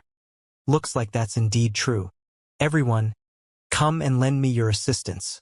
Even without his sudden outburst, everyone was already feeling extremely tense at the sight of the rapidly approaching blue line. As such, all 4 of them immediately made hand seals as piercing spiritual light of different colors emanated from their bodies. 5 bursts of spiritual power were injected into the spirit ark in a frenzy. After joining forces to act as a collective power source, the ark underfoot began to emit a low buzzing sound before shuddering violently, following which the surrounding scenery completely blurred. Traveling at such an extreme speed, the spirit ark had transformed into a barely traceable blur, and it quickly sped from one side of the sky to the other. However, even at such a phenomenal speed, the blue line behind the ark was still able to keep up and give chase in hot pursuit. Everyone was quite astonished to see this, and only then did they realize that the tales of how fearsome lightning torrents really weren't exaggerations. Thankfully, the 5 of them were able to join forces to spur on the spirit ark to its maximal speed. If a normal deity transformation cultivator whose forte didn't lie in speed were to take their place, there would be no way that they'd be able to escape. Of course, Han Li and the others weren't ordinary deity transformation cultivators. All of them possessed some secret techniques to be used in dire situations, which would grant them speed that was not inferior to the speed of this spirit ark by much. However, using such secret techniques would naturally bring about debilitating aftereffects, and no one wished to incur such a risk in this perilous primordial world. As such, everyone worked together on this occasion, spurring on the spirit ark for tens of thousands of kilometers. all the way until the blue light behind them was nowhere to be seen and the thunderclaps couldn't be heard anymore, either. Only then did everyone heave a collective sigh of relief before withdrawing the spiritual power. The spirit arc immediately slowed down as a result. Long Dong's expression eased as he turned to Xiao Hong with a smile and said, "That was close." Thank heavens Fairy Xiao reacted as quickly as she did. Otherwise, a slight further delay would have seen us being swept up into that lightning torrent. Even though we may not die in there, it would definitely be very difficult to emerge unscathed. I was merely lucky. Even though lightning turtles are quite renowned, not many people actually know about their habits and behavior patterns. There just so happens to be a senior from my race who once slew a lightning turtle on his own, so he knows a bit about them. Lightning turtles usually burrow deep within the ground and won't emerge for no good reason. They'll only reveal themselves when a lightning torrent is imminent so they can devour its power of lightning. It's said that mature lightning turtles will grow a pair of beads within their bodies, one of which is lightning-philic while the other is lightning-phobic. These beads are quite extraordinary, and even someone without a lightning spiritual root can easily manipulate the power of lightning using them. The lightning turtle that my senior slew hadn't reached full maturity yet, so he wasn't able to obtain those beads. However, the shells of these turtles contain astonishing lightning power and is an exceptional material for refining lightning attribute treasures. If an extremely powerful being had encountered this lightning turtle in our stead, they would be ecstatic rather than horrified, Xiao Hong said with a wry smile. The senior you're referring to has to be an elder of your race for him to be able to hunt and kill such a fearsome beast on his own. That would be nothing more than a delusional dream for deity transformation cultivators like us. We're already extremely lucky to have survived that ordeal. The white-browed young man still wore an expression of lingering fear as he spoke. Indeed, lightning turtles' bodies are filled with treasures to be harvested, but it would be suicide to attempt to hunt one down without a body integration stage cultivation base at minimum. Let's continue onward. Hopefully, the rest of our journey will be a bit smoother, Long Dong said in a slightly grave voice. They had encountered a beast that was more than powerful enough to kill them after less than 20 days in the primordial world, and their hearts were feeling quite heavy as a result. After that ordeal, everyone was in rather low spirits, so no one was interested in continuing the conservation. As such, after a few more obligatory exchanges, everyone returned to their respective silent cultivation chambers aside from Han Li, who remained standing on the spot. He didn't contribute so much as a single word to that conversation, but after everyone disappeared, he cast his gaze toward the direction of the lightning torrent with a contemplative look on his face. After a short while, he heaved a wistful sigh before returning to the highest point of the Jade Arc, where he took a seat again. Unbeknownst to Han Li and the others, not long after they had departed from the lightning torrent area, the black clouds around the lightning turtle dissipated to reveal its true form. Suffice to say the creature was as huge as a massive mountain. Its gargantuan shell was deep gray in color, yet was glistening with a metallic gleam and seemed to be extremely smooth. What was even more curious was that the turtle's 4 limbs were exposed, but its head and tail were nowhere to be seen. It appeared that they had been completely withdrawn into its shell. At this point, the lightning torrent was already raging in full force, and the entire sky had been enshrouded under blue light. Bolts of blue lightning of different sizes were falling like rain from the scintillating sky up above. The smallest ones were only around a foot in length each, while the largest were as long as over 100 feet. All of them came crashing down in a frenzy, and explosive thunderclaps were the only sounds that could be heard. The lightning turtle's massive body was naturally able to withstand the countless bolts of lightning raining down from above. As soon as an arc of lightning came into contact with the turtle's body, the former would disappear like sand into an ocean. What was even more incredible was that the turtle was emanating bursts of white light, which drew the surrounding arcs of lightning toward it like a magnet. As such, a large proportion of the lightning within the lightning torrent was forcibly absorbed by this turtle into its body. The turtle swam slowly through the air, seemingly thoroughly enjoying itself within the lightning torrent. All of a sudden, the giant turtle's 4 limbs faltered before abruptly being withdrawn into its shell. Almost at the exact same moment, spatial fluctuations erupted nearby as a burst of colorful light shot forth out of thin air. The light then receded to reveal a massive skeletal bird that was radiating colorful light from its body. This skeletal bird was only just over 100 feet in size, but the aura it was emitting was not inferior in the slightest compared to that of the mighty lightning turtle. What was even more astonishing was that there were two humanoid figures standing atop its head. One of them was around 20 feet tall with black light flashing all over its body, while the other was more ordinary in size. But it was entirely enshrouded in a green cloud, making it impossible for anyone to glean its true features. Not bad, not bad. I didn't think we'd encounter such fantastic prey as soon as we got teleported here. I just so happened to be refining a 10-headed giant devil and am missing some materials. This lightning turtle will suffice, one of the humanoid figures murmured. Brother Tian Miao, you can't just claim this turtle for yourself. You'll only require some of its skeleton to refine your devil anyway. I can assist you in killing this turtle, but I want its 2 lightning beads. The other humanoid figure chuckled. Humph. That's a lopsided deal if I've ever heard one. The most valuable parts of a lightning turtle's body are its 2 lightning beads.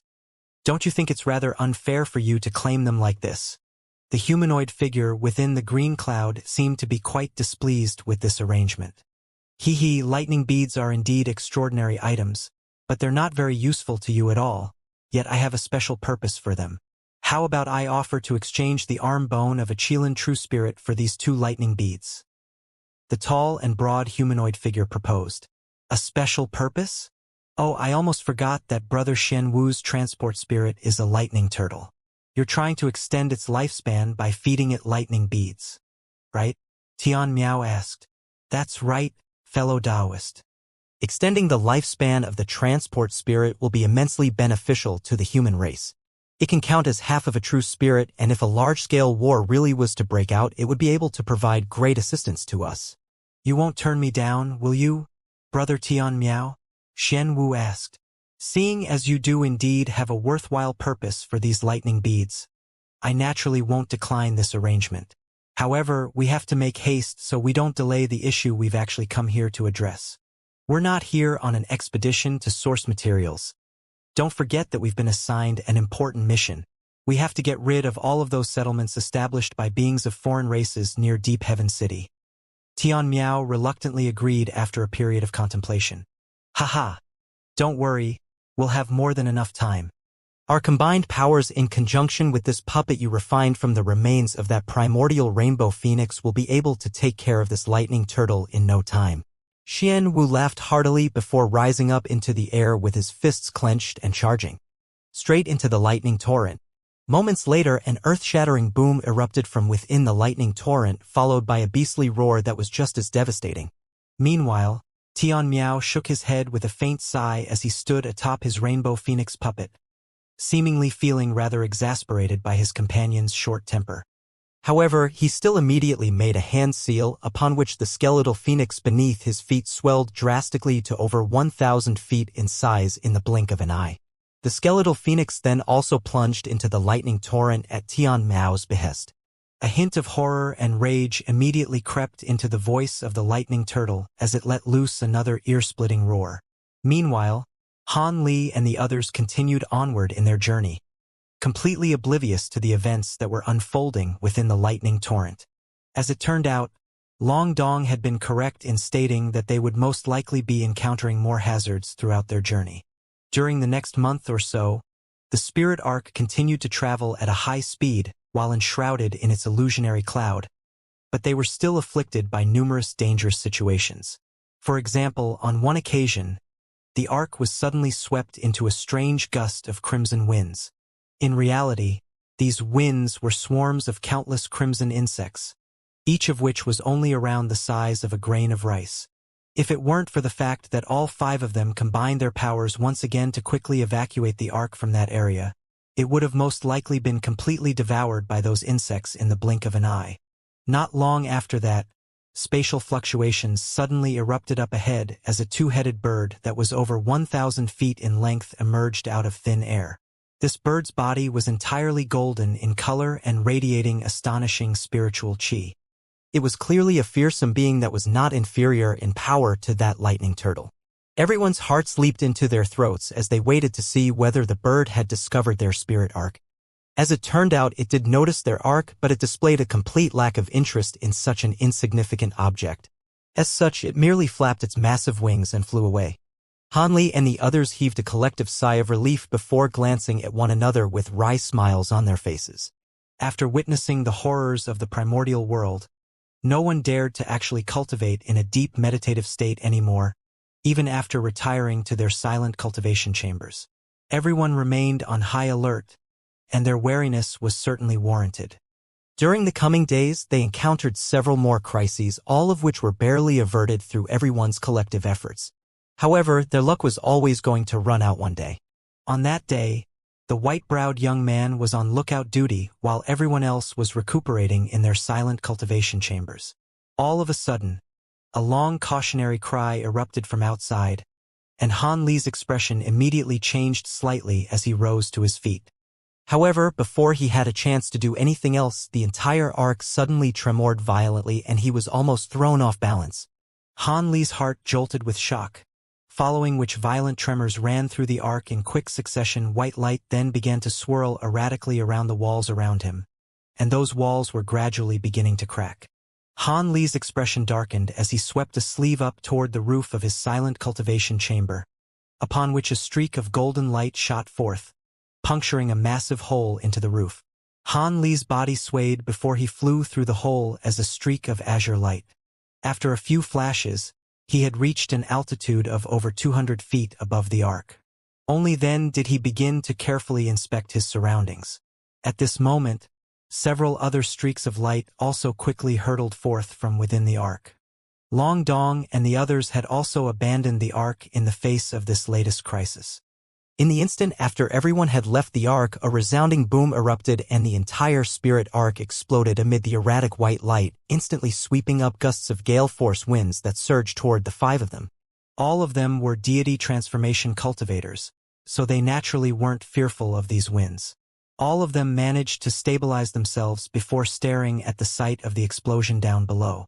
Aside from the white-browed young man who was on lookout duty, no one knew what had caused this explosion. However, even as everyone swept their spiritual sense through the surrounding area, they were unable to discover anything. As such, all of them were rather bewildered. "Brother Li, who's attacking us?" Xiao Hong hurriedly asked. "Have a look for yourselves." The white-browed young man cast his gaze downward with a grim expression. Everyone faltered slightly upon hearing this before sweeping their spiritual sense down toward the ground. After ascertaining the situation down below, Han Li's brows furrowed while the two women let loose cries of surprise. There was a gargantuan set of mountain ranges down below that seemed to stretch into infinity and beyond.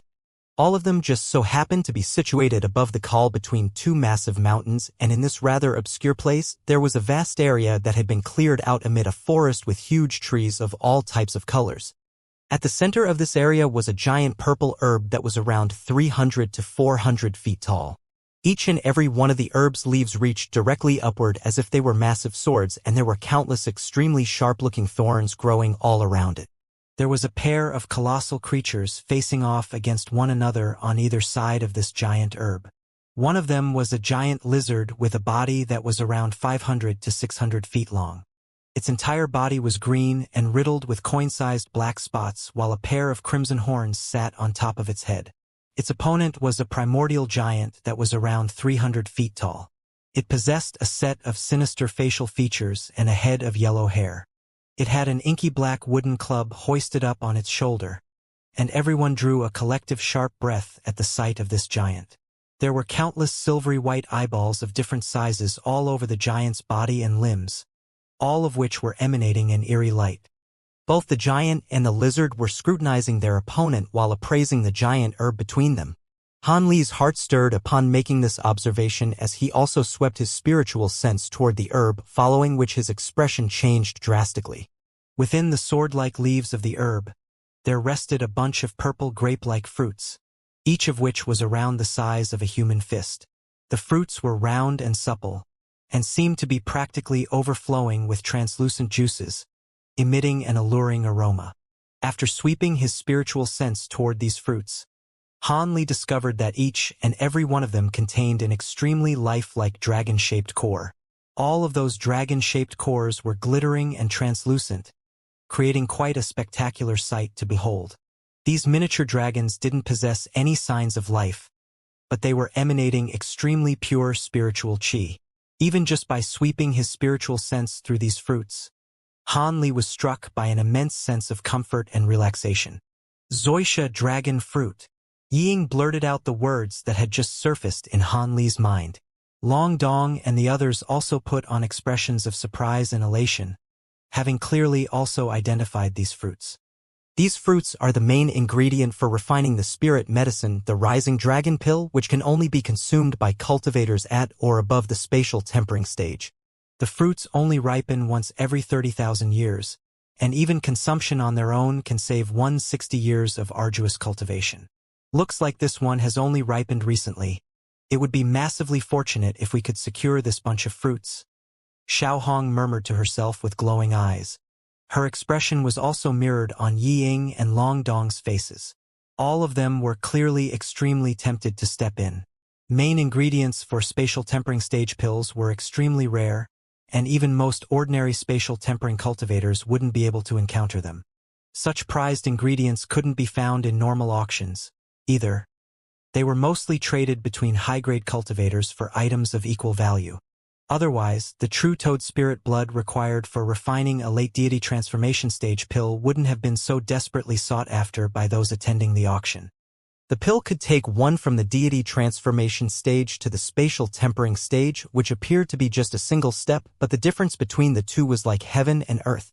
If a cultivator among them were to secure the Zoysia dragon fruits here and take them to a spatial tempering cultivator, they would undoubtedly be ecstatic and be willing to exchange a large bunch of deity transformation stage pills in exchange for the fruit. Even though prized materials and ingredients are extremely abundant in the primordial world, spirit medicines that were effective for deity transformation cultivators and above were still considered to be quite rare, and a certain degree of luck was required to find them. Furthermore, if a spirit medicine were to appear or ripen, it would attract many powerful beings in a short time, so these fruits wouldn't be around for long. Han Li and his group hadn't even ventured into the primordial world in search of materials and ingredients. Yet they've encountered a lightning turtle and these Zoysia dragon fruits within the short span of a few months. They were certainly immensely fortunate. There would often be high-grade cultivators who stayed in the primordial world for decades at a time, only to remain completely empty-handed. Have a look at the situation down below first. The white-browed young man harumphed coldly. That giant is a thousand-eyed giant. Its eyes are all silver-white, which suggests that it's yet to reach full maturity, but it's still a vastly fearsome being. That lizard may not look like much, but for a thousand-eyed giant to be so wary of it clearly indicates that it's also quite powerful in its own right. Both of these beings most likely possess at least early spatial tempering stage power, Han Li analyzed in a slow voice. During his days at Deep Heaven City, he'd purchased some tomes related to the primordial world in preparation for his upcoming trip. As such, he was immediately able to identify what this giant was and made a calm assessment based on this observation. After hearing Han Li's words, everyone else was alerted to the fact that securing these fruits would be an extremely daunting task. However, they simply couldn't bring themselves to leave such a rare and precious ingredient behind.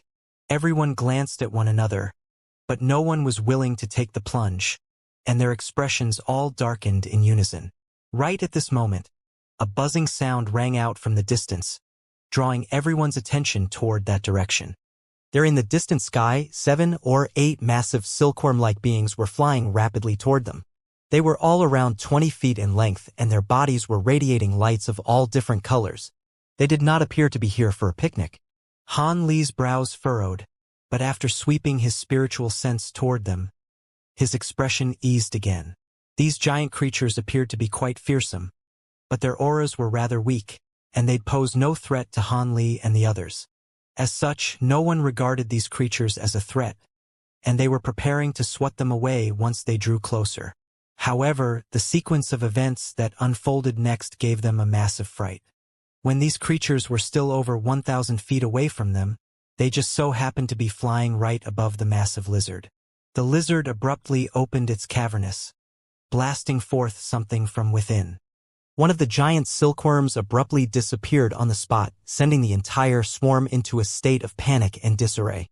The remaining silkworms circled around erratically in the air, letting loose sharp screeches of shock and rage. However, their actions proved to be completely ineffective as another giant silkworm disappeared without any premonition. Long Dong and the others were all quite startled to see this. Han Li narrowed his eyes as a wisp of blue light flashed through his pupils. In the instant that the next giant silkworm disappeared, he was finally able to glean what was happening with assistance from his bright sight spirit eyes. Those giant silkworms weren't actually vanishing into thin air. Instead, their abdomens were being punctured by a closed-to-transparent tongue that shot forth from the lizard's mouth at an incredible speed, then dragged into the lizard's massive mouth as food thereafter. It was just that the speed at which its tongue was able to fly through the air was quite absurd, thereby giving everyone the illusion that those giant silkworms were disappearing on the spot. In the blink of an eye, all of the remaining silkworms were also swallowed by the giant lizard, following which the latter lay down on the ground in a completely stationary manner. A hint of astonishment appeared in Han Li's eyes as he cast his gaze toward the lizard.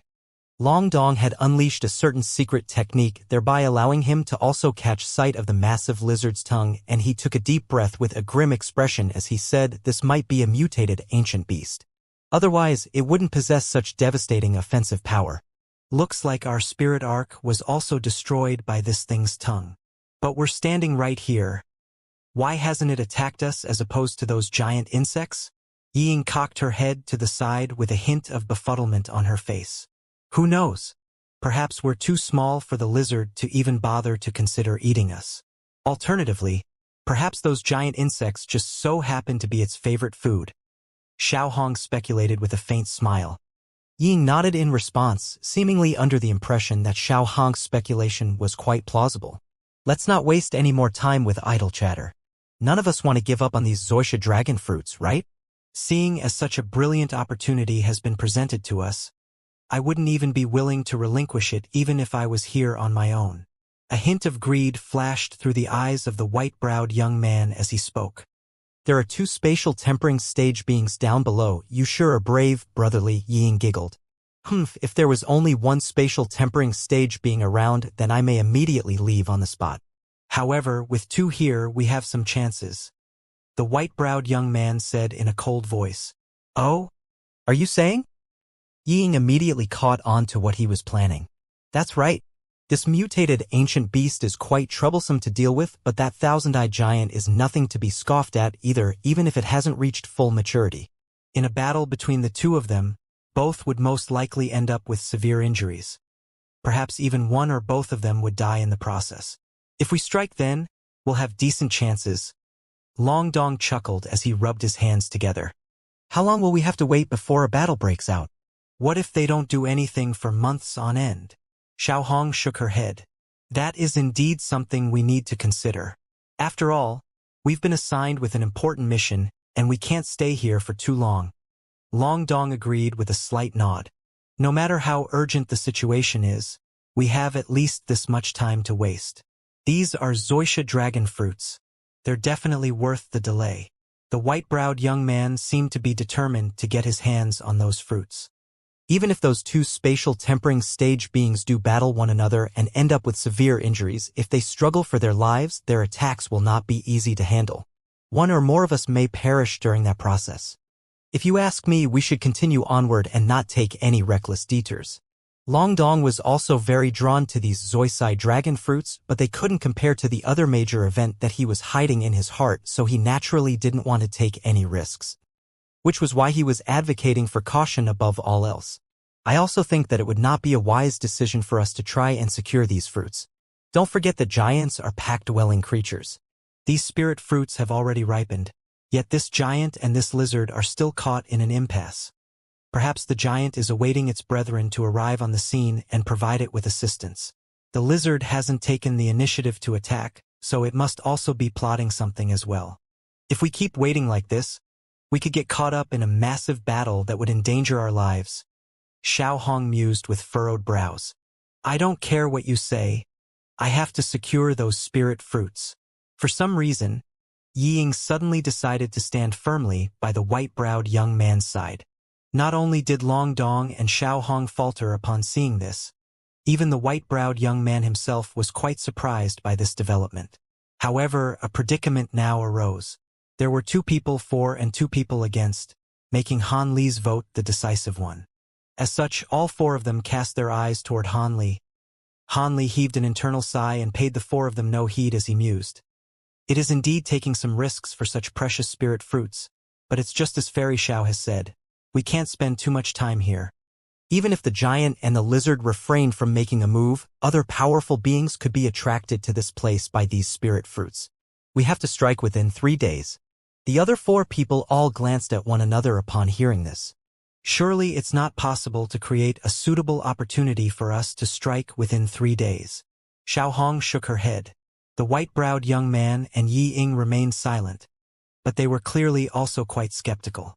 If we leave things as they are right now, then it would indeed be quite unlikely that an opportunity would present itself within 3 days. However, if we employ some tactics, we might be able to create some chances for ourselves. For example, we can lure them away or enrage them. Han Li proposed with a faint smile. So what you're saying is...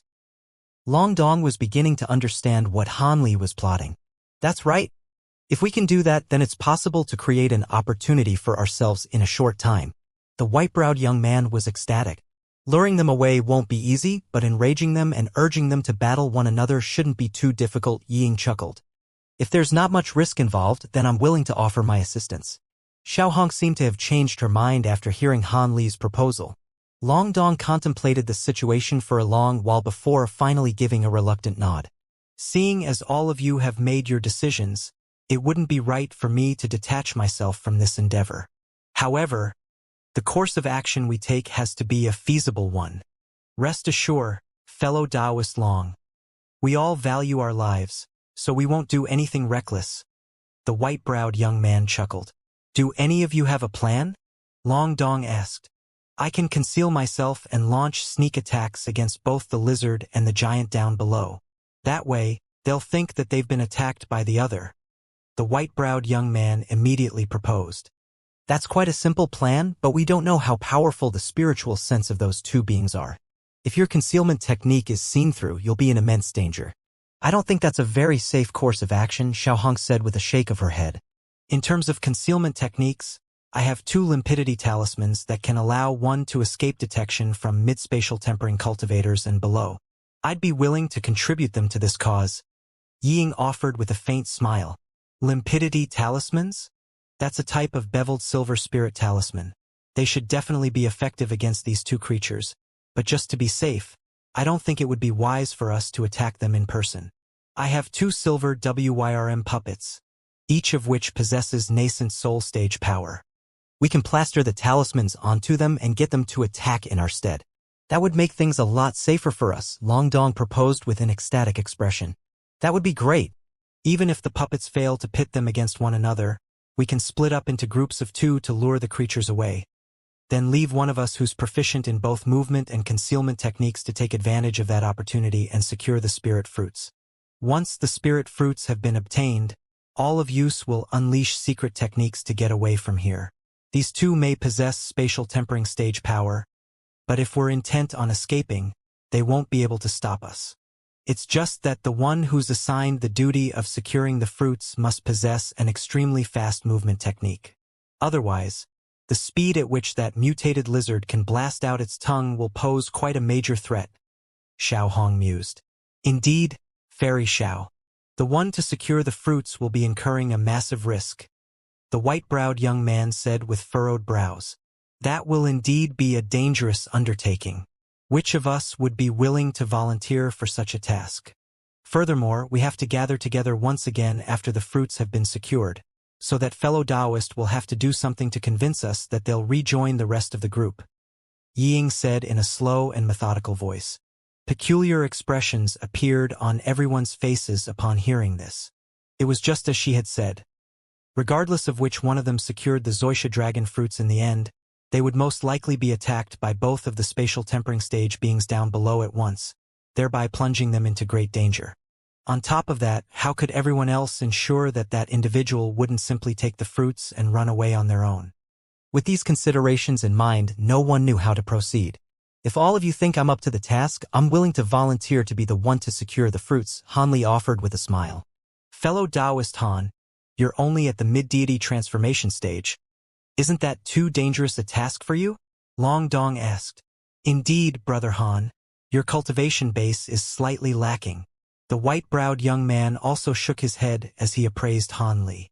My cultivation base is indeed slightly below par, but I possess a top-grade teleportation treasure that's very close to a spirit treasure. Additionally, the cultivation arts I'm using are quite special, so I have confidence in my ability to ensure self-preservation, Han Li replied with a nonchalant smile. Long Dong adopted a serious expression as he continued. Seeing as Brother Han is so confident, we can certainly assign this task to you. However, how are you going to convince us that you won't run away on your own after securing the spirit fruits? I'm afraid I don't have any good ideas in that respect. Of course, if any of you think you'd be more suited for the task, feel free to step forward and replace me. It doesn't really matter to me either way, Han Li said with a hint of a smile on his face. Everyone else faltered upon hearing this. Even though all of them wanted to secure the spirit fruits, no one wanted to be the one to incur the wrath of those two spatial tempering stage beings. If any mishaps were to occur, they could end up with severe wounds or even dead. If Brother Han is willing to let me place a restriction on your body, then I have no objections, Ying proposed in a straightforward manner. My thoughts exactly. Xiao Hong chimed in. Long Dong and the white-browed young man glanced at one another, but neither of them said anything. Of course you can place restrictions on my body, but that's only if I'm also able to place the same restrictions on your bodies. Han Li retorted with a cold smile. Humph, in that case, if you were to encounter some kind of mishap, wouldn't we have to die with you? The white-browed young man harumphed coldly. Hee, that's the whole point, Han Li replied in a brusque manner. In reality, even if the other four were to agree to his condition, he most likely wouldn't be willing to accept such an arrangement. He was still quite traumatized by the aftermath of the restriction that the Ice Phoenix had placed on him, so he certainly wasn't going to let history repeat itself. Long Dong and the others glanced at one another with wry smiles upon hearing Han Li's words. How about this? We can trust you if you can leave behind your bonded treasure, then allow us to plant a tracking mark on you. That way, we won't have to worry about you running away with the spirit fruits, Ying proposed as an alternative. Han Li finally nodded after a period of contemplation. I can accept that, but all of us have to be implanted with tracking marks so I can monitor everyone's locations as well. Hee, perhaps I won't even need to take this risk if Brother Long's puppets can prove to be effective. Long Dong and the others all looked at one another before finally agreeing to Han Li's proposal. Planting tracking marks on everyone appeared to be the only feasible method here. Of course, as a mid-deity transformation cultivator, Han Li appeared to be the weakest in the group, so no one was actually afraid that he'd be able to take the treasures. All of this was merely being done as a precautionary measure. After ascertaining some of the finer details, everyone finally settled on a specific course of action. Han Li opened his mouth to expel 4 streaks of golden light, each of which was several inches in length. The streaks of light revolved around him before transforming into 4 shimmering golden swords that fell into the hands of his 4 companions. Long Dong and the others immediately unleashed secret techniques or plastered talismans onto these swords to restrict them, then stowed them away into their respective storage treasures. After that, 4 balls of light of different colors emerged from their fingertips before disappearing into Han Li's body in a flash. Han Li had used his spiritual sense in advance to carefully assess these balls of light, only allowing them to enter his body after ascertaining that they were indeed formed by pure spiritual power and weren't harboring any restrictions. Han Li also returned the favor thereafter, sending 4 balls of azure light disappearing into everyone else's bodies. As such, everyone was feeling a lot more reassured. After going over the plan one final time, all of them dispersed and flew away in different directions. The azure streak of light that Han Li had transformed into flew for over 500 kilometers before his body was revealed again. He hovered in midair as he briefly surveyed his surroundings. He then closed his eyes and slowly released his spiritual sense. After ascertaining that there wasn't anything amiss in the nearby area, he opened his eyes again before making a hand seal. A thunderclap immediately rang out behind him as a pair of azure and white wings surfaced on his back. He then flipped his hand over to produce a purple talisman. It was none other than his high zenith invisibility talisman. He was trying to secure a treasure right under the noses of two spatial tempering stage beings, so he didn't dare to get complacent at all, which was why he decided to use this talisman right away. He plastered the talisman onto his own body, following which he disappeared on the spot amid a flash of purple light and silver runes. Having done all that, he rose into the air and set off to return to his former location. Even though he wasn't able to fly as quickly as he could before activating the talisman, he was still certainly not flying slowly, and it didn't take him long to return to his original spot. The giant lizard and the thousand-eyed giant were still caught in a tense confrontation down below. Everyone else had also disappeared as far as the naked eye was concerned. Hanli exhaled as he used his spiritual sense to detect the locations indicated by the tracking marks he'd left on his four companions. Everyone else returned as a result and hovered in mid-air in the nearby area. There were two in the air above the giant lizard, while the other two were situated behind the thousand-eyed giant. They were also all using some special concealment techniques, and there would have been no way for Hanli to ascertain their locations with his spiritual sense if it weren't for the tracking marks that had been planted. As for the two silver WIRM puppets that Long Dong had been referring to earlier, Hanli was completely unable to sense them. He didn't know whether this was due to the effect of the limpidity talismans or if they hadn't actually been released yet. Countless thoughts were whizzing through Hanli's mind, but his gaze remained fixed directly down below. Everything in the surrounding area was abnormally quiet, akin to the calm before the storm. This peculiar and rather strained atmosphere persisted for a long while, yet nothing changed at all. Hanli remained completely expressionless, but he was starting to get a little impatient. It seemed that the time they had agreed on was about to arrive soon as well. Right at this moment, the giant lizard seemed to have felt a sense of discomfort with one of its giant paws, causing it to raise it reflexively before immediately bringing it down again. However, right in the instant when it brought its paw down, silver light suddenly flashed from the soil beneath the paw, following which a silver thread shot forth, hurtling directly toward the thousand-eyed giant. This created the illusion that the lizard was using its paw to launch a sneak attack. The giant faltered upon seeing this before letting loose a thunderous roar of rage. Gale-force winds were swept up around its body as it swept a palm through the air, violently vanquishing the oncoming silver thread. However, almost at the exact same moment, a blurry and indistinct object flashed through the air beneath the giant's hand. Immediately thereafter, a pillar of silver light that was as thick as a bowl shot forth out of thin air, traveling at an incredible speed and reaching the lizard's massive head in an instant. The lizard's green eyes flashed as a crimson pillar of light erupted from its twin horns. Following a resounding boom, the two pillars of light clashed, and both disappeared into nothingness. The lizard then immediately threw back its head and let loose an earth-shattering roar. It tensed its four limbs, and its massive body immediately rose up as it opened its cavernous mouth to reveal rows of intimidating fangs. A hint of violent ferocity flashed through the giant's eyes as it immediately tightened its grip around the black club resting on its shoulder. At the same time, brilliant light erupted from the eyeballs all over its body, and all of them began to blink in unison. The presence of so many blinking eyes on a single body created quite a harrowing sight to behold. However, Hanli was ecstatic to see this, and he waited with bated breath for the situation to unfold further.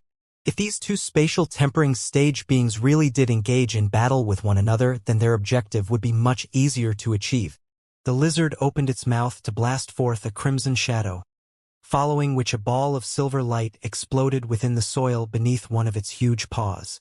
The crimson shadow shot forth and punctured the silver object that had just emerged from the soil, and the latter fell heavily to the ground. Hanli's heart stirred upon seeing this, and he focused his gaze to discover that the silver object was none other than a silver WRM puppet.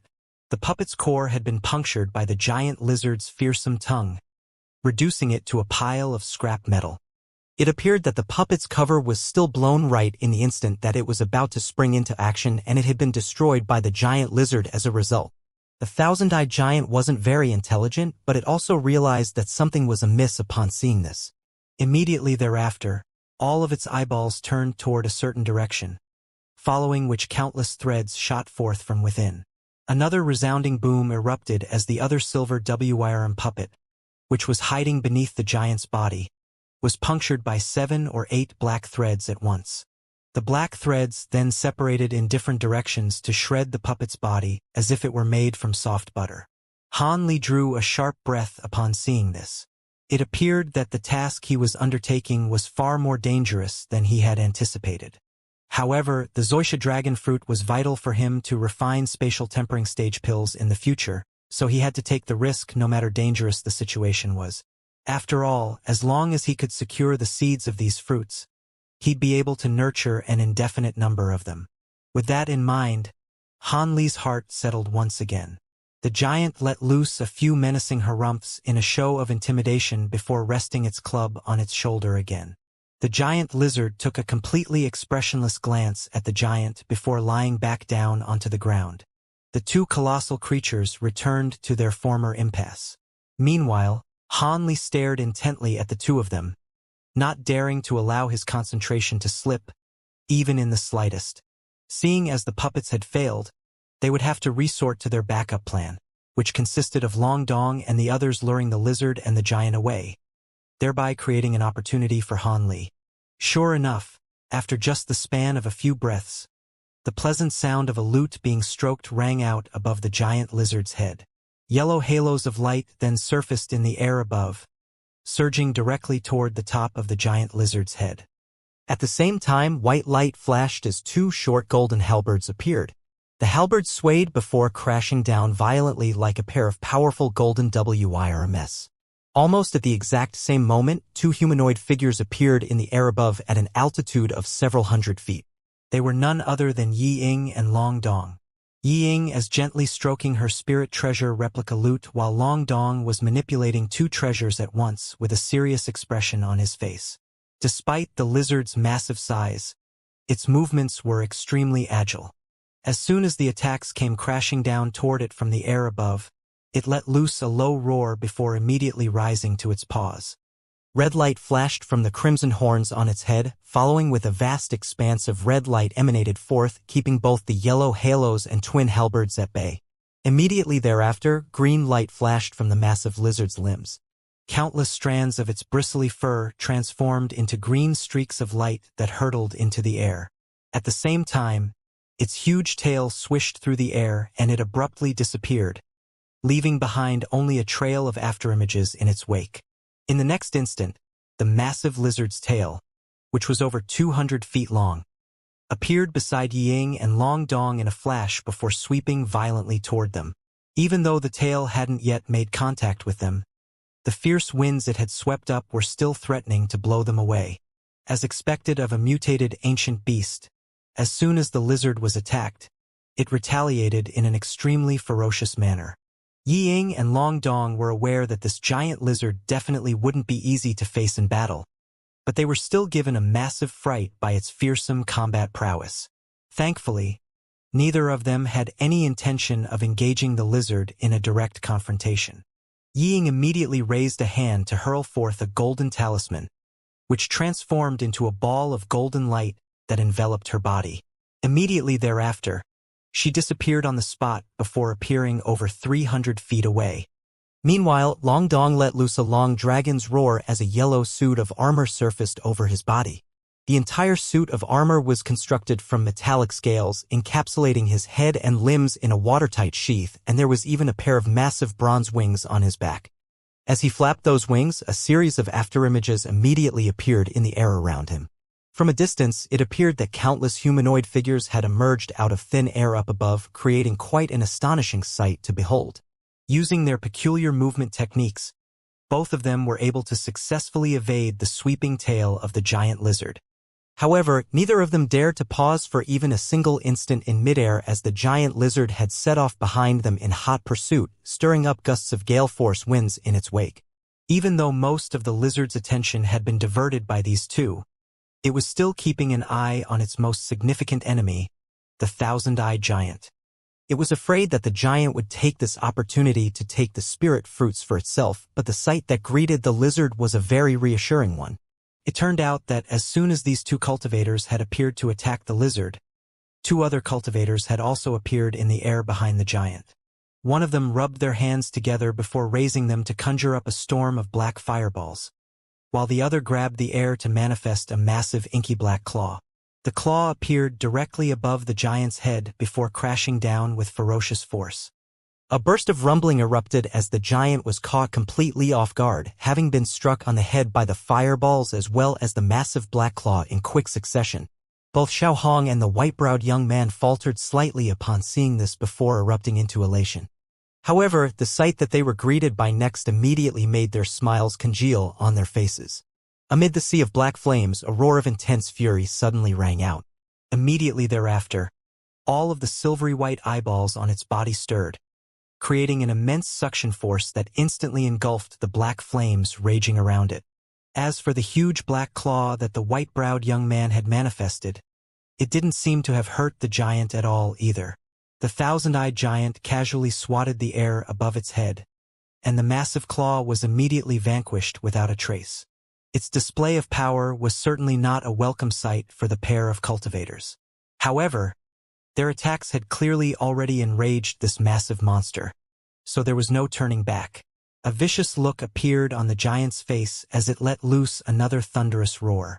After its eyeballs had engulfed all of the black flames, they immediately turned toward the two people in the air above. Amid a flash of brown light, countless strands of black threads shot forth, encompassing both of them within a dense net. Both Xiao Hong and the white-browed young man had witnessed the might of these threads of black light earlier, and their expressions changed in unison as they hurriedly took evasive measures. One of them summoned an object and hurled it down below, upon which it instantly transformed into an azure spike of light. They then immediately ducked into the spike before manipulating it to hurtle toward a certain direction. Meanwhile, the other transformed into a massive black falcon that was around 10 feet in size before immediately spreading its wings to teleport away.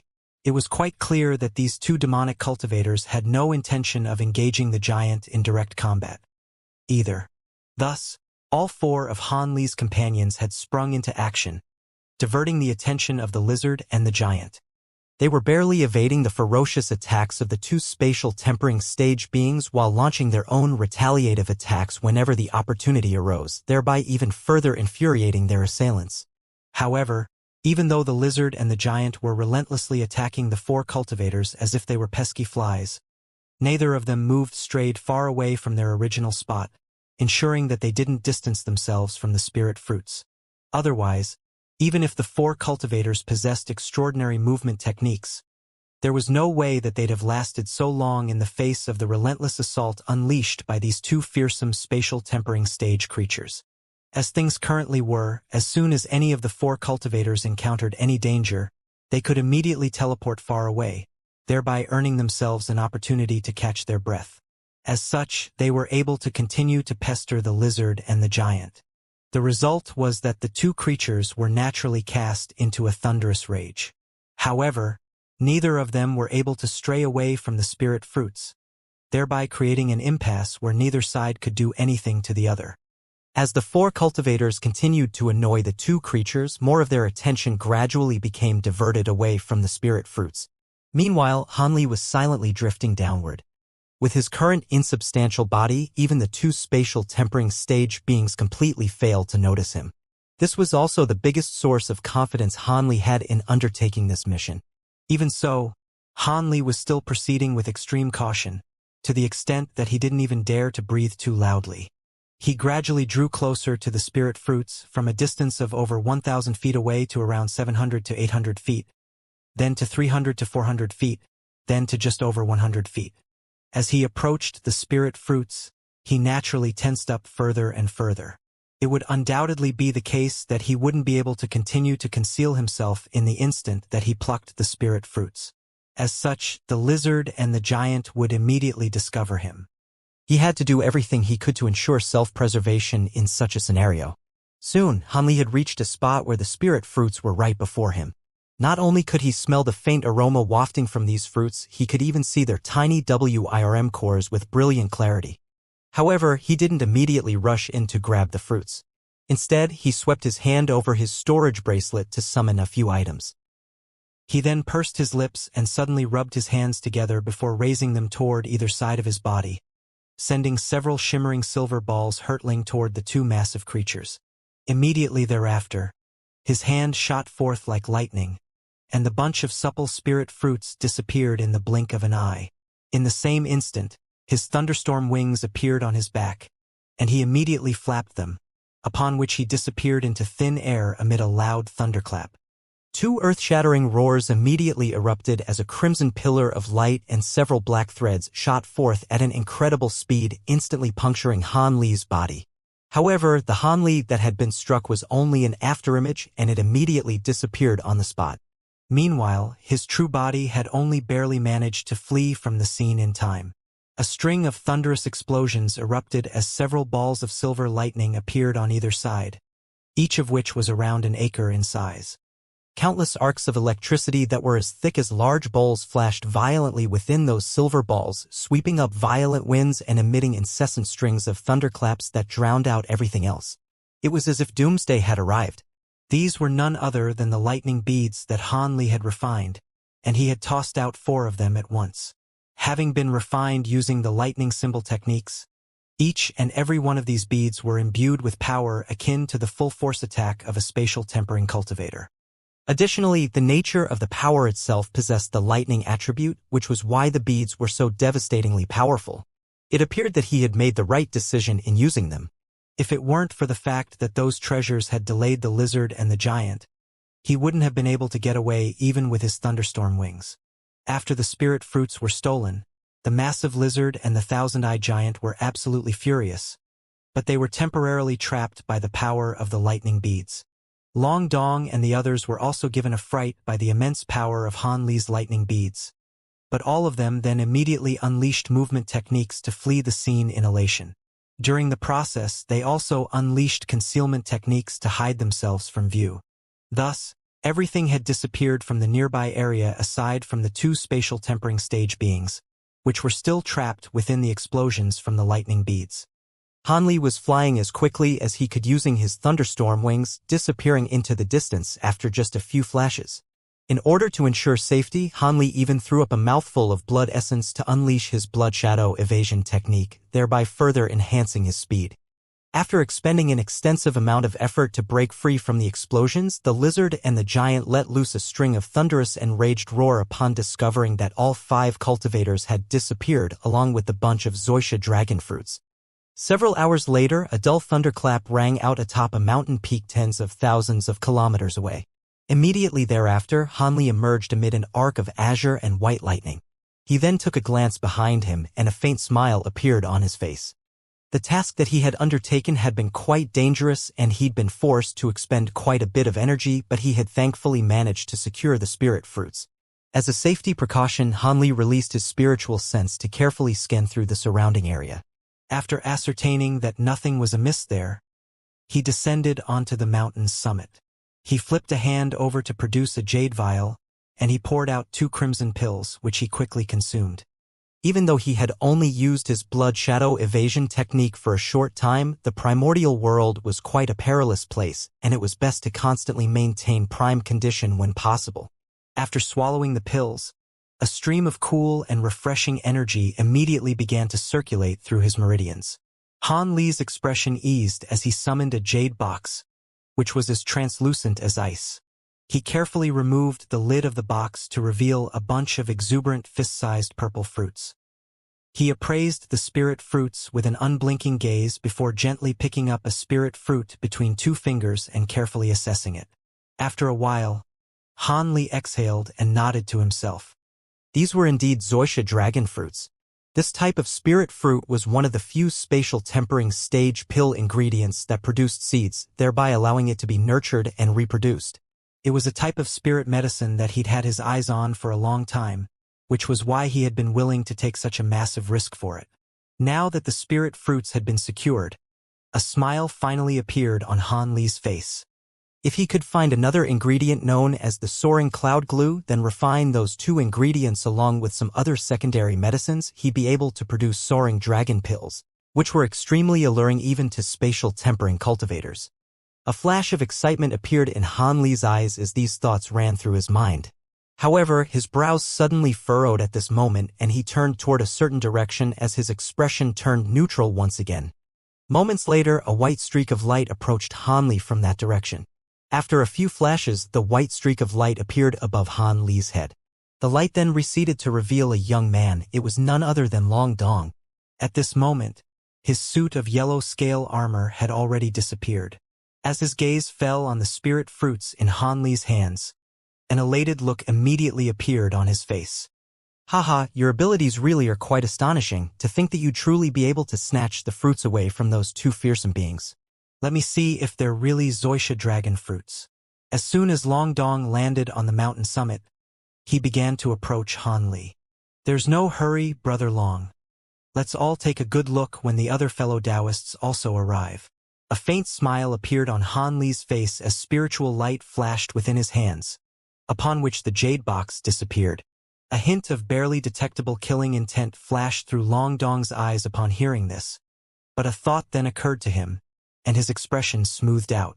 You're right, fellow Taoist Han. I was too hasty there. Thus, a smile appeared on his face as he made his way over to a large rock that was over 100 feet away from Han Li, and he sat down upon it with his legs crossed.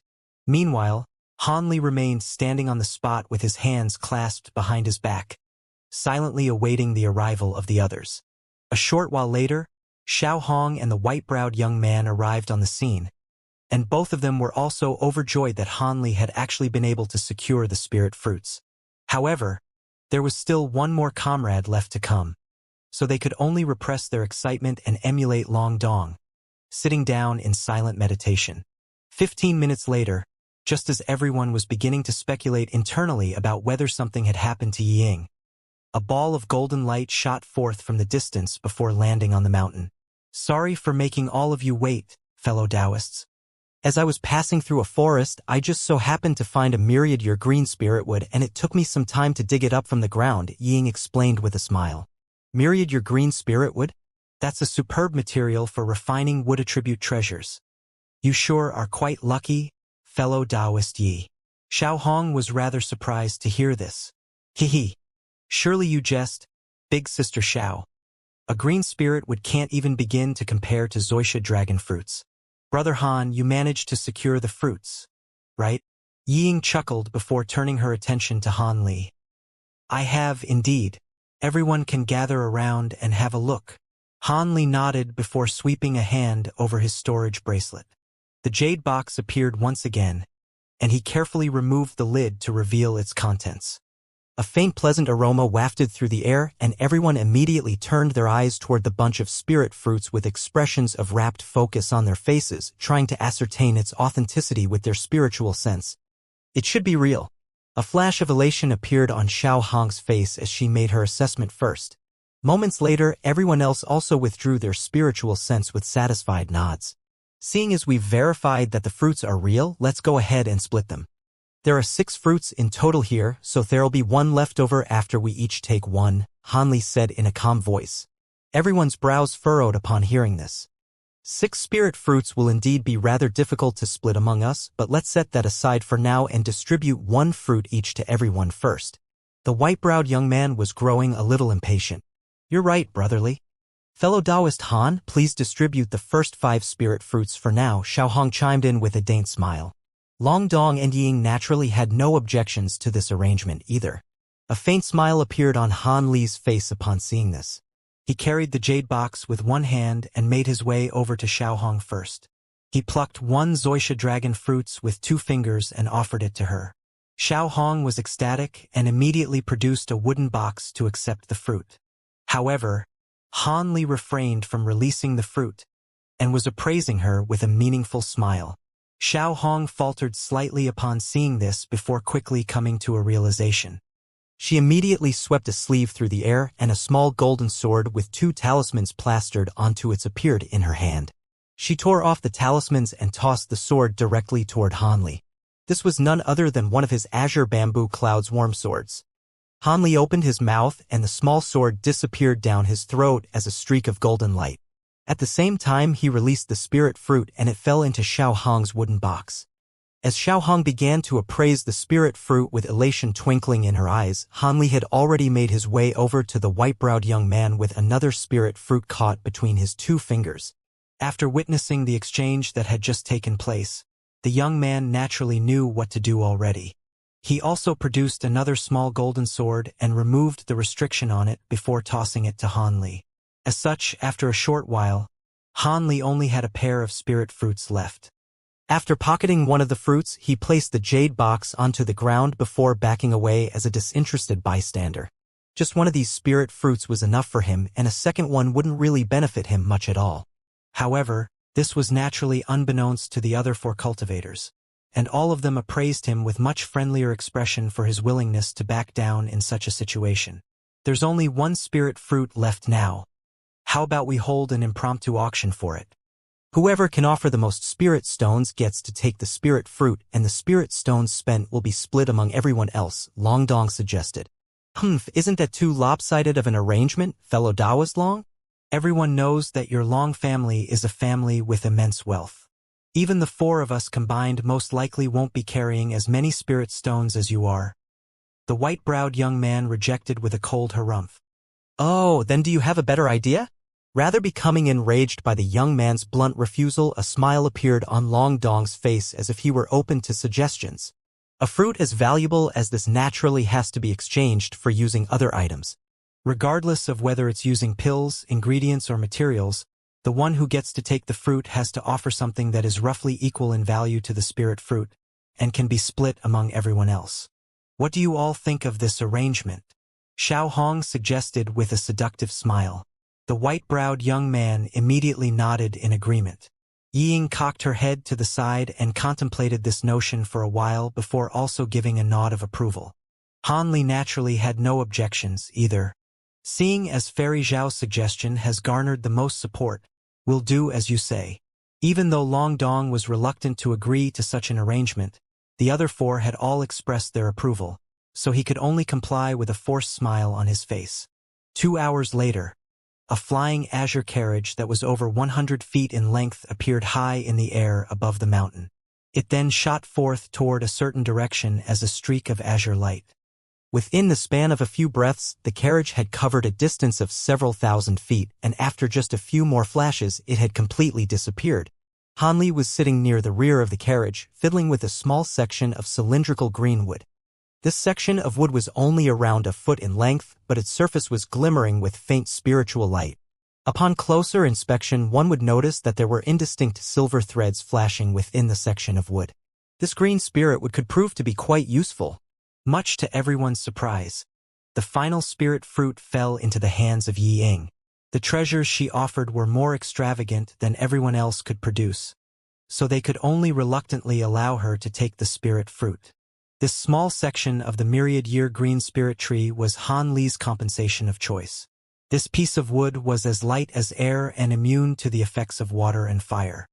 It was one of the most ideal materials for carving formation spells onto, and as it aged, it would develop a certain degree of immunity toward the power of the 5 elements. As such, this type of wood was most often used to refine large treasures like spirit arcs, beast carriages, and things of that nature. After fiddling around with the section of wood for a while, Han Li stowed it away before glancing at his surroundings. The flying carriage had been supplied, once again, by Long Dong, and even though it wasn't as comfortable nor as stealthy as the spirit arc that had been destroyed earlier, it was able to fly at a greater speed than the arc.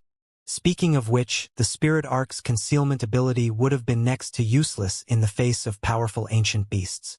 As such, this faster flying carriage was a superior option anyway. If they were to encounter some minor hindrances, they could simply accelerate and shake them off. At this moment, the flying carriage was whizzing through the air as an azure blur, hurtling along at an incredible speed. Aside from Long Dong, who was piloting the carriage, everyone else was sitting in silence. Han Li withdrew his gaze before suddenly turning his attention to Yi Ying, upon which his eyes narrowed slightly. The person in the group whom he was most wary of and found to be the most mysterious was this woman who appeared to possess the same cultivation base as he did. This woman appeared to be quite young and spoke in a very simple and straightforward manner, but having completely mastered the great development technique, Han Li's instinctive senses had already been honed to an incredibly sensitive degree. And those senses told him that this woman was the most dangerous one among the 4, even more so than Long Dong from the so-called True Spirit family. Just as Han Li was contemplating these matters, Ying suddenly opened her eyes and met Han Li's gaze. Han Li's heart jolted upon seeing this, and before he had a chance to react, Ying pursed her lips with a faint chuckle. Han Li gave a rather awkward smile before immediately turning away. In doing so, he missed the hint of amusement that flashed through Yi Ying's eyes in response. During the following half a month, their journey was remarkably smooth, and they didn't encounter any trouble at all. Everyone was quite relieved by this peaceful spell, praying that the rest of their journey would be just as smooth and placid. Several days later, the scenery around them transformed as a vast expanse of desert appeared before them, sending gusts of scorching wind sweeping toward their carriage. A hint of a surprise appeared on the white-browed young man's face as he mused. Could it be that we've already reached the southern skyline?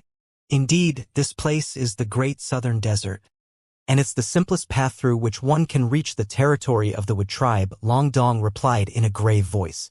I've heard many things about this place. The legends say that it's impossible to go around this desert. Is that really true? There are often Wood tribe and Shadow tribe beings traveling through this desert. Isn't it still a little too dangerous for us to go directly through it? Xiaohong asked with a frown on her face. Fairy Xiao, the environment here certainly isn't the best, but it's much safer than the other two alternative routes we can take. As for going around the desert, that would be next to impossible. On one side of the desert is the renowned Zenith Beast Mountain Ranges, which is teeming with countless high-grade, ancient beasts. Even most of the spatial tempering cultivators who venture into those mountain ranges never return. On the other side is the even more treacherous WIRM Abyss Canyon.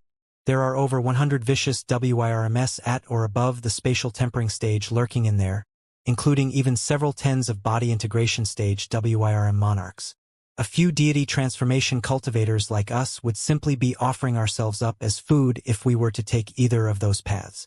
As for skirting around even further to avoid those areas, that would lengthen our journey to an enormous degree, and it would most likely take us around a year or so to get to our destination. The war is imminent, so there's no way that Deep Heaven City would allow us to delay the completion of our mission for so long, Long Dong explained with a wry smile. I see. However, I've heard that this desert seems to be a trial ground for the two tribes.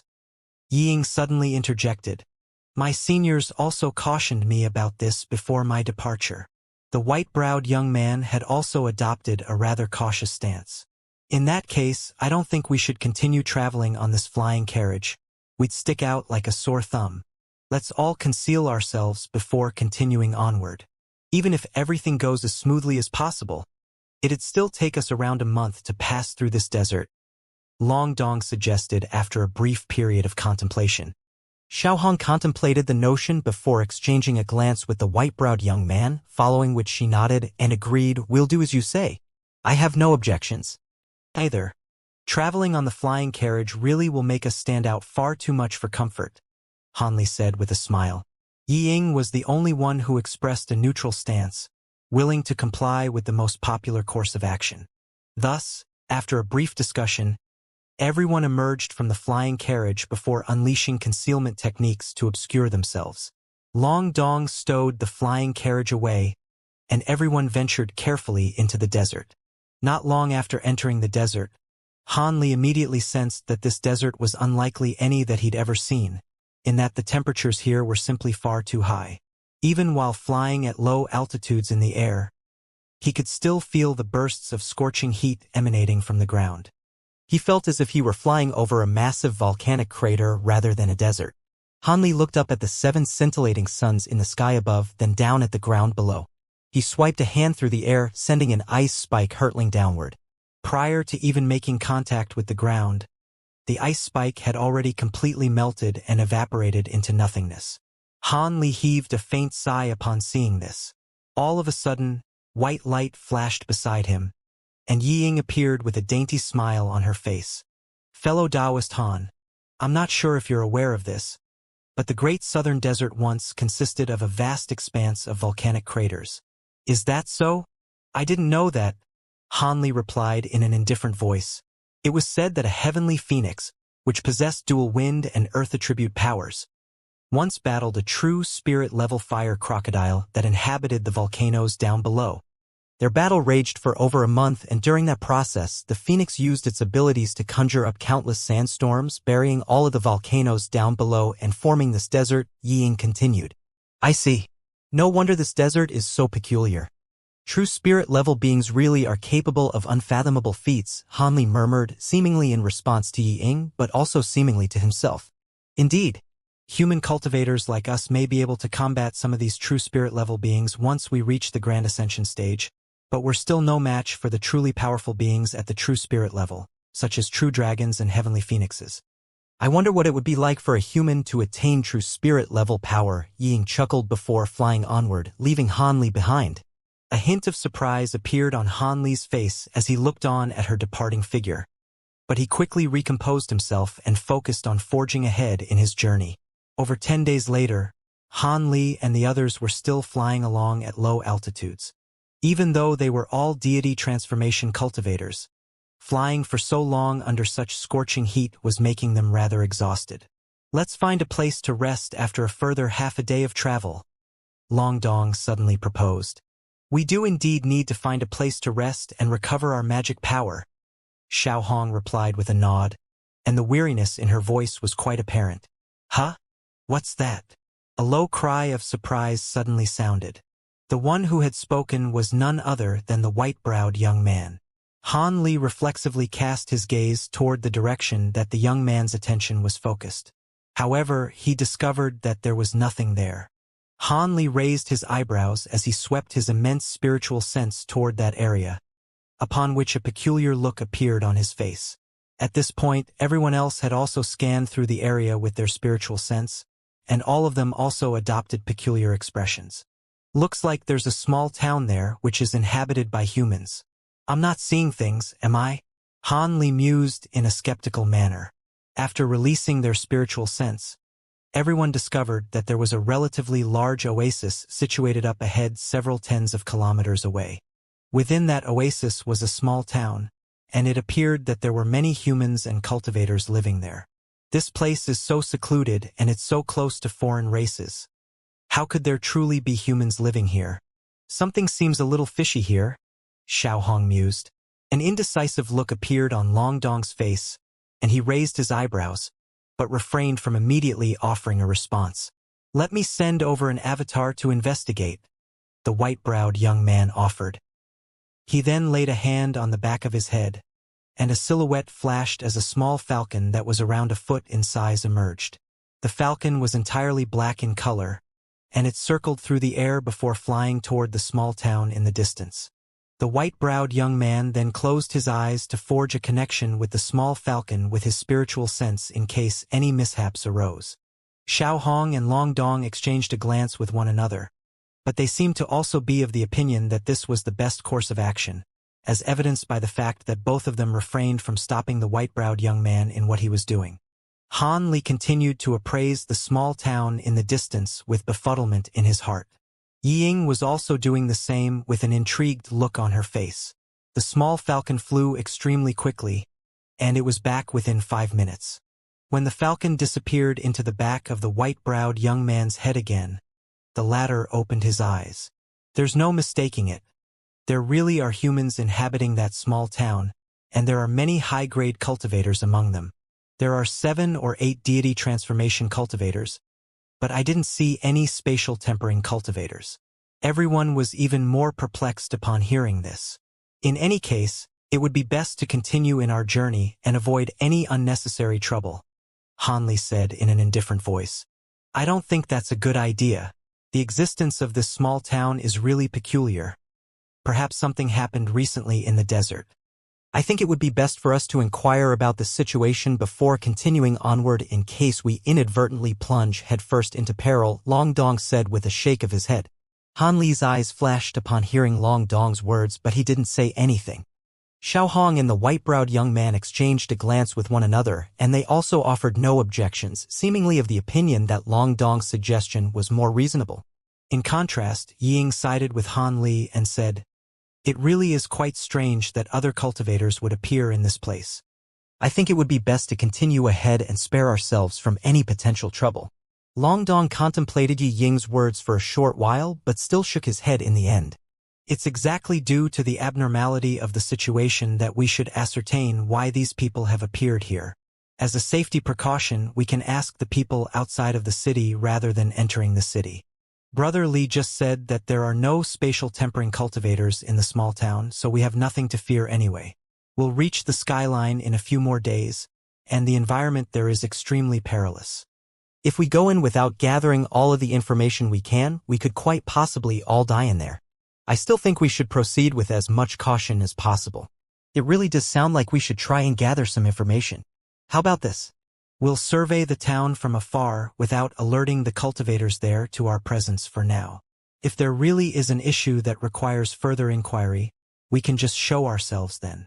Xiao Hong offered a compromise between the two proposed courses of action. That's a good idea. Long Dong nodded in response.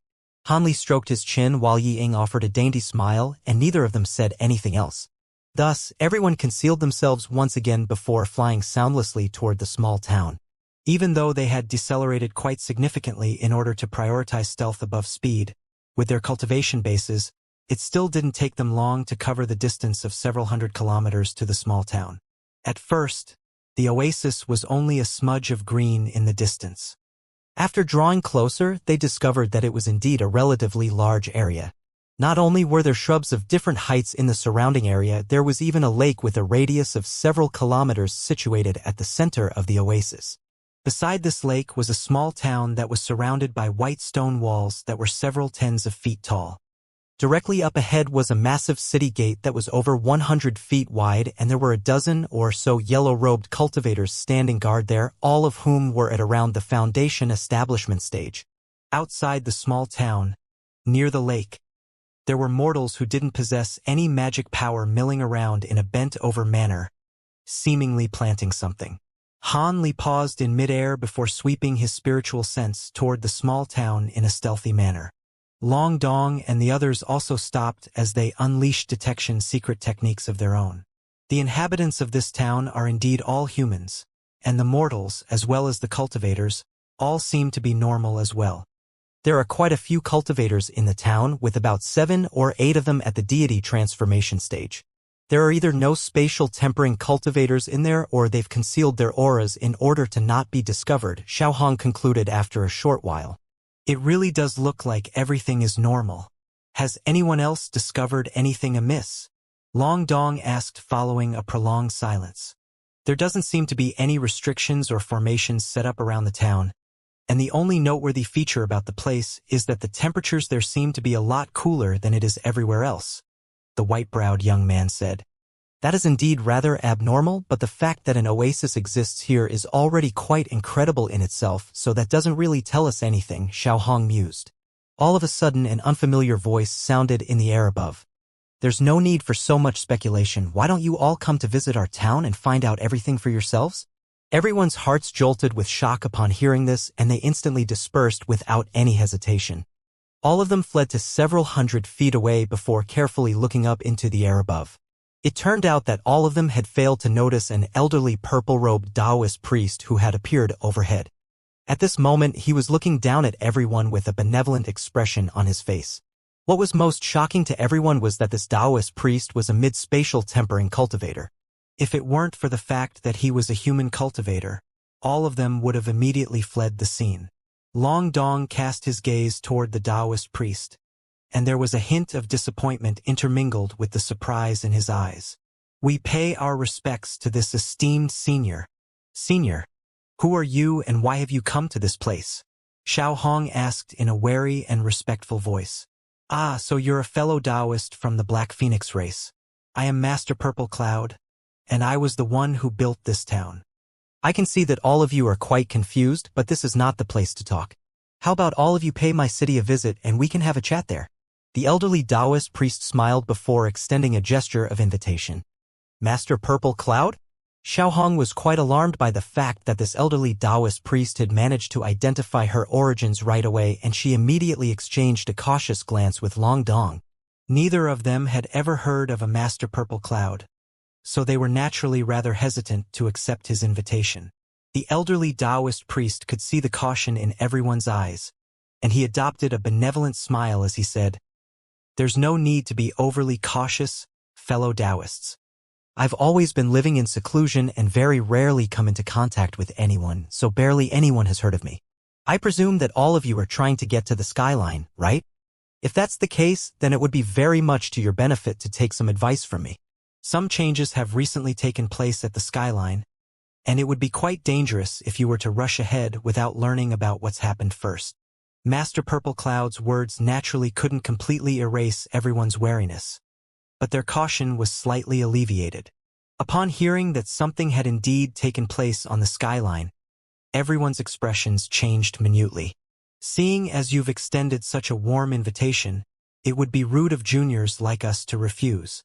Even though Long Dong had changed his mind, and the last thing he wanted to do now was to enter this town, he couldn't just reject such a polite invitation from a spatial tempering cultivator outright. As such, he could only muster up his courage and nod in agreement. Hanli and the others naturally couldn't contradict Long Dong's words, so all of them also agreed to visit this small town.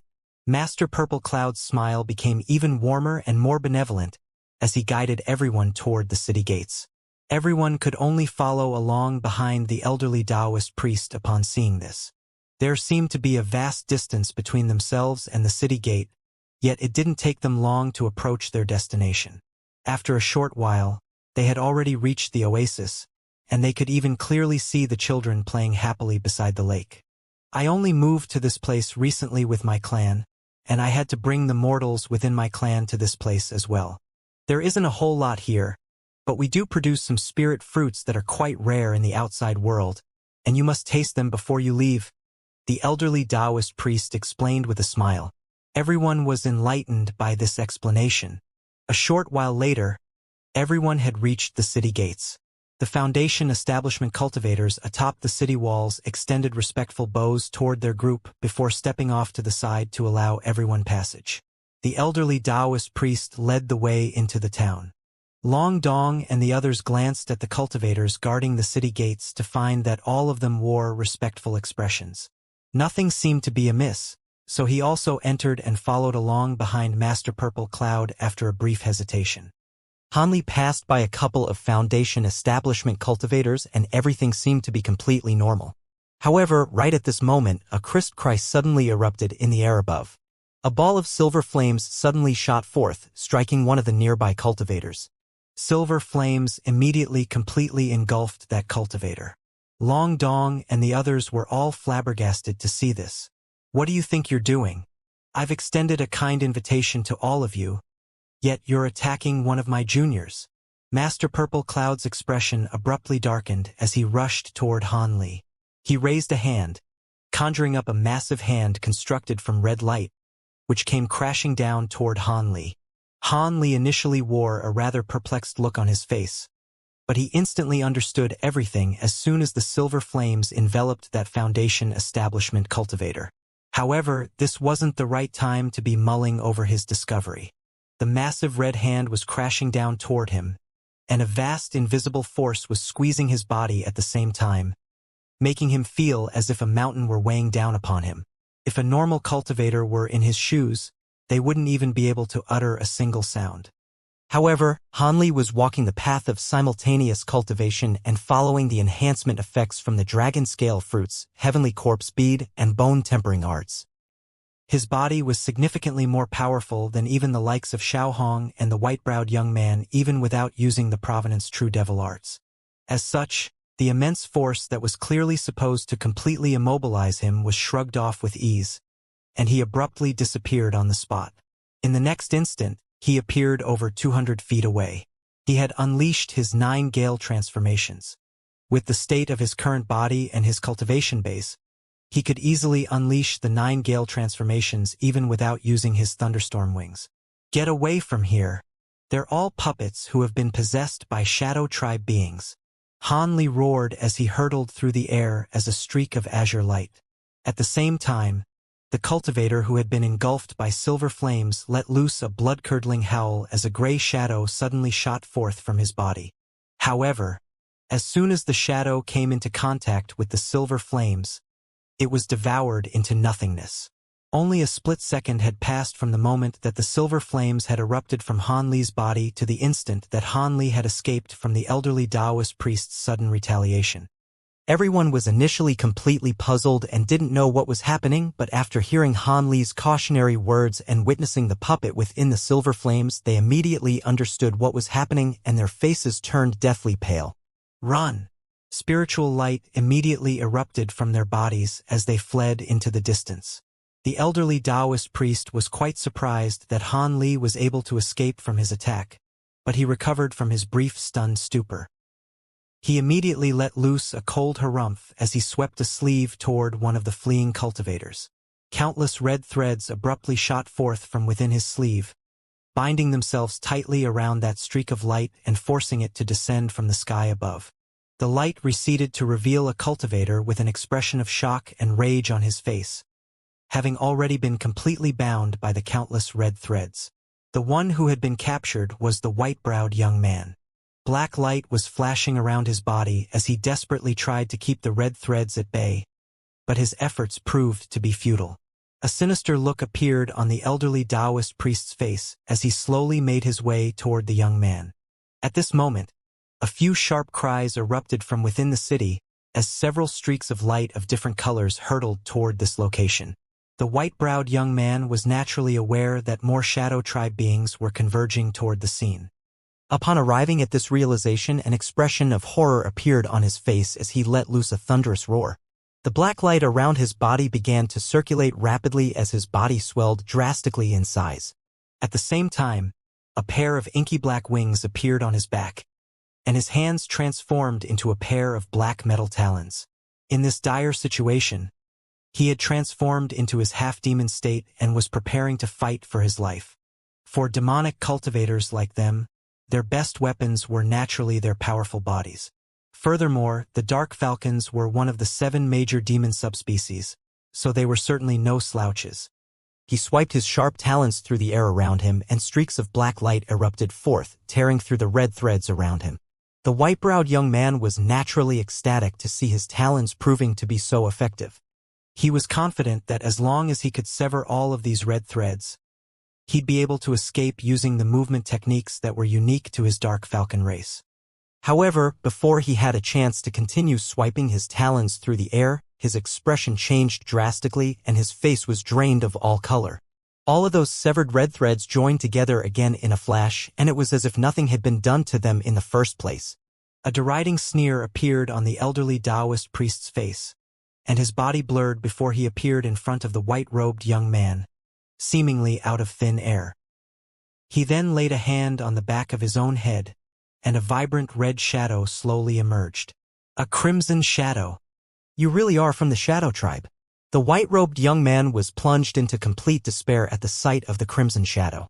Crimson shadows of the Shadow Tribe were comparable to spatial tempering stage beings among human cultivators. This was not an opponent a deity transformation demonic cultivator could stand up against. Hehe. You possess quite a powerful body. I'll be taking it from you now. Don't worry, though. None of your companions will be able to get away. All of them will join you on the other side soon. Red light flashed within Master Purple Cloud's eyes as a sharp and unfamiliar voice escaped from his mouth. The crimson shadow above his head then flashed before pouncing viciously toward the young man. At the same time, the red threads punctured the protective black light around his body, binding him in an inescapable snare. Despite his immense strength, the young man was unable to move, even in the slightest, and could only look on as the crimson shadow flew toward him. Don't even think about it. The white-robed young man was in complete despair, and he knew that there was no way for him to survive this ordeal. A hint of insanity appeared in his eyes as he abruptly clamped his teeth together, biting off half of his own tongue in the process. He then opened his mouth to blast forth a thumb-sized black bead that was encased in black blood. As soon as the bead left his body, the young man's eyes immediately became dull and lifeless. At the same time, his body began to shrivel and shrink, and he was instantly reduced to a white-haired elderly man. That bead was none other than the demon core that the young man had been arduously cultivating for countless years. The bead was emanating an extremely violent aura within the black blood before expanding and shrinking, then detonating on the spot.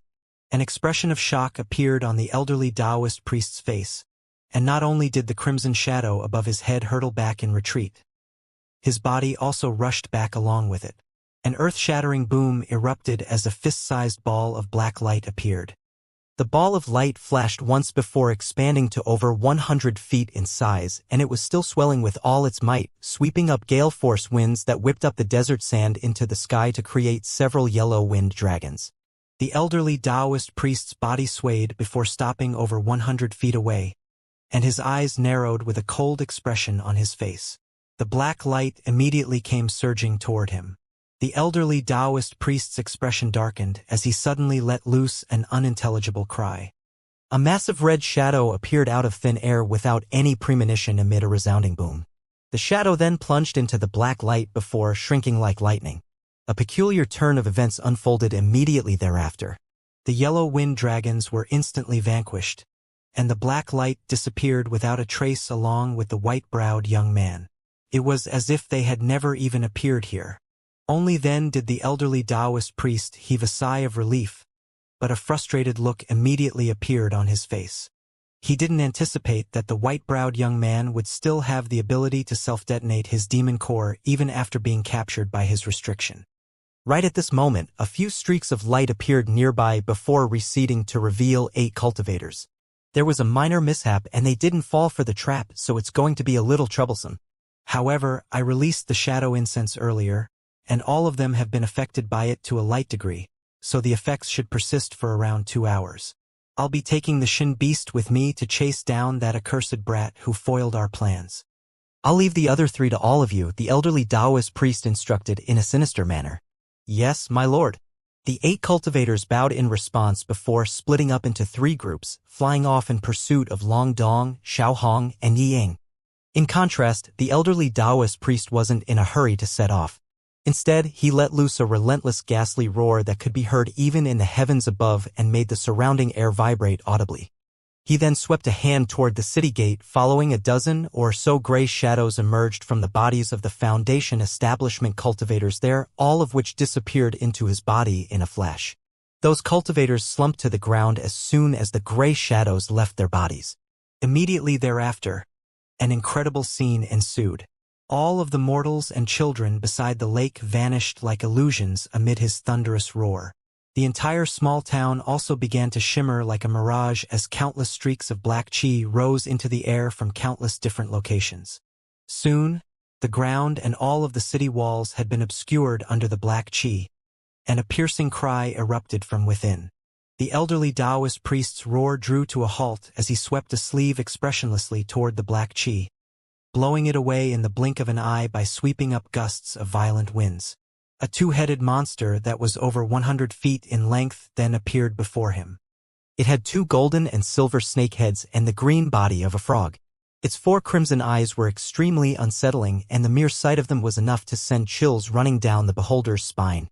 The golden snake head opened its mouth and spat out the remains of a body. The white-browed young man's body and beast core had been devoured by this beast, and the small town, along with the mortals as well as most of the cultivator there, had been manifested by this beast. The elderly Taoist priest's body swayed, and he abruptly disappeared on the spot. However, in the next instant, he reappeared atop one of the snake heads. "Go!" He delivered a cold instruction. The 2 snake heads of the giant beast immediately let loose frog croaks as it leaped into the air, transforming into a burst of black chi that streaked into the distance. It was traveling in the direction toward which Han Li had fled. A crimson streak of light was hurtling through the air, within which a beautiful young woman wore a grim expression as she fled for her life. All of a sudden, her expression changed as she rustled her sleeve to produce an azure jade badge, upon which was embedded a white bead. However, the item was shattered and appeared to have been completely ruined.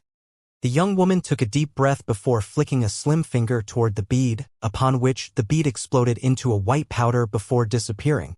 She then stowed away her jade badge, and the red light emanating from her body brightened as she accelerated even further. However, after an hour had passed, her expression suddenly changed as she abruptly cast her gaze behind her.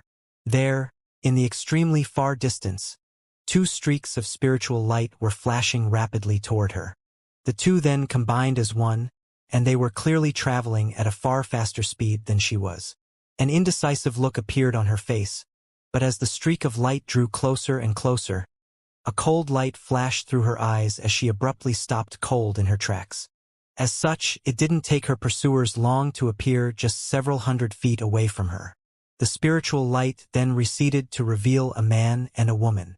Both of them were quite young, and the man was extremely handsome while the woman was exquisitely beautiful. Furthermore, both of them bore a close resemblance to one another, but they were wearing stiff and wooden expressions on their faces. Seeing as she already knew that these were merely puppets possessed by the Shadow Tribe beings, Xiaohong naturally wasn't going to pay any heed to their outward appearance. She merely glanced at them with a frosty expression before immediately making a hand seal. All of a sudden, two balls of black flames emerged from her sleeves before transforming into a couple of fire ravens that hurtled directly toward her two assailants. The Shadow Tribe duo harumphed coldly in unison as several streaks of gray light shot forth from their backs at the same time, heading directly toward the black flames without any hesitation. The gray light and black flames clashed amid a resounding boom. Xiaohong raised her eyebrows as she suddenly rolled onto the ground. Brilliant black light then began to emanate from her body, and it was so bright that it was impossible for one to look directly at her. The cry of a phoenix then rang out as a massive spirit bird emerged from the black light, circling around in the sky before spreading its wings to attack the two Shadow Tribe beings. This bird was completely glossy black in color with a brown crest on its head. Its eyes were like bright emeralds, and it was none other than a black phoenix that was around 30 to 40 feet in length. Expressions of shock appeared on the faces of the Shadow Tribe duo, and after exchanging a glance at one another, both of them laid a hand on their own heads at the same time. Immediately thereafter, two green shadows appeared before pouncing directly toward the black phoenix. Spiritual chi erupted violently as resounding booms rang out incessantly. Almost at the exact same moment, Long Dong was also being pursued by a pair of cultivators. In the face of the two green shadows that had ditched their physical bodies, a deriding sneer appeared on his face as yellow light flashed from his body. The suit of yellow scale armor that he had used once before surfaced again, along with the pair of bronze wings on his back. He then rubbed his hands together, and a peculiar crimson long sword suddenly appeared within his grasp. The sword was 3 feet in length with a dragon hilt and a phoenix blade. Crimson light was circulating over the entire sword, making it appear as if it had been manifested from fresh blood. The crimson mole on the corner of Long Dong's lips appeared to be especially vibrant in that instant, and he wore a serious expression as he gently slashed his longsword toward the two oncoming green shadows. The sword sliced through the air soundlessly, but the two green shadows suddenly let loose howls of anguish. Countless white threads then surfaced all over their bodies, and spiritual light flashed as both shadows were instantly reduced to countless fragments. Long Dong slashed his longsword through the air once again, and the white threads flashed before those fragments completely vanished. Long Dong exterminated the two green shadows with ease and wordlessly waved his crimson sword. Suddenly, the sword dissolved into a deep red cloud of blood essence and flowed back into his palms, where it soon vanished. He let out a long sigh and his face turned dark red, followed by a bloodless white as if he had lost much blood. He quickly took out a scarlet bottle from his storage bracelet and tossed out a scarlet medicine pill into his mouth. Then, without further delay, he quickly sped off. At another corner of the desert, a young white-robed woman was standing at the top of a desert mound. 10 meters away, there were 4 ice-cold corpses. There wasn't a single wound present on any of the bodies. They simply laid there without the slightest trace of life. The woman stroked a slender jade bottle in her hand and wore a cute, mysterious smile on her face. Suddenly, her body soared into the air in a golden streak. Several flashes later, she vanished. In an area myriads of kilometers away, azure-white lightning repeatedly sparked through the air. A black cloud several kilometers away chased after him. Although it didn't appear very fast, it was able to accurately follow the lightning no matter the distance. In the blink of an eye, the chase continued for a couple of 100 kilometers. Suddenly, the black cloud trembled and disappeared. A moment later, the black cloud blinked forward half a kilometer and continued its pursuit. Suddenly, the azure-white lightning jumped forward and disappeared in white light. It traveled half a kilometer away and widened the gap once more. The pursuit continued relentlessly. Of course, the winged figure riding the lightning was Han Li. He was tightly frowning and his gaze appeared gloomy. Not long ago, he discovered the old Taoist was chasing after him in a cloud of black qi. He then immediately spread his thunderstorm wings and made use of his 9 gale transformations to their fullest extent. However, the black cloud was not only amazingly fast, but it also could blink forward. The two remained in pursuit despite the vast distance they traveled. Although the desert was vast, foreign tribes often roamed it. With Han Li being so closely pursued, it would be incredibly troublesome if he caught the attention of other foreign tribes. As for the vitality-intensive blood shadow evasion, he had already used it once. He was unwilling to use it again unless he absolutely needed to.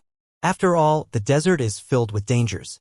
He would need to preserve his vitality in preparation for when he was past the southern skyline. It appeared he would have no choice but to battle with the Shadow Tribe being.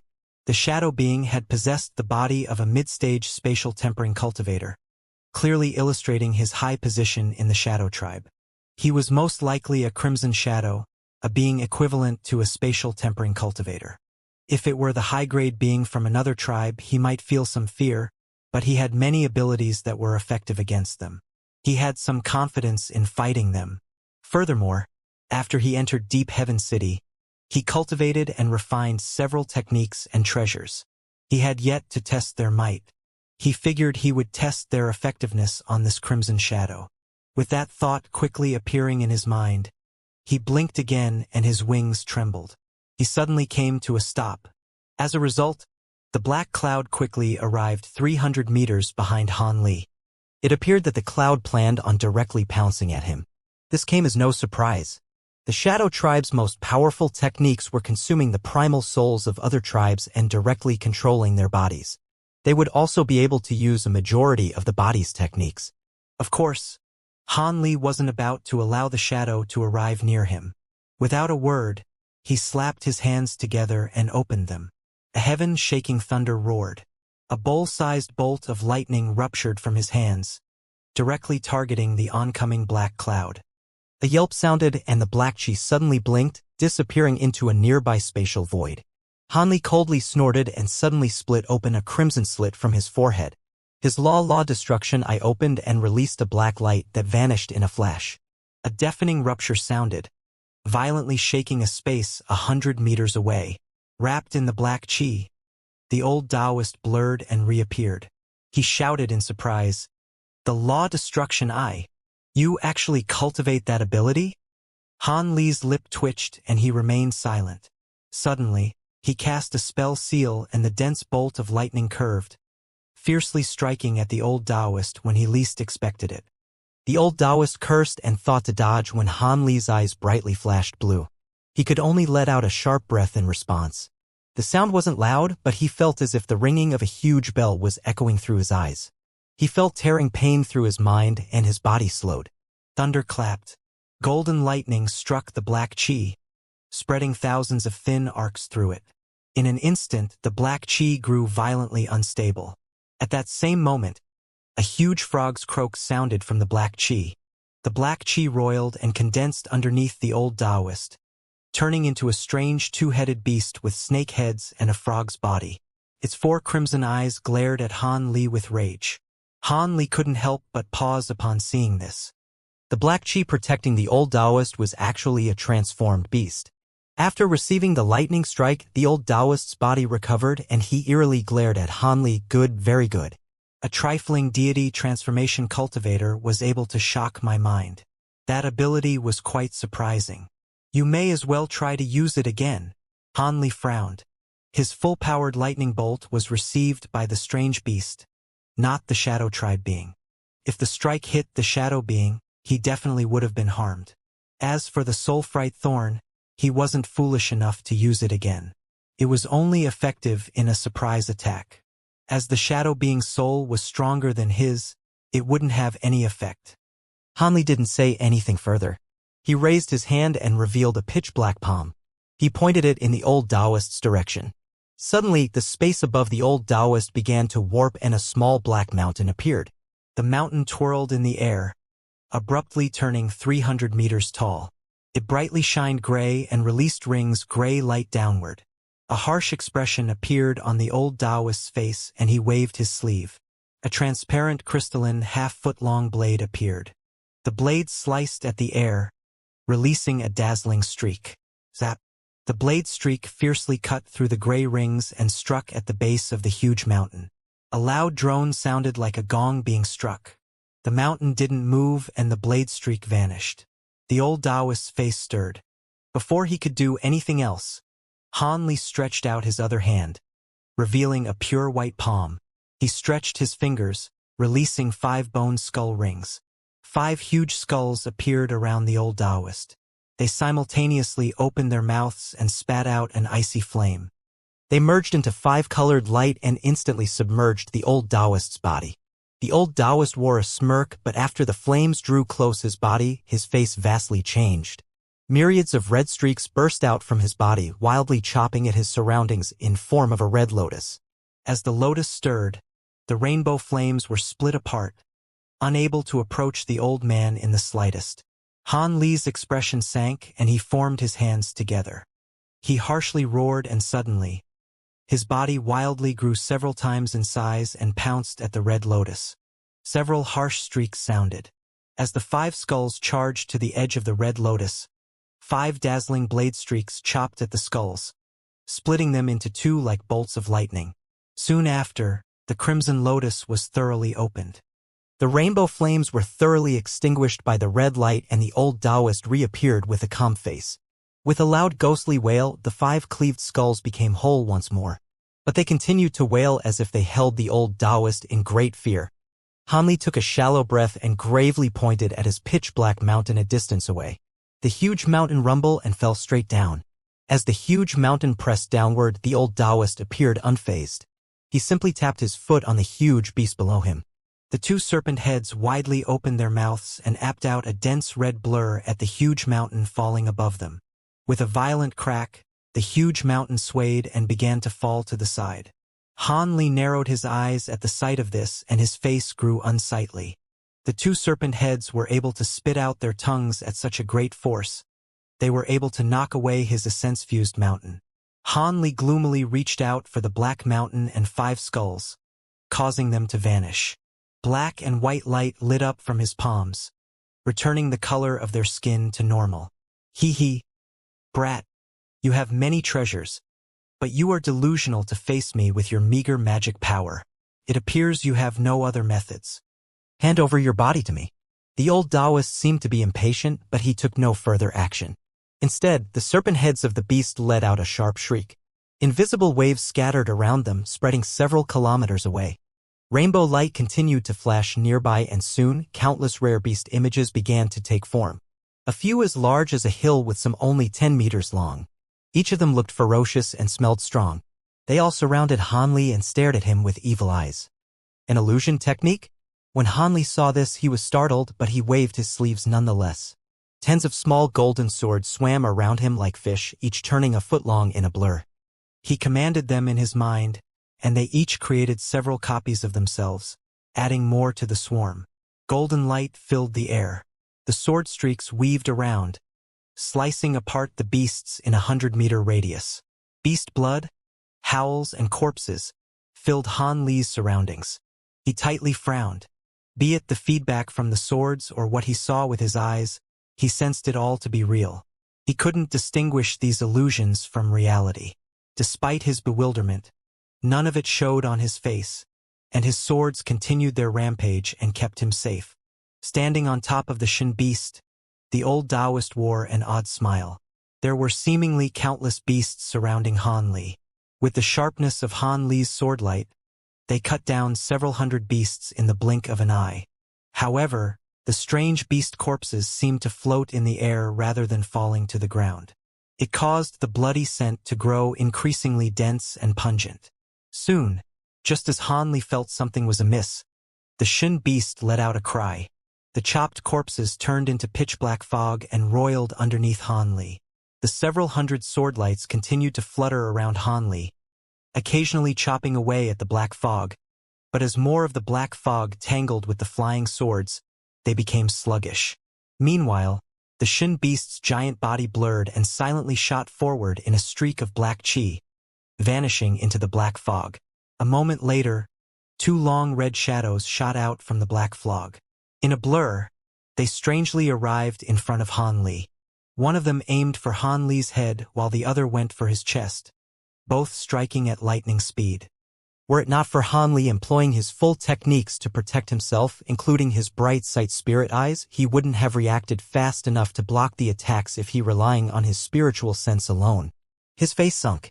Without using any of his magic treasures, golden light flashed from his face and he smoothly whipped his hands in seemingly slow motion. His hands turned sparkling gold as if formed of pure gold. Bang, bang. The two golden hands grabbed the two scarlet tongues in a ball of flesh. Then, an immense force pulled at his arms. His shoulders simply blurred as if nothing happened. The old Taoist looked at this with shock. The Shun Beast's transformative abilities had not only reached perfection, but its immense strength was renowned in the Shadow Tribe. A display of this strength was when it used its tongues to fling away the giant mountain from before. Now, this unremarkable human youth was able to use his hands to grab a hold of the Shin Beast's tongues with ease. It was rather inconceivable. However, the old Taoist wasn't truly worried. The Shin Beast had more than just brute force alone. As expected, the two tongues remained motionless in Han Li's grasp.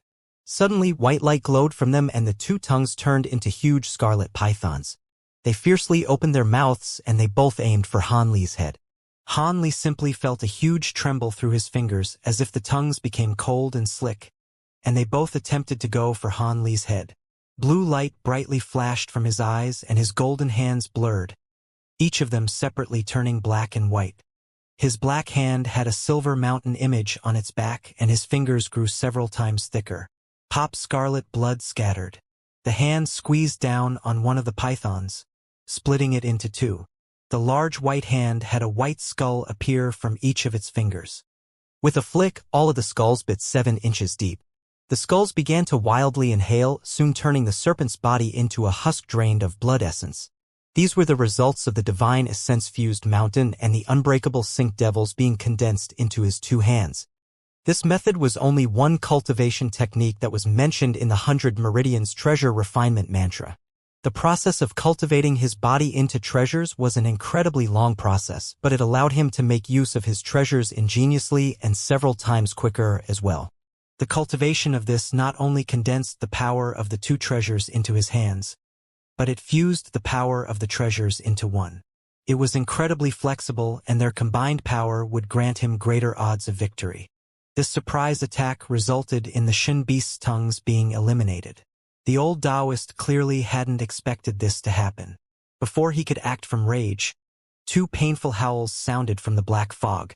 Soon after, the black chi parted and the Shin Beast emerged in the blur.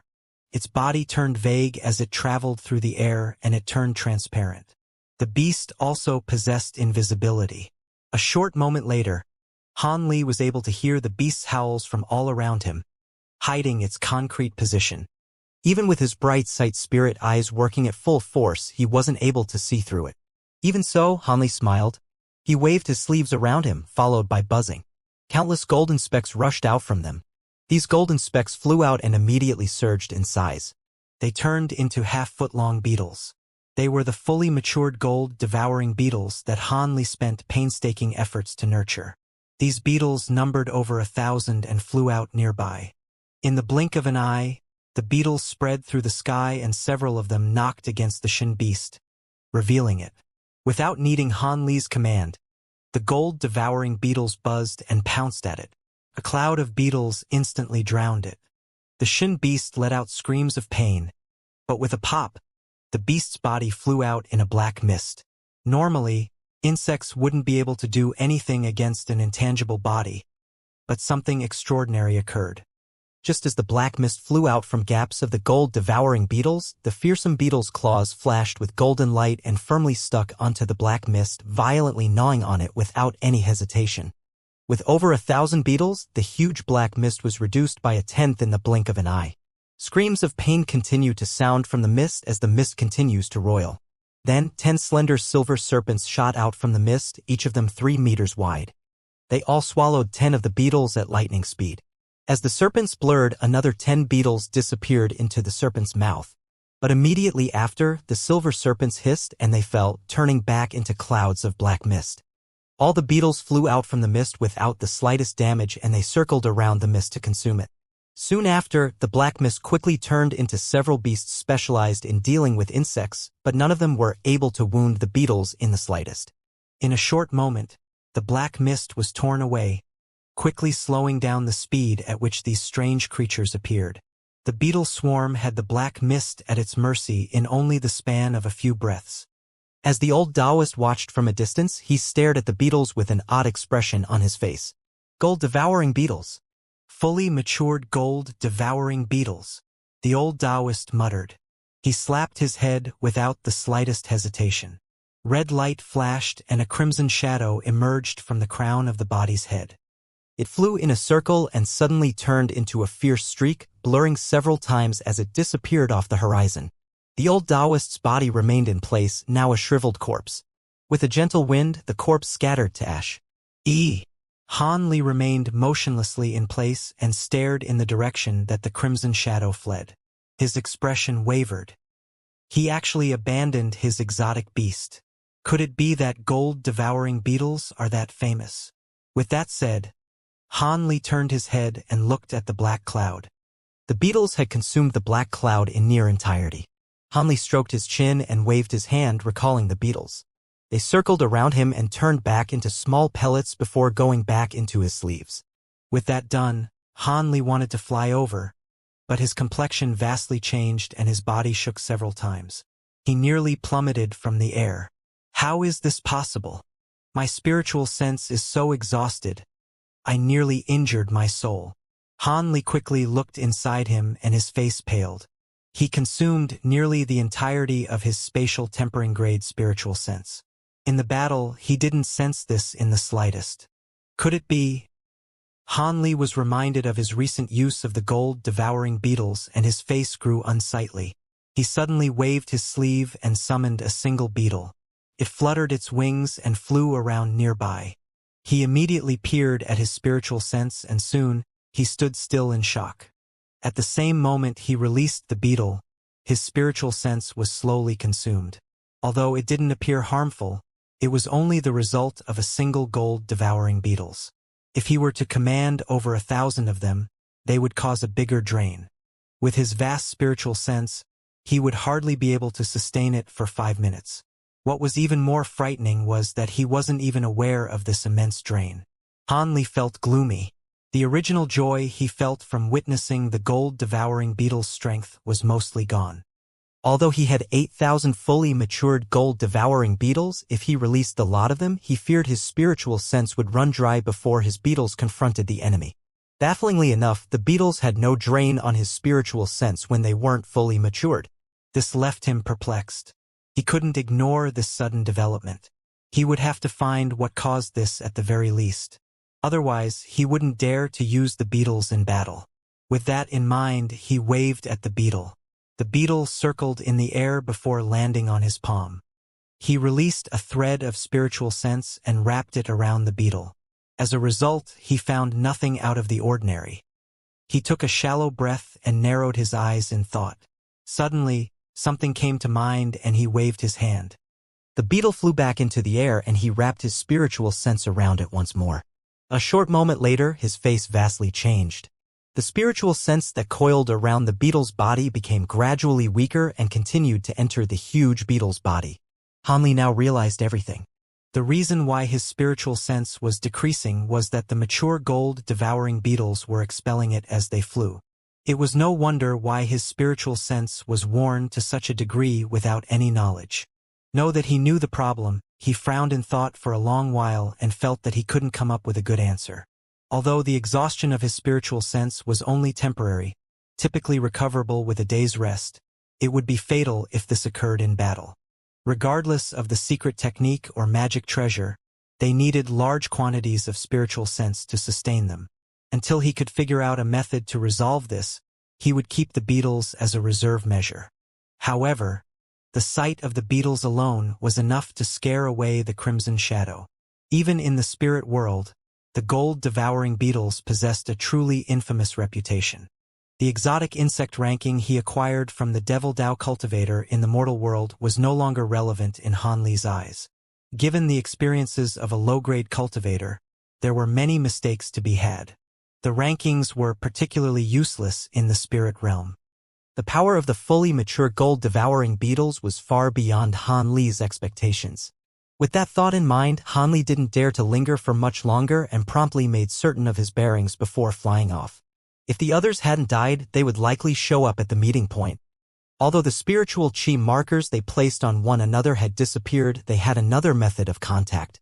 So long as they weren't too far away from another, they could establish a mutual connection. 2 weeks later, an azure streak silently flew across the desert sky. Although the streak was azure, the flight light had become dim and lightless through some technique. One wouldn't be able to spot it if they weren't looking closely. This, of course, was Han Li. In the 2 weeks, Han Li hadn't encountered anything, nor did any more Shadow Tribe beings pursue him. It was as if the Crimson had been scared away by the gold-devouring beetles. With his heart at ease, he focused his mind on travel. As he continued to travel, his exhausted spiritual sense was restored to completion. At that moment, he was fiddling with a glossy jade bottle. The words "Earth Cleansing Pill" was engraved on the surface of the bottle in ancient script. It also contained all the earth-cleansing pills that were given to him by Deep Heaven City. This was one of his rewards for taking on the dangerous mission. They said so long as he assisted the others in completing the mission, he would be granted complete freedom.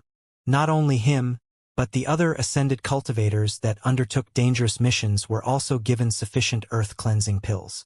But in order to protect them from abandoning the mission or half-heartedly undertaking the mission, the medicine bottle had a formidable restriction placed on the bottle.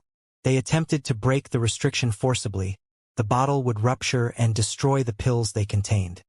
So long as he finished his assignment, he would be sent a myriad distance talisman to dissolve the restriction after multiple methods of verification, of course. Han Li stroked the bottle for a moment and his expression stirred. Spiritual light suddenly flashed from his hand and he put away the bottle. At an unknown time, a flock of giant cranes had appeared before them. They had light yellow wings and had purple warts on their heads. The birds clearly discovered Han Li and were screeching as they dived towards him in various directions. As the birds grew closer, Han Li sighed. Light flashed from his body and he vanished. A moment later, he appeared at the center of a group of 30 yellow birds. Before Han Li took any action, a robe of sparkling light appeared around him. The robes wildly flashed and countless gold-and-silver arcs of lightning sparked, completely enveloping the surrounding 300-meter area. With an astonishing roar of thunder, golden and silver lightning violently flashed, vaporizing the nearby birds in an instant. The surrounding air was left clean. Han Li expressionlessly looked around him and continued on his way. The giant half-broken pillars and the remains of the 3-meter stone walls marked by gales clearly marked they didn't belong to any ordinary construct as they still remained standing despite the countless years. In the heart of the ruins, there sat a black-robed woman sitting against a wall. There was also a purple-robed youth that was pacing back and forth. They were both silent and wore solemn expressions. The two were Xiaohong and Long Dong. The youth's face appeared ordinary. It appeared he quickly recovered from the large quantity of blood essence he had burned to rid himself of his pursuers. It was unknown if this was a result of medicine or through some sort of secret technique. Otherwise, it would have normally taken him several years to recover from at the very least. A moment later, the two sensed something and they turned to look at the sky. They saw a golden blur silently appear and fly in their direction. It flashed several times and the light faded to reveal the white-robed young woman. Older sister Xiao, fellow Taoist Long. Did you wait for long? I see that you two are doing fine. The young woman giggled. She didn't appear injured in the slightest. Xiao Hong forced a smile and a flash of joy appeared from Long Dong's face.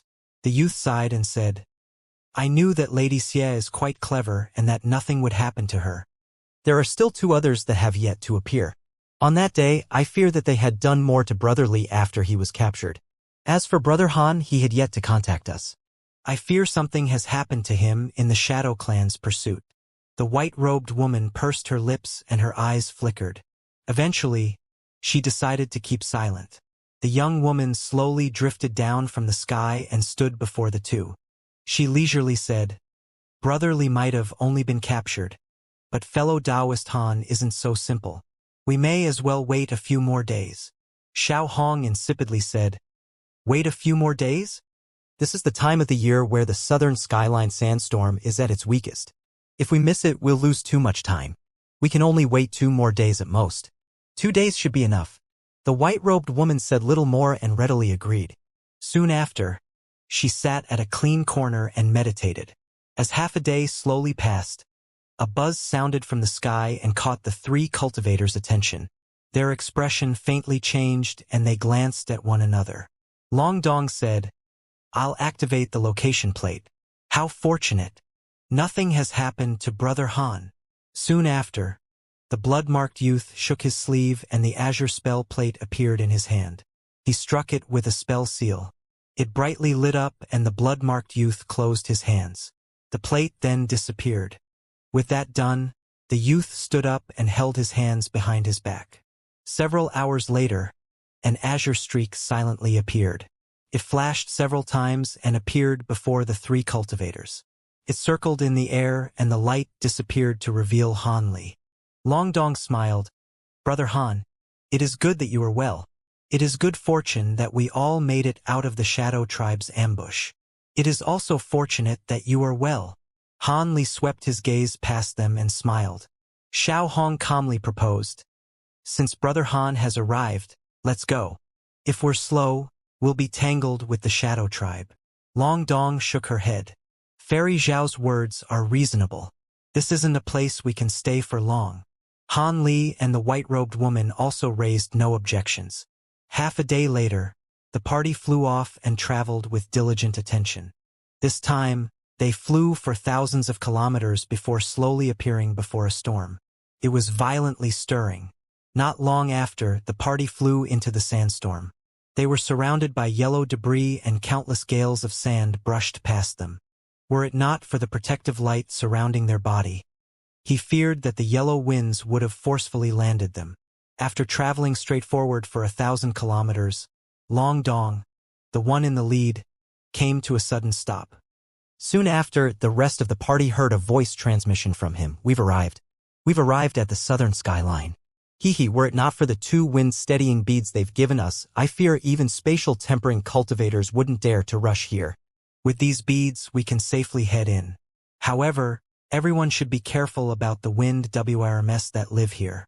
If we aren't completely cautious, we will chance encounter one despite how large the southern skyline is."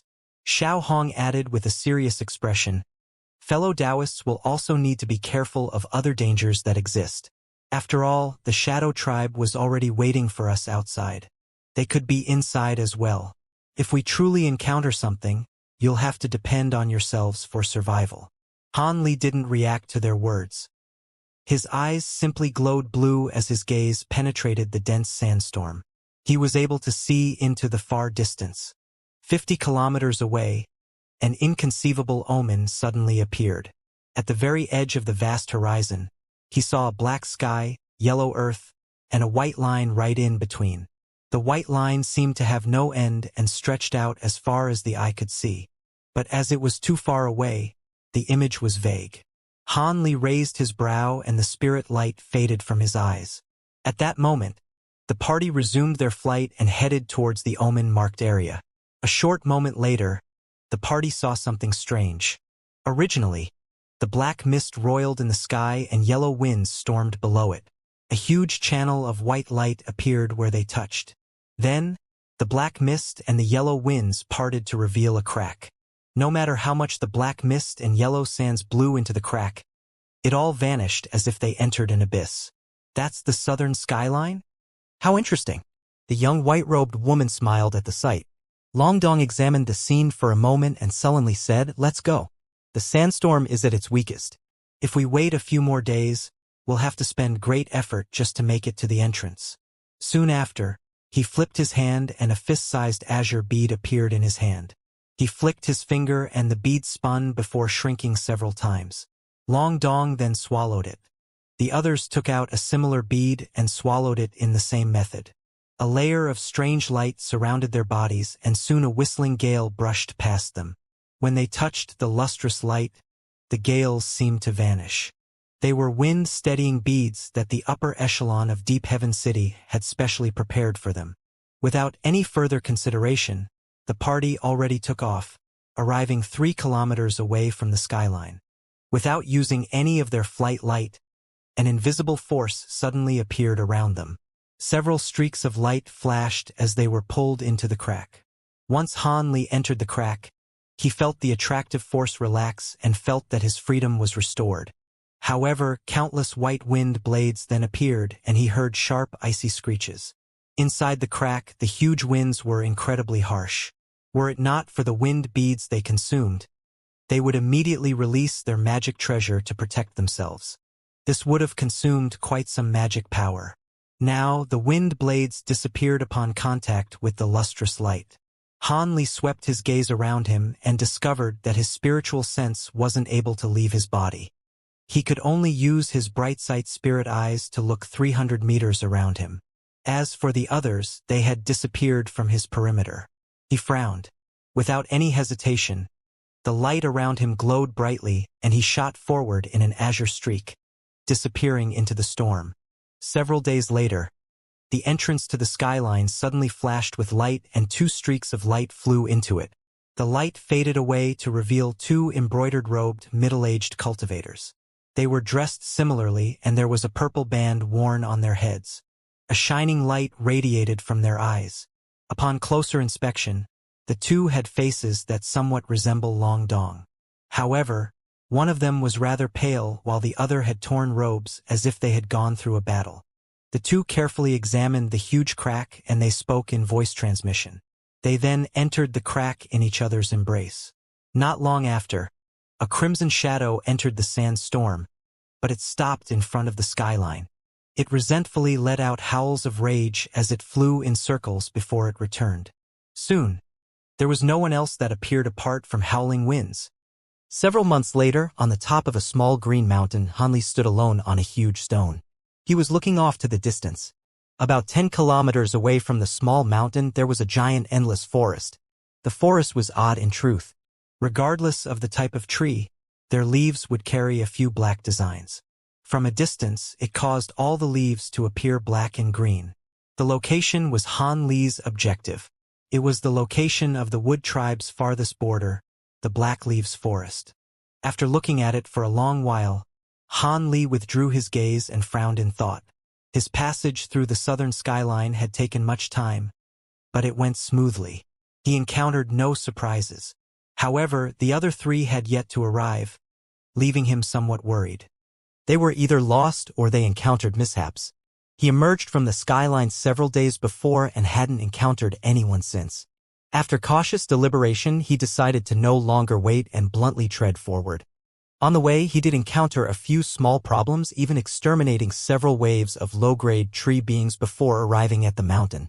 Before this, the blood-marked youth and Xiao Hong had already given them the details of their assignment.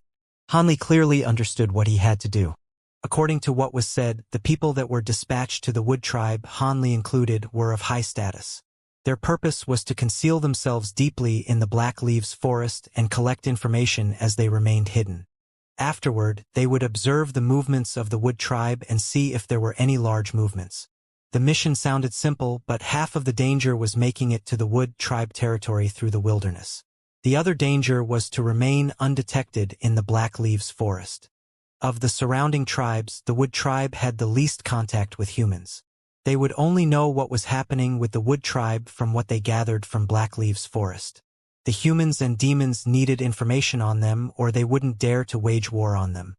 Han Li quietly waited there for a month and saw no others had come. The deadline to start the assignment was drawing closer and closer.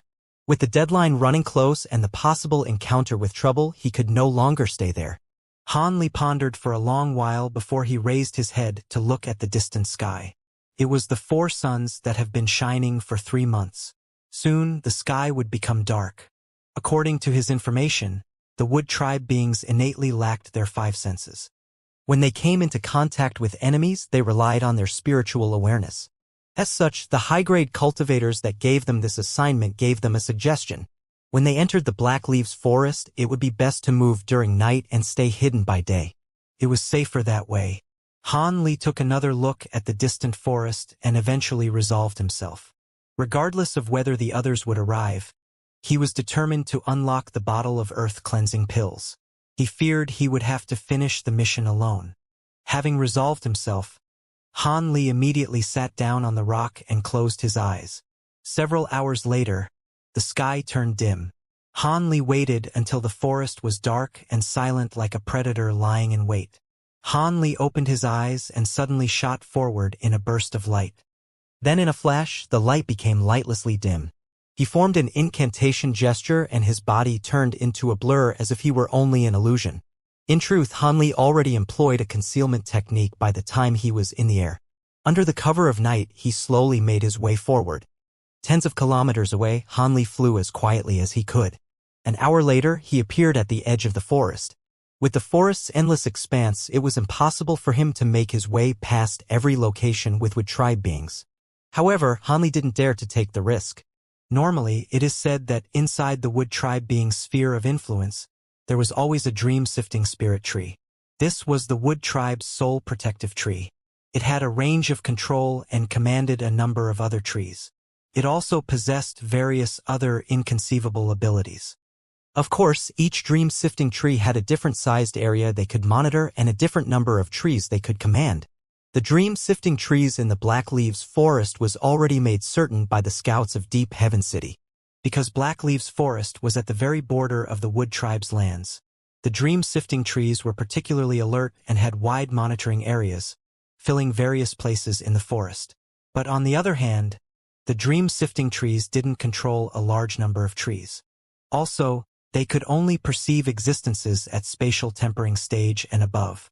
Of course, if there was a foreign tribe that dared to brazenly fly above the forest and escaped notice by the dream-sifting trees, there would be other Wood tribe beings that would sense them. Therefore, Han Li not only completely concealed his aura, but an empty shadow always appeared wherever his feet touched the ground. As soon as he entered the forest, he was an invisible blur. With the overbearing power of Han Li's flesh body, he used the 9 gale transformations and the smoke-sifting steps together to become a ghost-like existence. He appeared to flicker in appearance with every step and retreat 50 kilometers deep into the forest in the blink of an eye. As Han Li heard the winds whistling through his eyes, he calmly pondered. According to the mission details, if everything goes smoothly, he would arrive at the determined location in 3 days. So long as he acquired the information, the mission was already mostly complete. Finding out further information on the Wood tribe was only supplementary. In truth, it wouldn't be a problem if he did nothing more at that point. He briefly stopped and blurred, strangely disappearing from atop a large tree. Meanwhile, heavy footsteps sounded from his front and slowly approached his direction. It seemed to be a giant creature. At that moment, Han Li already concealed himself in exceptionally dense foliage and remained absolutely still. A moment later, 2 30-meter-tall green ape-like beasts boldly passed by, each of them carrying a huge copper prong. At first glance, the 2 huge beasts appeared to be giant apes, but their green fur was exceptionally long and they had 3 black eyes. They were continuously flickering around out of vigilance. Han Li calmly observed them as they walked past. After they were farther away, he blurred and arrived at a distant tree. When he watched them disappear, a trace of bewilderment appeared on his face. The 2 patrolling beasts weren't Wood tribe beings. Why would they appear in the forest? They were intelligent as they were carrying huge copper prongs. Could it be another unknown tribe? After some thought, Han Li couldn't help but shake his head. According to what he knew, the Wood tribe was extremely xenophobic. They wouldn't allow other foreign tribes to boldly strut in their territory. Could it be beasts of war bred by the Wood tribe? Han Li thought. So-called beasts of war were spirit beasts of another name. Like humans and demons, through secret techniques these foreign tribes were able to control spirit beasts. Other foreign tribes understood they could put ancient beasts to their own devices after training them with medicine or anything else. Of course, various races had differing talents. The beasts they could train and control differed. Not all of them could tame the same beasts. The Shadow Tribe's two-headed Shin beast was a powerful war beast exclusive to their tribe. He also reckoned only the Shadow Tribe had a method of taming it. As for the Wood Tribe, he wasn't aware that they had any war beasts. Could this be a new development? Han Li held curious thoughts for half a day before eventually putting the matter away. Since the two beasts with long green fur passed him by without discovering him, he reckoned they would be the king to have thick flesh and skin. He had nothing to fear. As a result, Han Li's body blurred and he vanished. A day later, below a huge tree in the forest, Han Li was sullenly looking at 8 long-furred beasts in front of him. They were different from the 2 ape-like beasts he had seen before. Not only were their bodies smaller by half, but their bodies were fire-red and their furred hands carried sparkling black wolf fangs, not copper prongs. These 8 huge beasts were all glaring at Han Li with bared fangs. Han Li smirked. Originally, he believed the beasts to have extremely dim spiritual senses. But when the pack of beasts brushed past him, they discovered him hiding behind a tree and immediately surrounded him. Han Li looked at the blacklit third eye on the beast's forehead and frowned. He faintly sensed something. When he saw those green-haired beasts, their third eye was closed. At that moment, the 8 red beasts let out a roar and leaped at him. They fiercely waved their fangs. Their fangs immediately lit up in a layer of green light, released fierce winds in Han Li's direction. Han Li raised his brow but showed no intention of blocking them. He simply waved his sleeve. 8 small golden swords appeared and they blurred, quickly coiling around each of the beasts. Pff. Their heads rolled off like cabbages. When the 8 swords trembled and returned to Han Li, the corpses were already pooling their green blood on the ground. Han Li waved his other sleeve at the corpses and released fireballs upon each of the corpses. In a few crackles, the bodies immediately turned to ash. With that done, Han Li expressionlessly blurred and he left a string of afterimages as he headed deeper into the forest. But not long after he left, 2 green streaks appeared on a huge tree near what had happened. They were 2-foot-long green eyes. The green eyes emotionlessly looked around and stared in the direction that Han Li disappeared.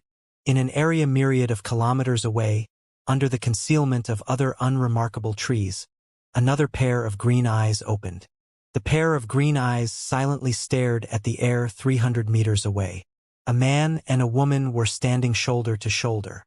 The man wore green robes while the woman wore black robes. They were Long Dong and Xiao Hong. The two were communicating something through voice transmission. On the ground near them, there were a dozen green and red-furred beasts. Brother Long, those creatures seem weak, but they can see through our concealment techniques. My illusion haze flag is supposed to conceal me even from similar grade cultivators. Xiao Hong said through voice transmission. With a trace of bewilderment on his face, Long Dong replied it should have something to do with their third eye. Beasts that are born with multiple eyes tend to carry particular abilities. In that case, we should be careful. That is most likely it. Let's go. We need to catch up with that girl. Otherwise, it'll fall into her hands, she said with a sullen face. Long Dong strangely smiled and eerily said, Hee hee. I didn't expect you and that girl to take on this assignment with a secret plan. It is a pity the item has little value to our Long clan. However, Fairy should forget about our previous agreement. The item goes to you, but she goes to me. Xiao Hong snorted and said, although I am also interested in her heavenly phoenix blood, the item is significant in the eyes of the clan. I know what is more important. Hee hee, that's good. Let's go. Long Dong chuckled. After the two blurred, they disappeared. Off in another direction, a strange white image was quickly shooting past the forest floor. It was traveling at unbelievable speeds. The Black Leaves Forest was a secretive place with many layers of restrictions. Under a silver tree that paled in size to the rest of the rest, several dark figures were sitting cross-legged. One of them suddenly opened their eyes, revealing dark green eyes that shined with golden light. It let out short, strange cries. The other figures opened their eyes as well. Among them was a figure that was far taller than the others. It let out a dignified tone as if it were asking something. The figure that first screeched immediately crouched down and began to respectfully answer. With that done, the towering figure uttered a string of commands. The others immediately rose and surrounded the small tree. The towering figure let out a roar and pointed at the small tree next to him. A green light suddenly shot out and entered the tree. Suddenly, the silver tree trembled and several silver eyes opened from it. At the same time, it released several bowl-sized silver beams of light, striking each of the figures. When the beams of light struck them, their bodies grew vague and they disappeared. Han Li naturally was unaware of what was happening in other parts of the forest. He was stealthily traveling. His path forward became extraordinarily smooth. Apart from occasionally encountering long-furred beasts, he didn't see anything else, with tribe beings included. While this was cause for joy, Han Li couldn't help but feel somewhat suspicious. But after a brief thought, he believed this to be nothing out of the ordinary, given the grand size of the forest. And as the assignment was the key to his much-needed earth-cleansing pills, he couldn't abandon the mission now that he was this deep into the forest. So even with a trace of unease in his mind, Han Li continued forward with a somewhat cautious attitude. 2 days later, Han Li stopped on top of a thin tree branch. His body seemed to weigh nothing more than a calm wind. He looked at a 300-meter-tall hill not far away. There were sparsely any trees or vegetation on the hill. All the trees were ancient as well. Han Li stared at the hill for a long while before flipping his hand, summoning pitch-black triangular spell disc. The heart of the spell plate flickered with white light. He lowered his head to look at the plate for a moment and then looked at the hill in the distance. He then struck the plate with an azure spell seal. Black light suddenly lit up from it and a white light speck flew out and circled the plate. It released a thin white thread, pointing at an ancient tree on the hill. Han Li's eyes stirred. The ancient tree indicated was half shriveled. It was over 100 meters tall and its surface was scorched black as if it were struck by lightning. The bottom half of the tree was yellow and its roots were green.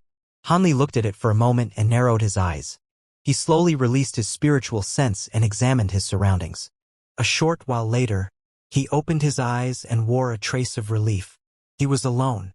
Han Li didn't immediately set off. He narrowed his eyes in thought, deciding to wave his sleeve first. He summoned several balls that shimmered silver and opened his mouth to spit out fist-sized silver firebirds. The birds circled his body and turned a foot long. They flew into his palm and consumed each of the silver beads. Then in the flash, they burrowed into the ground. With that done, Han Li swept his hand over his storage bracelet, producing a set of azure spell flags. He wordlessly tossed them in front of him. 8 green streaks shot out and disappeared all around the hill.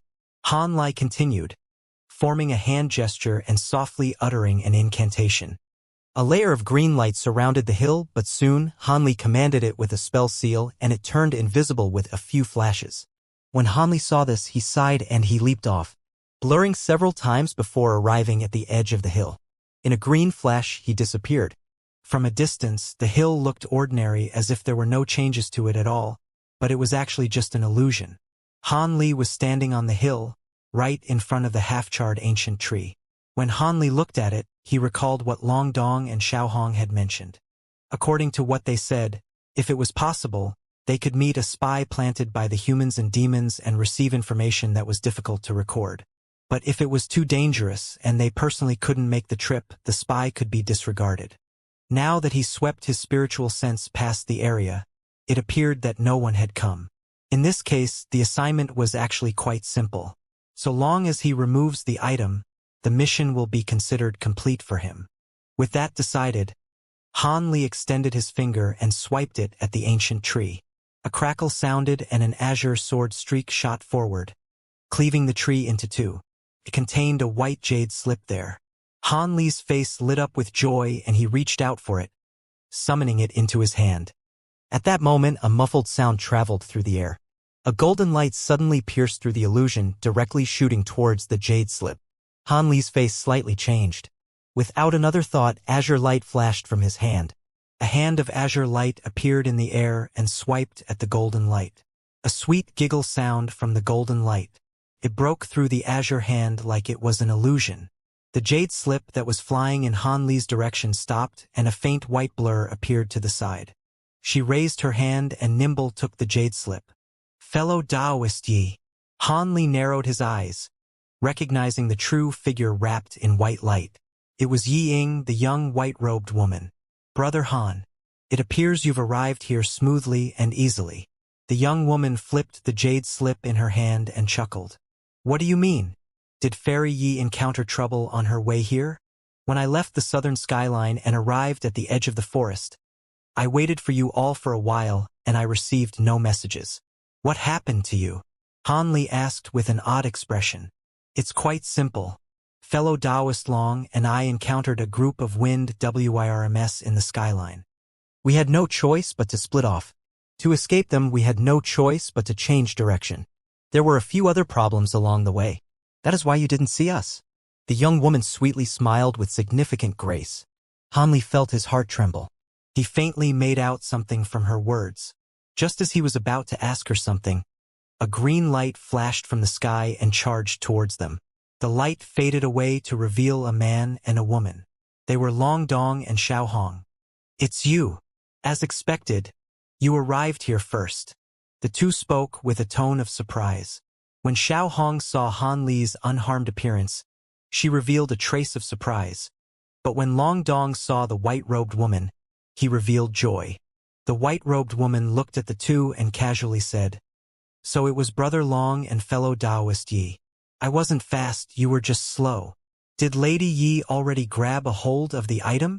Long Dong glanced at the young woman's hand and wore a mysterious smile. Xiao Hong glanced at the jade slip in the white-robed woman's hand and her expression faintly changed. The young woman let out a bright laugh and leisurely said, That's right. I have it in my hand. In truth, fellow Taoist Han came here first, but I was still a step ahead of you too. Xiao Hong paused for a second and suddenly asked, Brother Han, was there only one jade slip here? Han Li's heart stirred, but he nodded with a calm expression.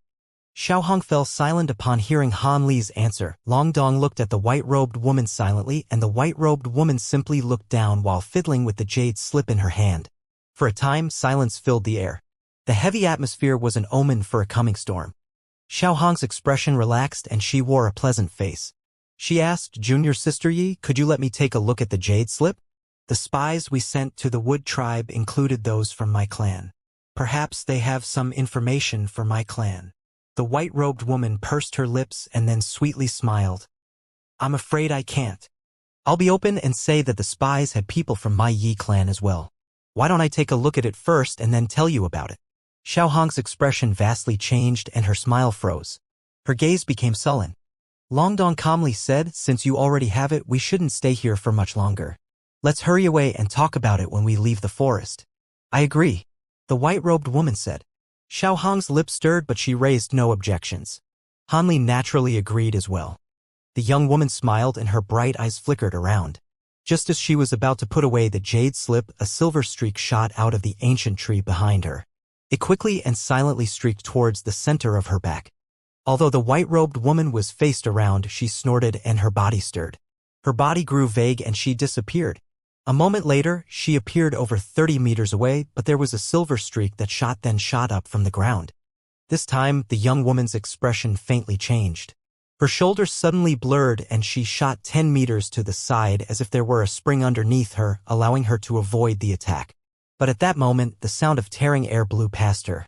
A near indistinct line of transparent line shot out of a space nearby her. The target wasn't the young woman, but the jade slip in her hand.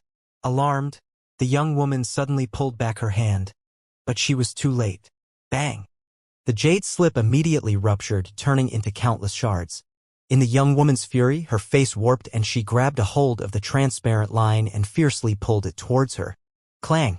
She dragged out a huge transparent beetle out from the void. This insect was a meter long and resembled a huge silkworm, but there were a pair of cicada wings on its back. It fluttered for its life to break free. The end of it that spouted out the thread seemed to be its mouth. At that moment, the young woman pulled, keeping the insect there. In the instant, the jade slip was destroyed. Han Li and the others were blank in surprise. At nearly the same time, the remaining ancient trees lit up in green light. Soon after, The ancient tree's hollow images were dissolved to be replaced with several green silhouettes. It appeared as if they were born from the trees. A towering silhouette swept their gaze past Hanli and spoke human words in a harsh tone. I didn't expect that it was hidden there. If you weren't guiding us, we wouldn't have found it. Our clan won't have to worry about later consequences. Hanli glanced at the figure's appearance and his eyes narrowed. The person resembled a human, but their skin was green and their eyes were purple. Other than that, they appeared human. Two of the slender figures resembled women. These silhouettes were Wood tribe beings. What was most astonishing to Hanli was the orange belt they wore at their waist around their long robes. The belt of the towering being was yellow-orange with a silver stripe. According to what he knew of their grades, Hanli felt his heart plummet. A silver tier. You're a silver tier tree spirit. When they recognized the towering figure's belt, the young woman's expression turned unsightly. I am the lower silver tier spirit, Master Murue. Since you've arrived here, there's no need to leave. Allow my clan to welcome you. The towering figure spoke expressionlessly and waved his hand. The other orange-belted tree beings crouched down and placed their hands against the ground. A layer of green light suddenly shot out from the hill in every direction at inconceivable speeds. Hanli and the white-robed woman immediately took off from the ground without another thought. A huge rumbling sound shook the air, and the illusion restriction Hanli placed down was effortlessly destroyed. Once the illusion was dispersed, the hill's surroundings were made clear. Wherever the green light passed, green trees would turn into towering furred beasts. They had a variety of weapons on hand. Their fur had many differing colors as well. There were even monstrous winds that blew into the sky. Upon closer inspection, there were several thousands of beasts that densely surrounded the hill. Long Dong and Xiao Hong's face turned bloodlessly pale.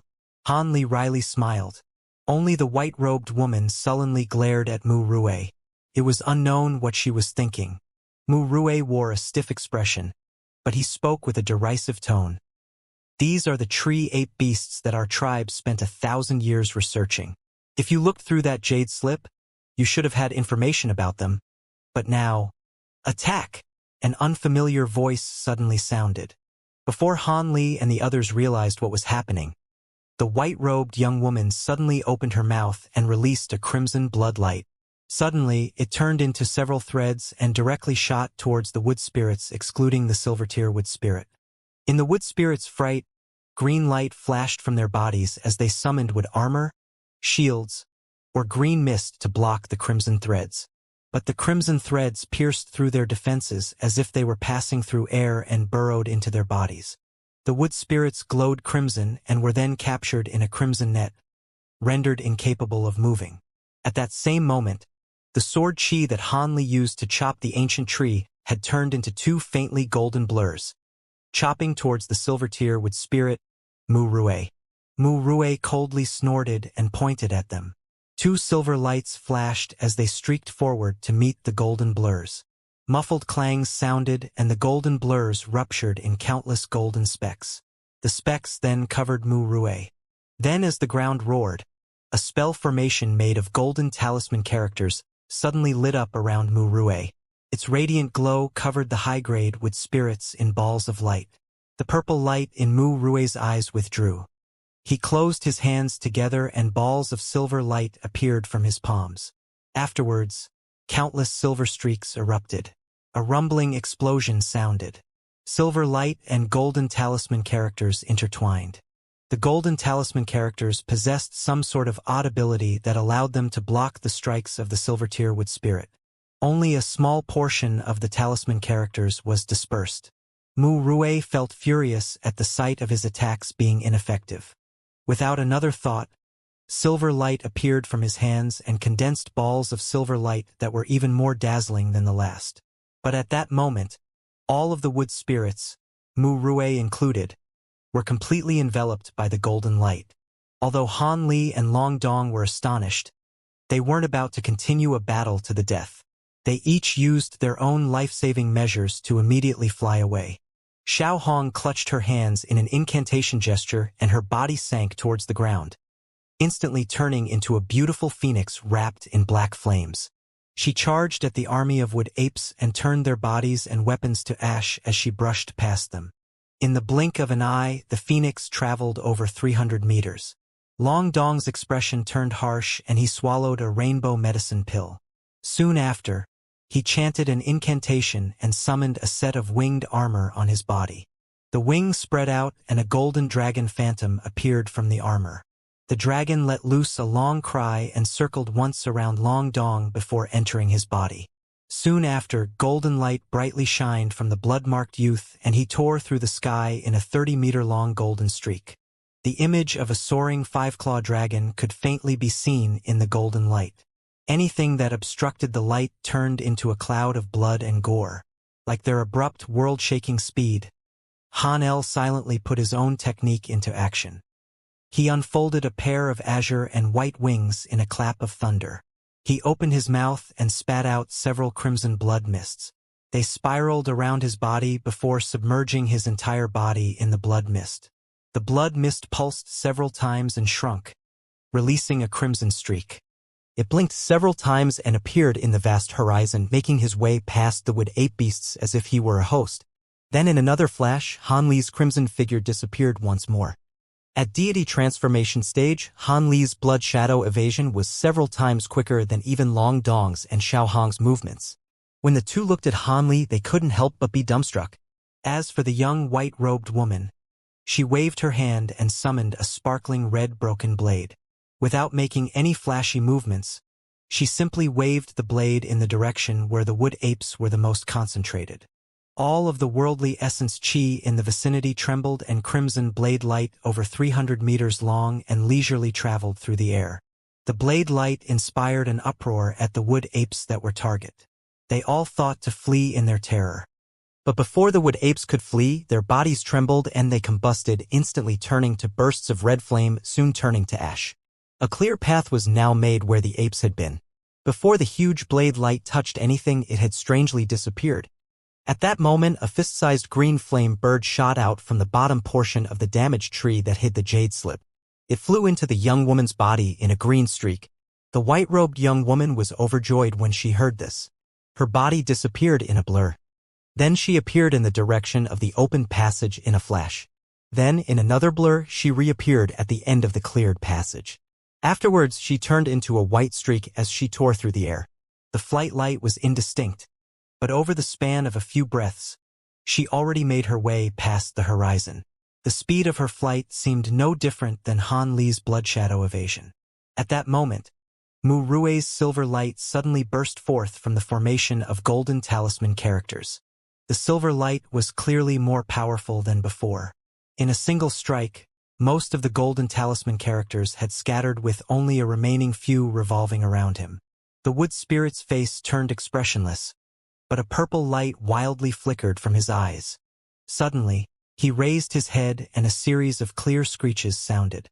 At that moment, the wood ape beasts stirred and they immediately turned into several clouds, each chasing after one of the cultivators. Meanwhile, in the distant areas of the other Black Leaves forest, a similar screech was sounded.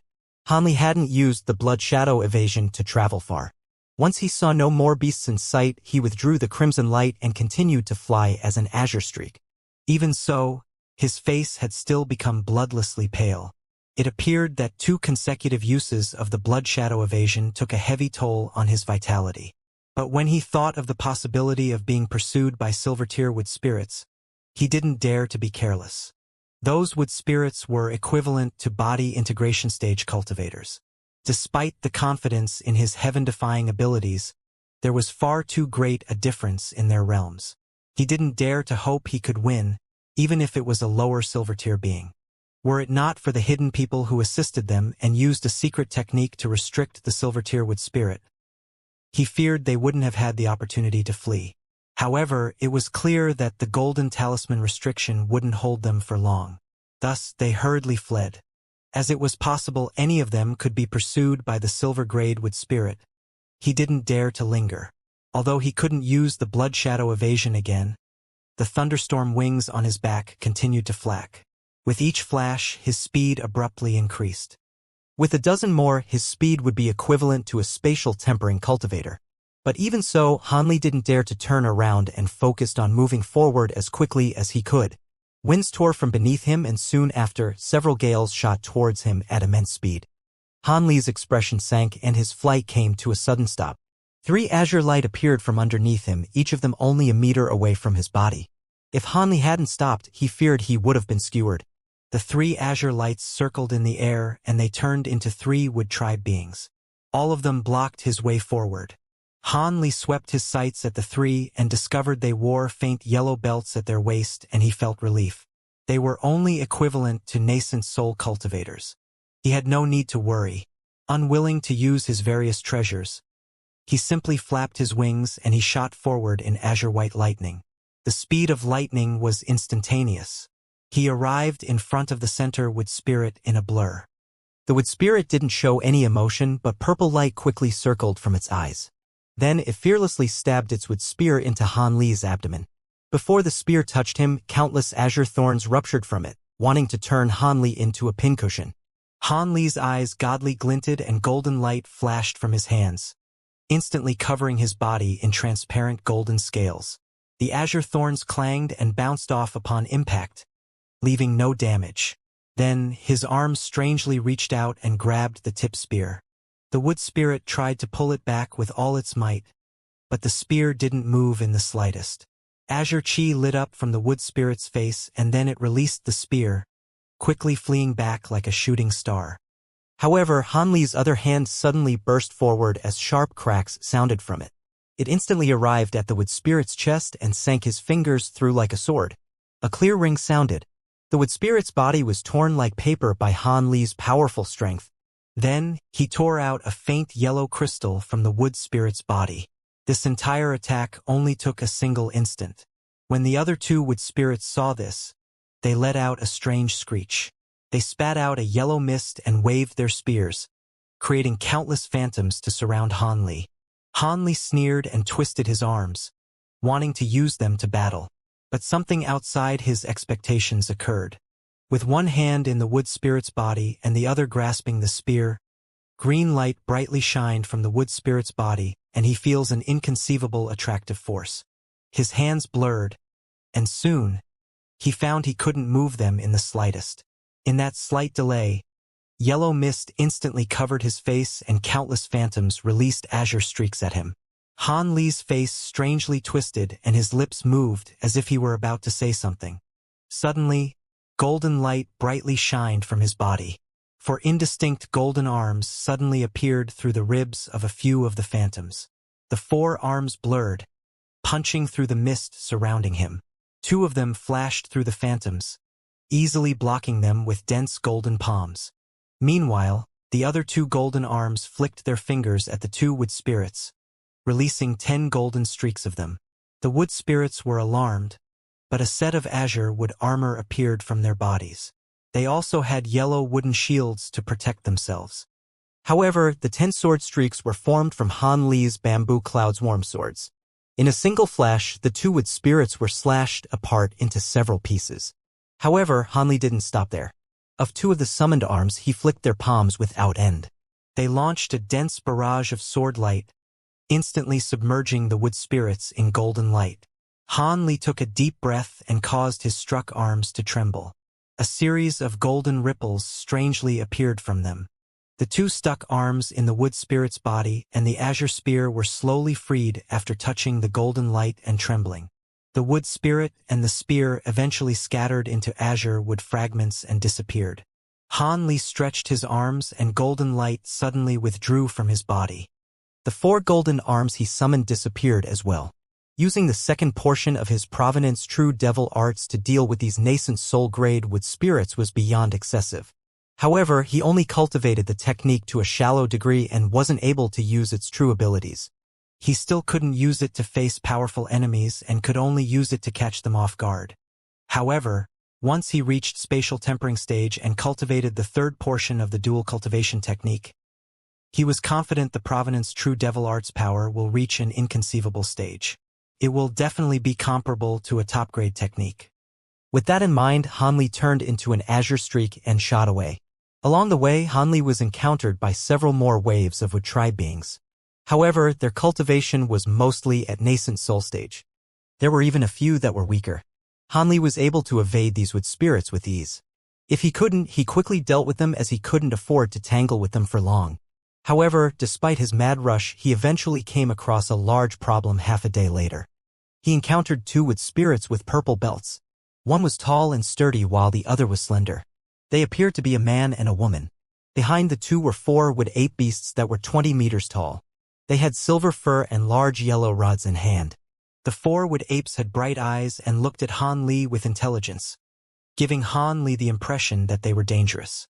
In fact, Han Li felt about the same threat from them as the two wood spirits. These purple-grade wood spirits were equivalent to deity transformation stage cultivators and wouldn't be easy to deal with. Now that Han Li is at the edge of the Black Leaves forest, he wanted to immediately leave and avoid any battles. However, the wood spirits and apes were looking at him with an air of hostility, and Han Li's face turned ice cold. Suddenly, he slapped the back of his head. A large wave of gray light suddenly soared to the sky, circling once before turning into a gray ring at least 100 meters wide. It whirled once in the air and attracted the attention of his opponents. Meanwhile, his other sleeve stirred as he silently summoned 72 small swords and sent them off in every direction.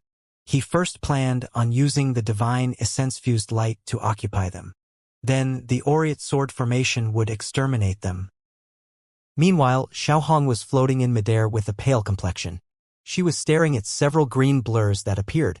The three were with spirits that wore purple belts. Off in a different direction, Long Dong's golden light continued to fly. A pure golden wood ape was carrying a huge black axe chasing after him. Rainbow light continued to wander around its body as it chased after him like a shooting star. Most of the five-clawed golden dragon phantom had already dispersed. However, when he looked at the ferocious gold-furred wood ape chasing after him, he showed no intention of fighting him and continued to rush forward. In a few hundred kilometers, he would soon arrive at the edge of the forest. A white streak let out a piercing whistle as it tore through the air. A few kilometers behind her, a silver light closely chased after her. The two streaks intermittently flashed, and they soon arrived several kilometers away. The white streak hadn't been able to shake off the silver light, and the silver light wasn't able to catch up to the white streak. The two lights continued to flutter as they rushed out of the forest and into the distance. As Han Li floated in the air, he saw the countless golden threads from the sword formation condense in a ball. Eventually, it reached the last of the silver-haired wood apes and easily tore it into pieces. He then let out a sigh and held his hands together in a spell gesture. He uttered, "Withdraw." Several hundred golden lights suddenly appeared from the air and let out a clear ring. In a bright flash, they returned to their forms as 72 small swords. The sword quickly spun around him and quickly shot into his sleeve. Then, with a tremble of his sleeve, the swords vanished. At the very heart of where the sword formation used to be, there was a mist of blood that had yet to disperse. Han Li blinked. The genuine aureate sword formation formed with the 72 swords were far more deadly than he anticipated. In a moment of surprise, he trapped the two purple-grade wood spirits and four troublesome silver wood apes. The sword formation released golden threads that easily slew them without the slightest resistance. When he recalled Long Dong mentioned Qing Yuanzi, a spatial tempering cultivator, was able to use a grand sword formation to block a body integration stage cultivator, it appeared he was telling the truth. With that in mind, he didn't stay there for any longer. With the flying swords put away, he quickly headed off to the edge of the forest. An hour later, Han Li finally arrived at the edge. When he was 50 kilometers outside the forest, he immediately placed a high zenith invisibility talisman on his body. Suddenly, his body turned to void. When he saw this, he let out a massive sigh of relief. Afterwards, he suddenly changed direction. Not long after he departed, two yellow streaks arrived from behind him. Their light disappeared to reveal two wood spirits wearing yellow-orange belts. The two were the wood spirits that originally accompanied the silver-tier wood spirit. The white-robed woman had used a high-grade technique to trap them. They circled the location where Han Li originally stopped and whispered to one another. After finally making sure there were no further tracks of Han Li, they could only resentfully return. Han Li couldn't have known that his careful actions had allowed him to escape calamity. Otherwise, 2 spatial tempering grade orange belt with spirits would have started pursuing him. It would have been impossible for him to safely escape them. After flying for myriad more kilometers, Han Li became certain that he had escaped the Wood Tribe's pursuit, and he pinched his hands together. Suddenly, talisman characters flashed from his body and his body returned to normal. At that same time, a ball of spiritual light flew off from his body and turned into the High Zenith Invisibility Talisman. He waved the talisman between 2 of his fingers and made it vanish. Then, he carefully looked around him before carefully landing on a small mountain. He began to ponder with a sullen face. At that moment, he felt rather gloomy. The Wood Tribe beings destroyed the Jade Slip in a moment of surprise.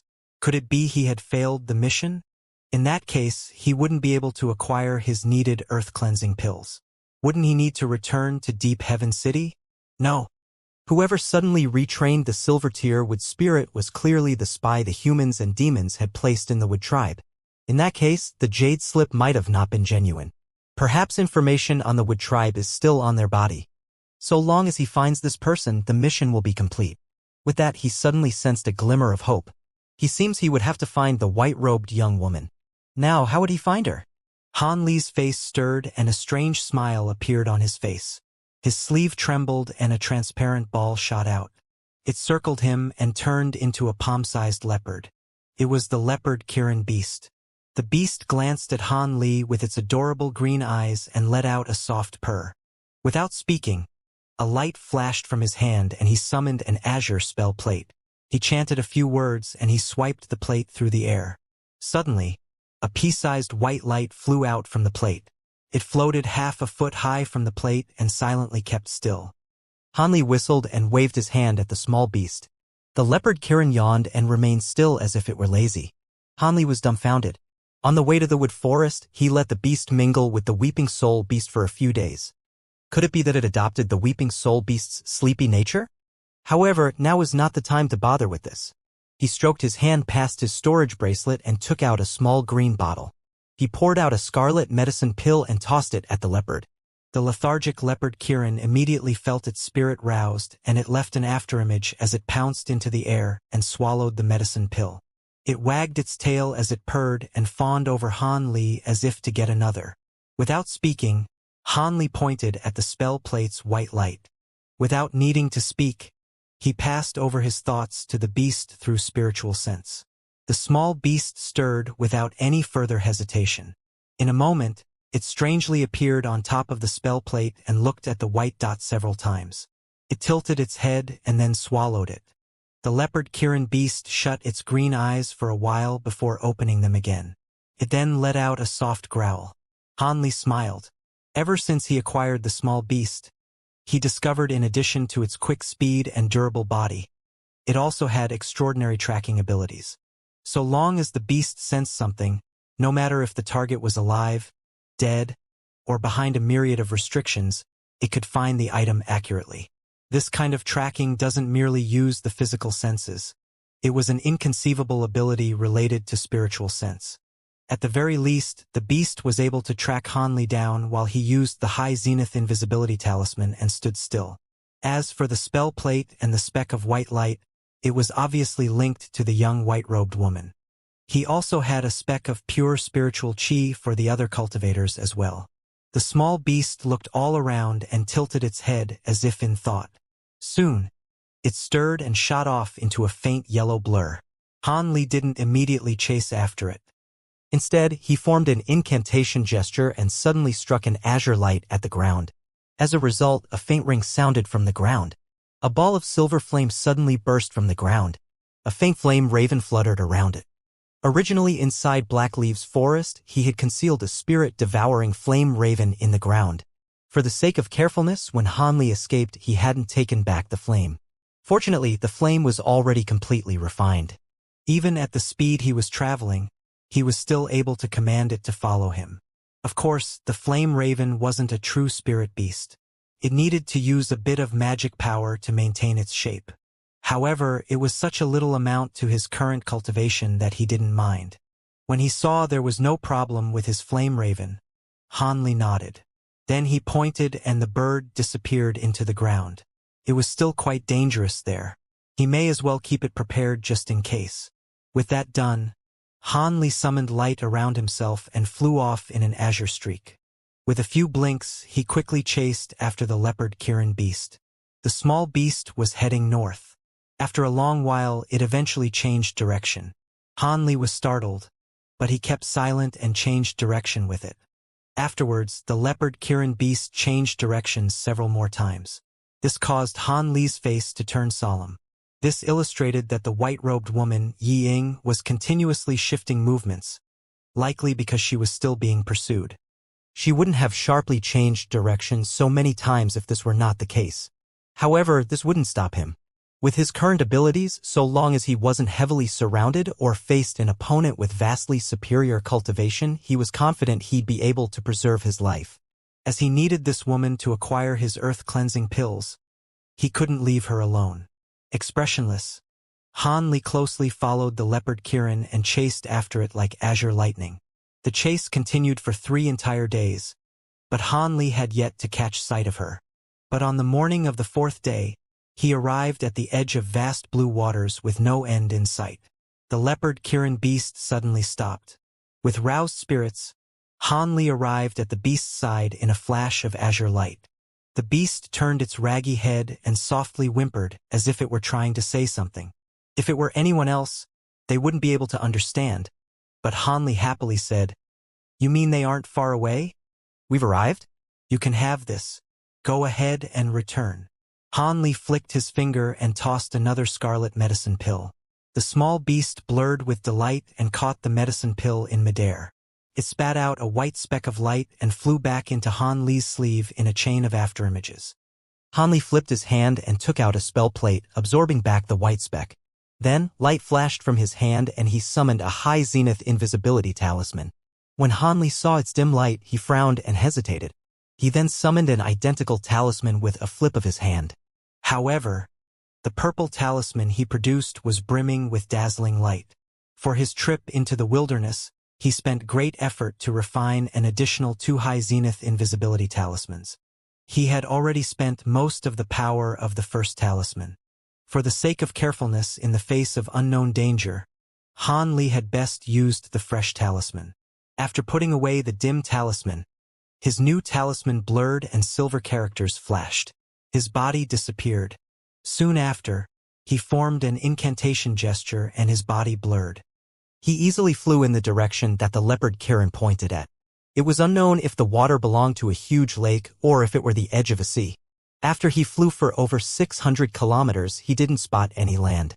He did eventually come across a small, unremarkable island. The island was 5 kilometers long and was dense with vegetation.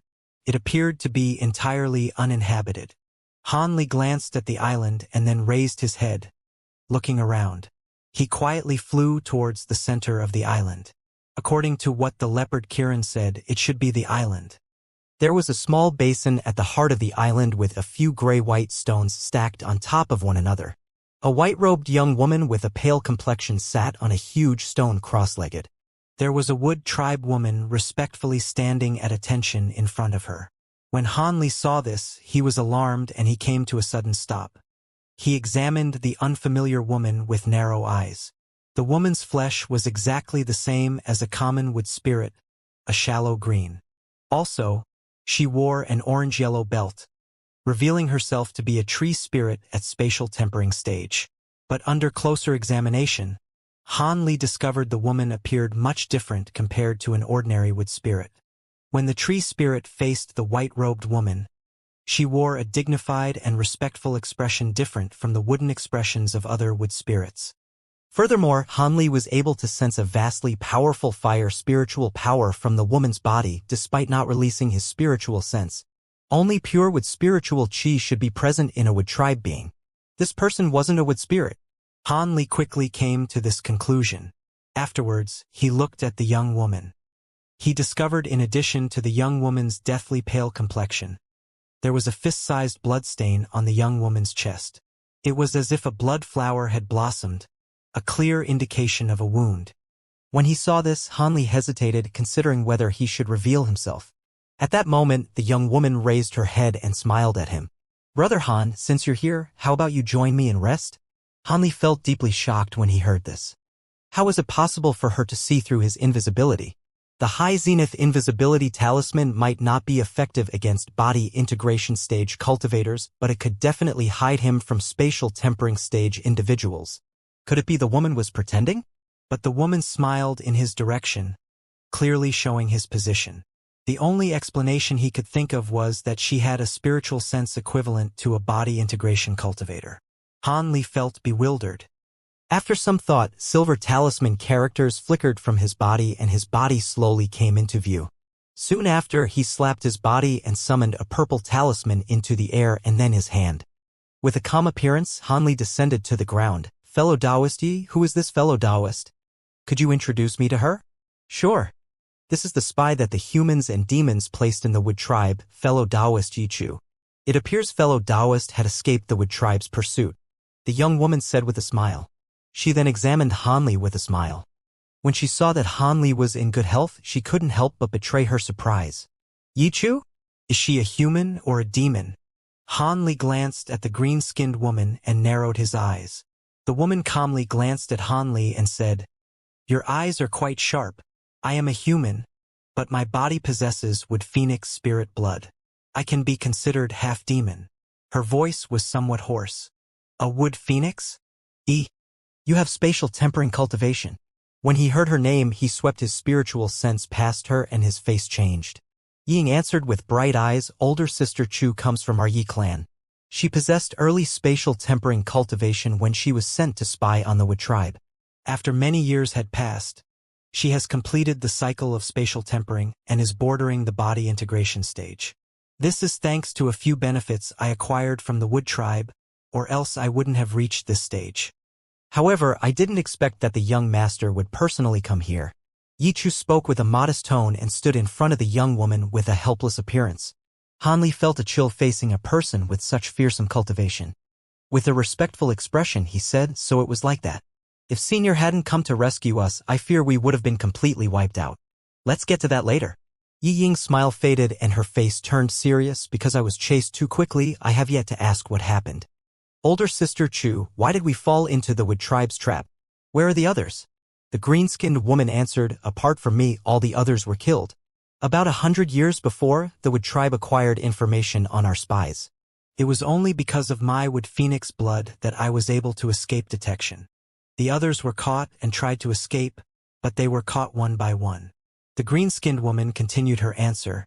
"As for why you were ambushed, it was because the Wood tribe's higher echelon altered the scope of the dream-sifting tree's detection.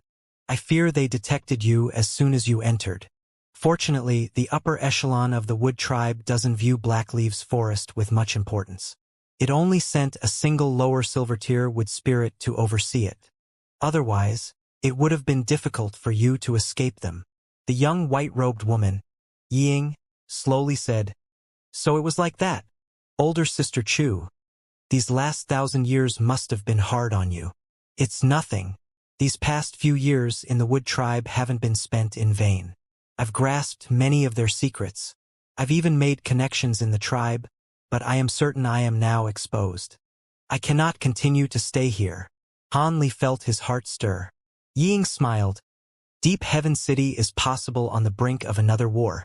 Even if nothing happens, the clan master plans on calling you back. With your current cultivation, there is no point in continuing to hide here." However, her smile seemed to provoke her injuries and she coughed several times, causing her face to turn paler. "Is the young master all right? How about you take another Phoenix spirit pill?"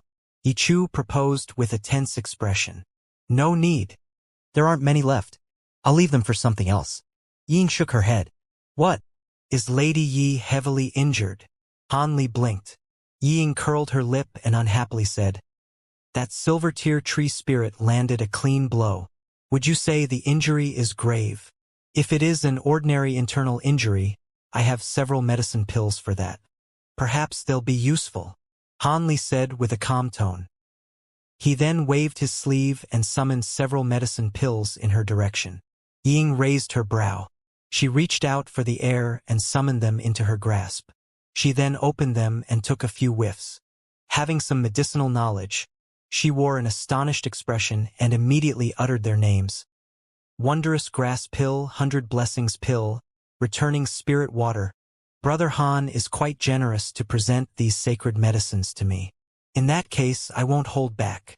With her status, Ying could have prepared a few of them, but she felt disbelief that a deity transformation cultivator could take out so many of them in a single breath. The young woman blinked and promptly opened the bottles, swallowing several of the pills, revealing her trust in Han Li. Han Li felt some admiration for her decisive actions. Of course, she most likely had some sort of secret technique, so she had no fear there was something wrong with the medicine pills. After she swallowed the pills, color returned to Yi Ying's face. Then, she glanced at Han Li and asked, "Ah yes, how did you find me?" "If I'm not mistaken, your invisibility talisman seems to be a silver rune talisman. Might I know its name?" "This is the first time I've seen such a high-grade silver rune talisman. I have a bit of experience with tracking techniques. As for the talisman, it is called the High Zenith Invisibility Talisman. It is something I unintentionally came across. Its effects are truly marvelous." "I was quite astonished when you were able to see through it. May I know how you did it?" "I fear even a spatial tempering cultivator would have trouble seeing through it." Han Li smiled and returned her question with a question. "I cultivate a technique that happens to penetrate most concealment techniques. It wasn't odd that I could see through it. Brother Han need not take it to heart." Ying pursed her lips into a mysterious smile. When Han Li heard this, he could only wryly laugh.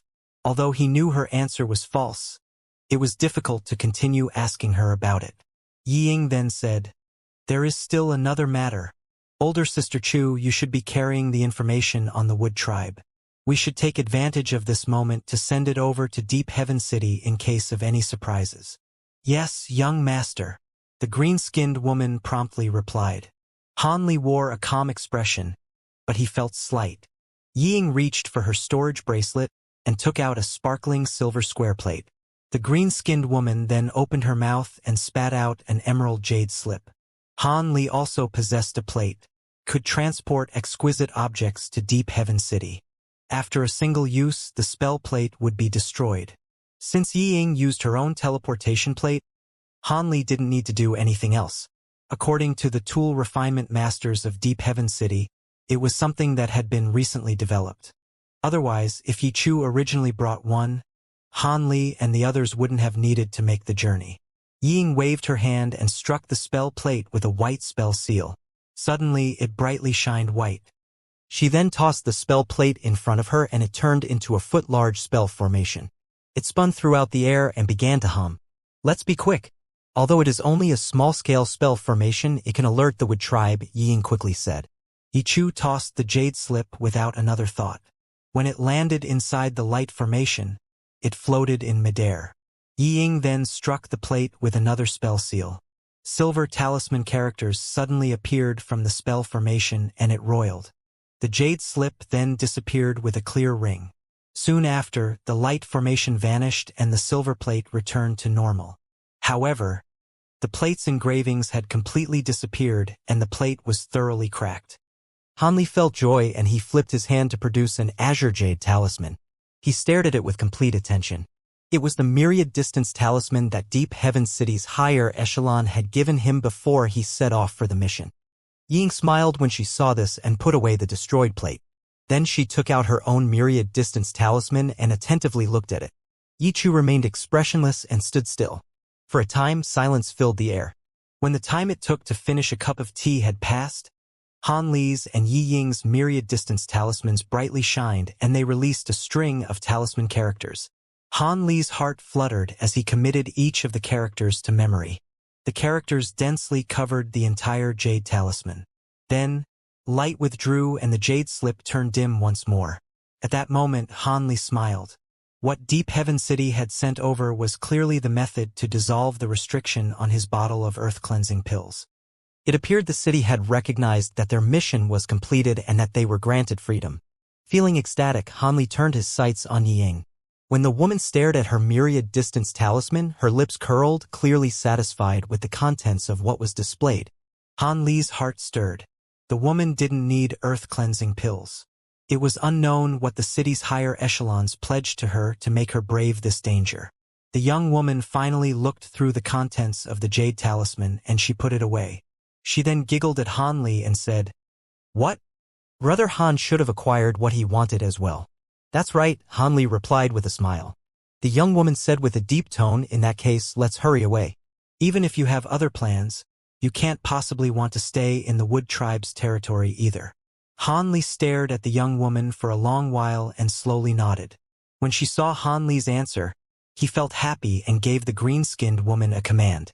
Yichu acknowledged her and released a treasure from her hand. It was a foot-long yellow wooden bird puppet. Yichu cast a spell seal and the bird rose into the air. Meanwhile, light quickly radiated from it. In the blink of an eye, it turned over 40 meters wide. It appeared vivid and true to life.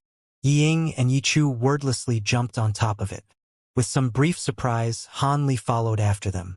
Yichu shouted a command and the bird's huge wings unfolded, instantly surrounding them in a ball of yellow light as they streaked through the sky. Ever since Han Li grouped up with the two, none of them had yet to mention their other teammates. It was as if they hadn't existed. When the wooden bird flew for half a day, a silver streak shot off from the horizon and flew several circles around the island where the cultivators were. It then flashed, hurrying off in the direction where the wooden bird fled. A month later, a ball of yellow light swept across the wilderness. It was the wooden bird, carrying Han Li and the other two. Ever since they set off, Yichu had been utilizing the wooden bird with her entire power. They were as fast as lightning and she had no intention of slowing down. In this case, they were able to arrive at the entrance of the southern skyline in such a short amount of time. Han Li and the two women couldn't help but feel relief. But at that moment, storms suddenly surged in front of them and thunder roiled. The sky turned incredibly dark as dark clouds roiled around them, covering over half the sky. Faint howls could be heard past the booming thunder. The howls weren't loud, but they were muffled, giving them an imposing presence. The two women's expressions vastly changed when they heard them. "This is..." Han Li narrowed his eyes and wore hesitation on his face. At that moment, several huge silver arcs flashed from the dark cloud and thunder rang from it. Like a huge mountaintop penetrating the clouds, two faintly golden eyes opened from the black sky. It rigidly stared at the wooden bird from a distance. Under the darkness, Han Li sensed an icy chi suddenly crawl up his back and instantly envelop his body. For a time, he wasn't able to move his body in the slightest.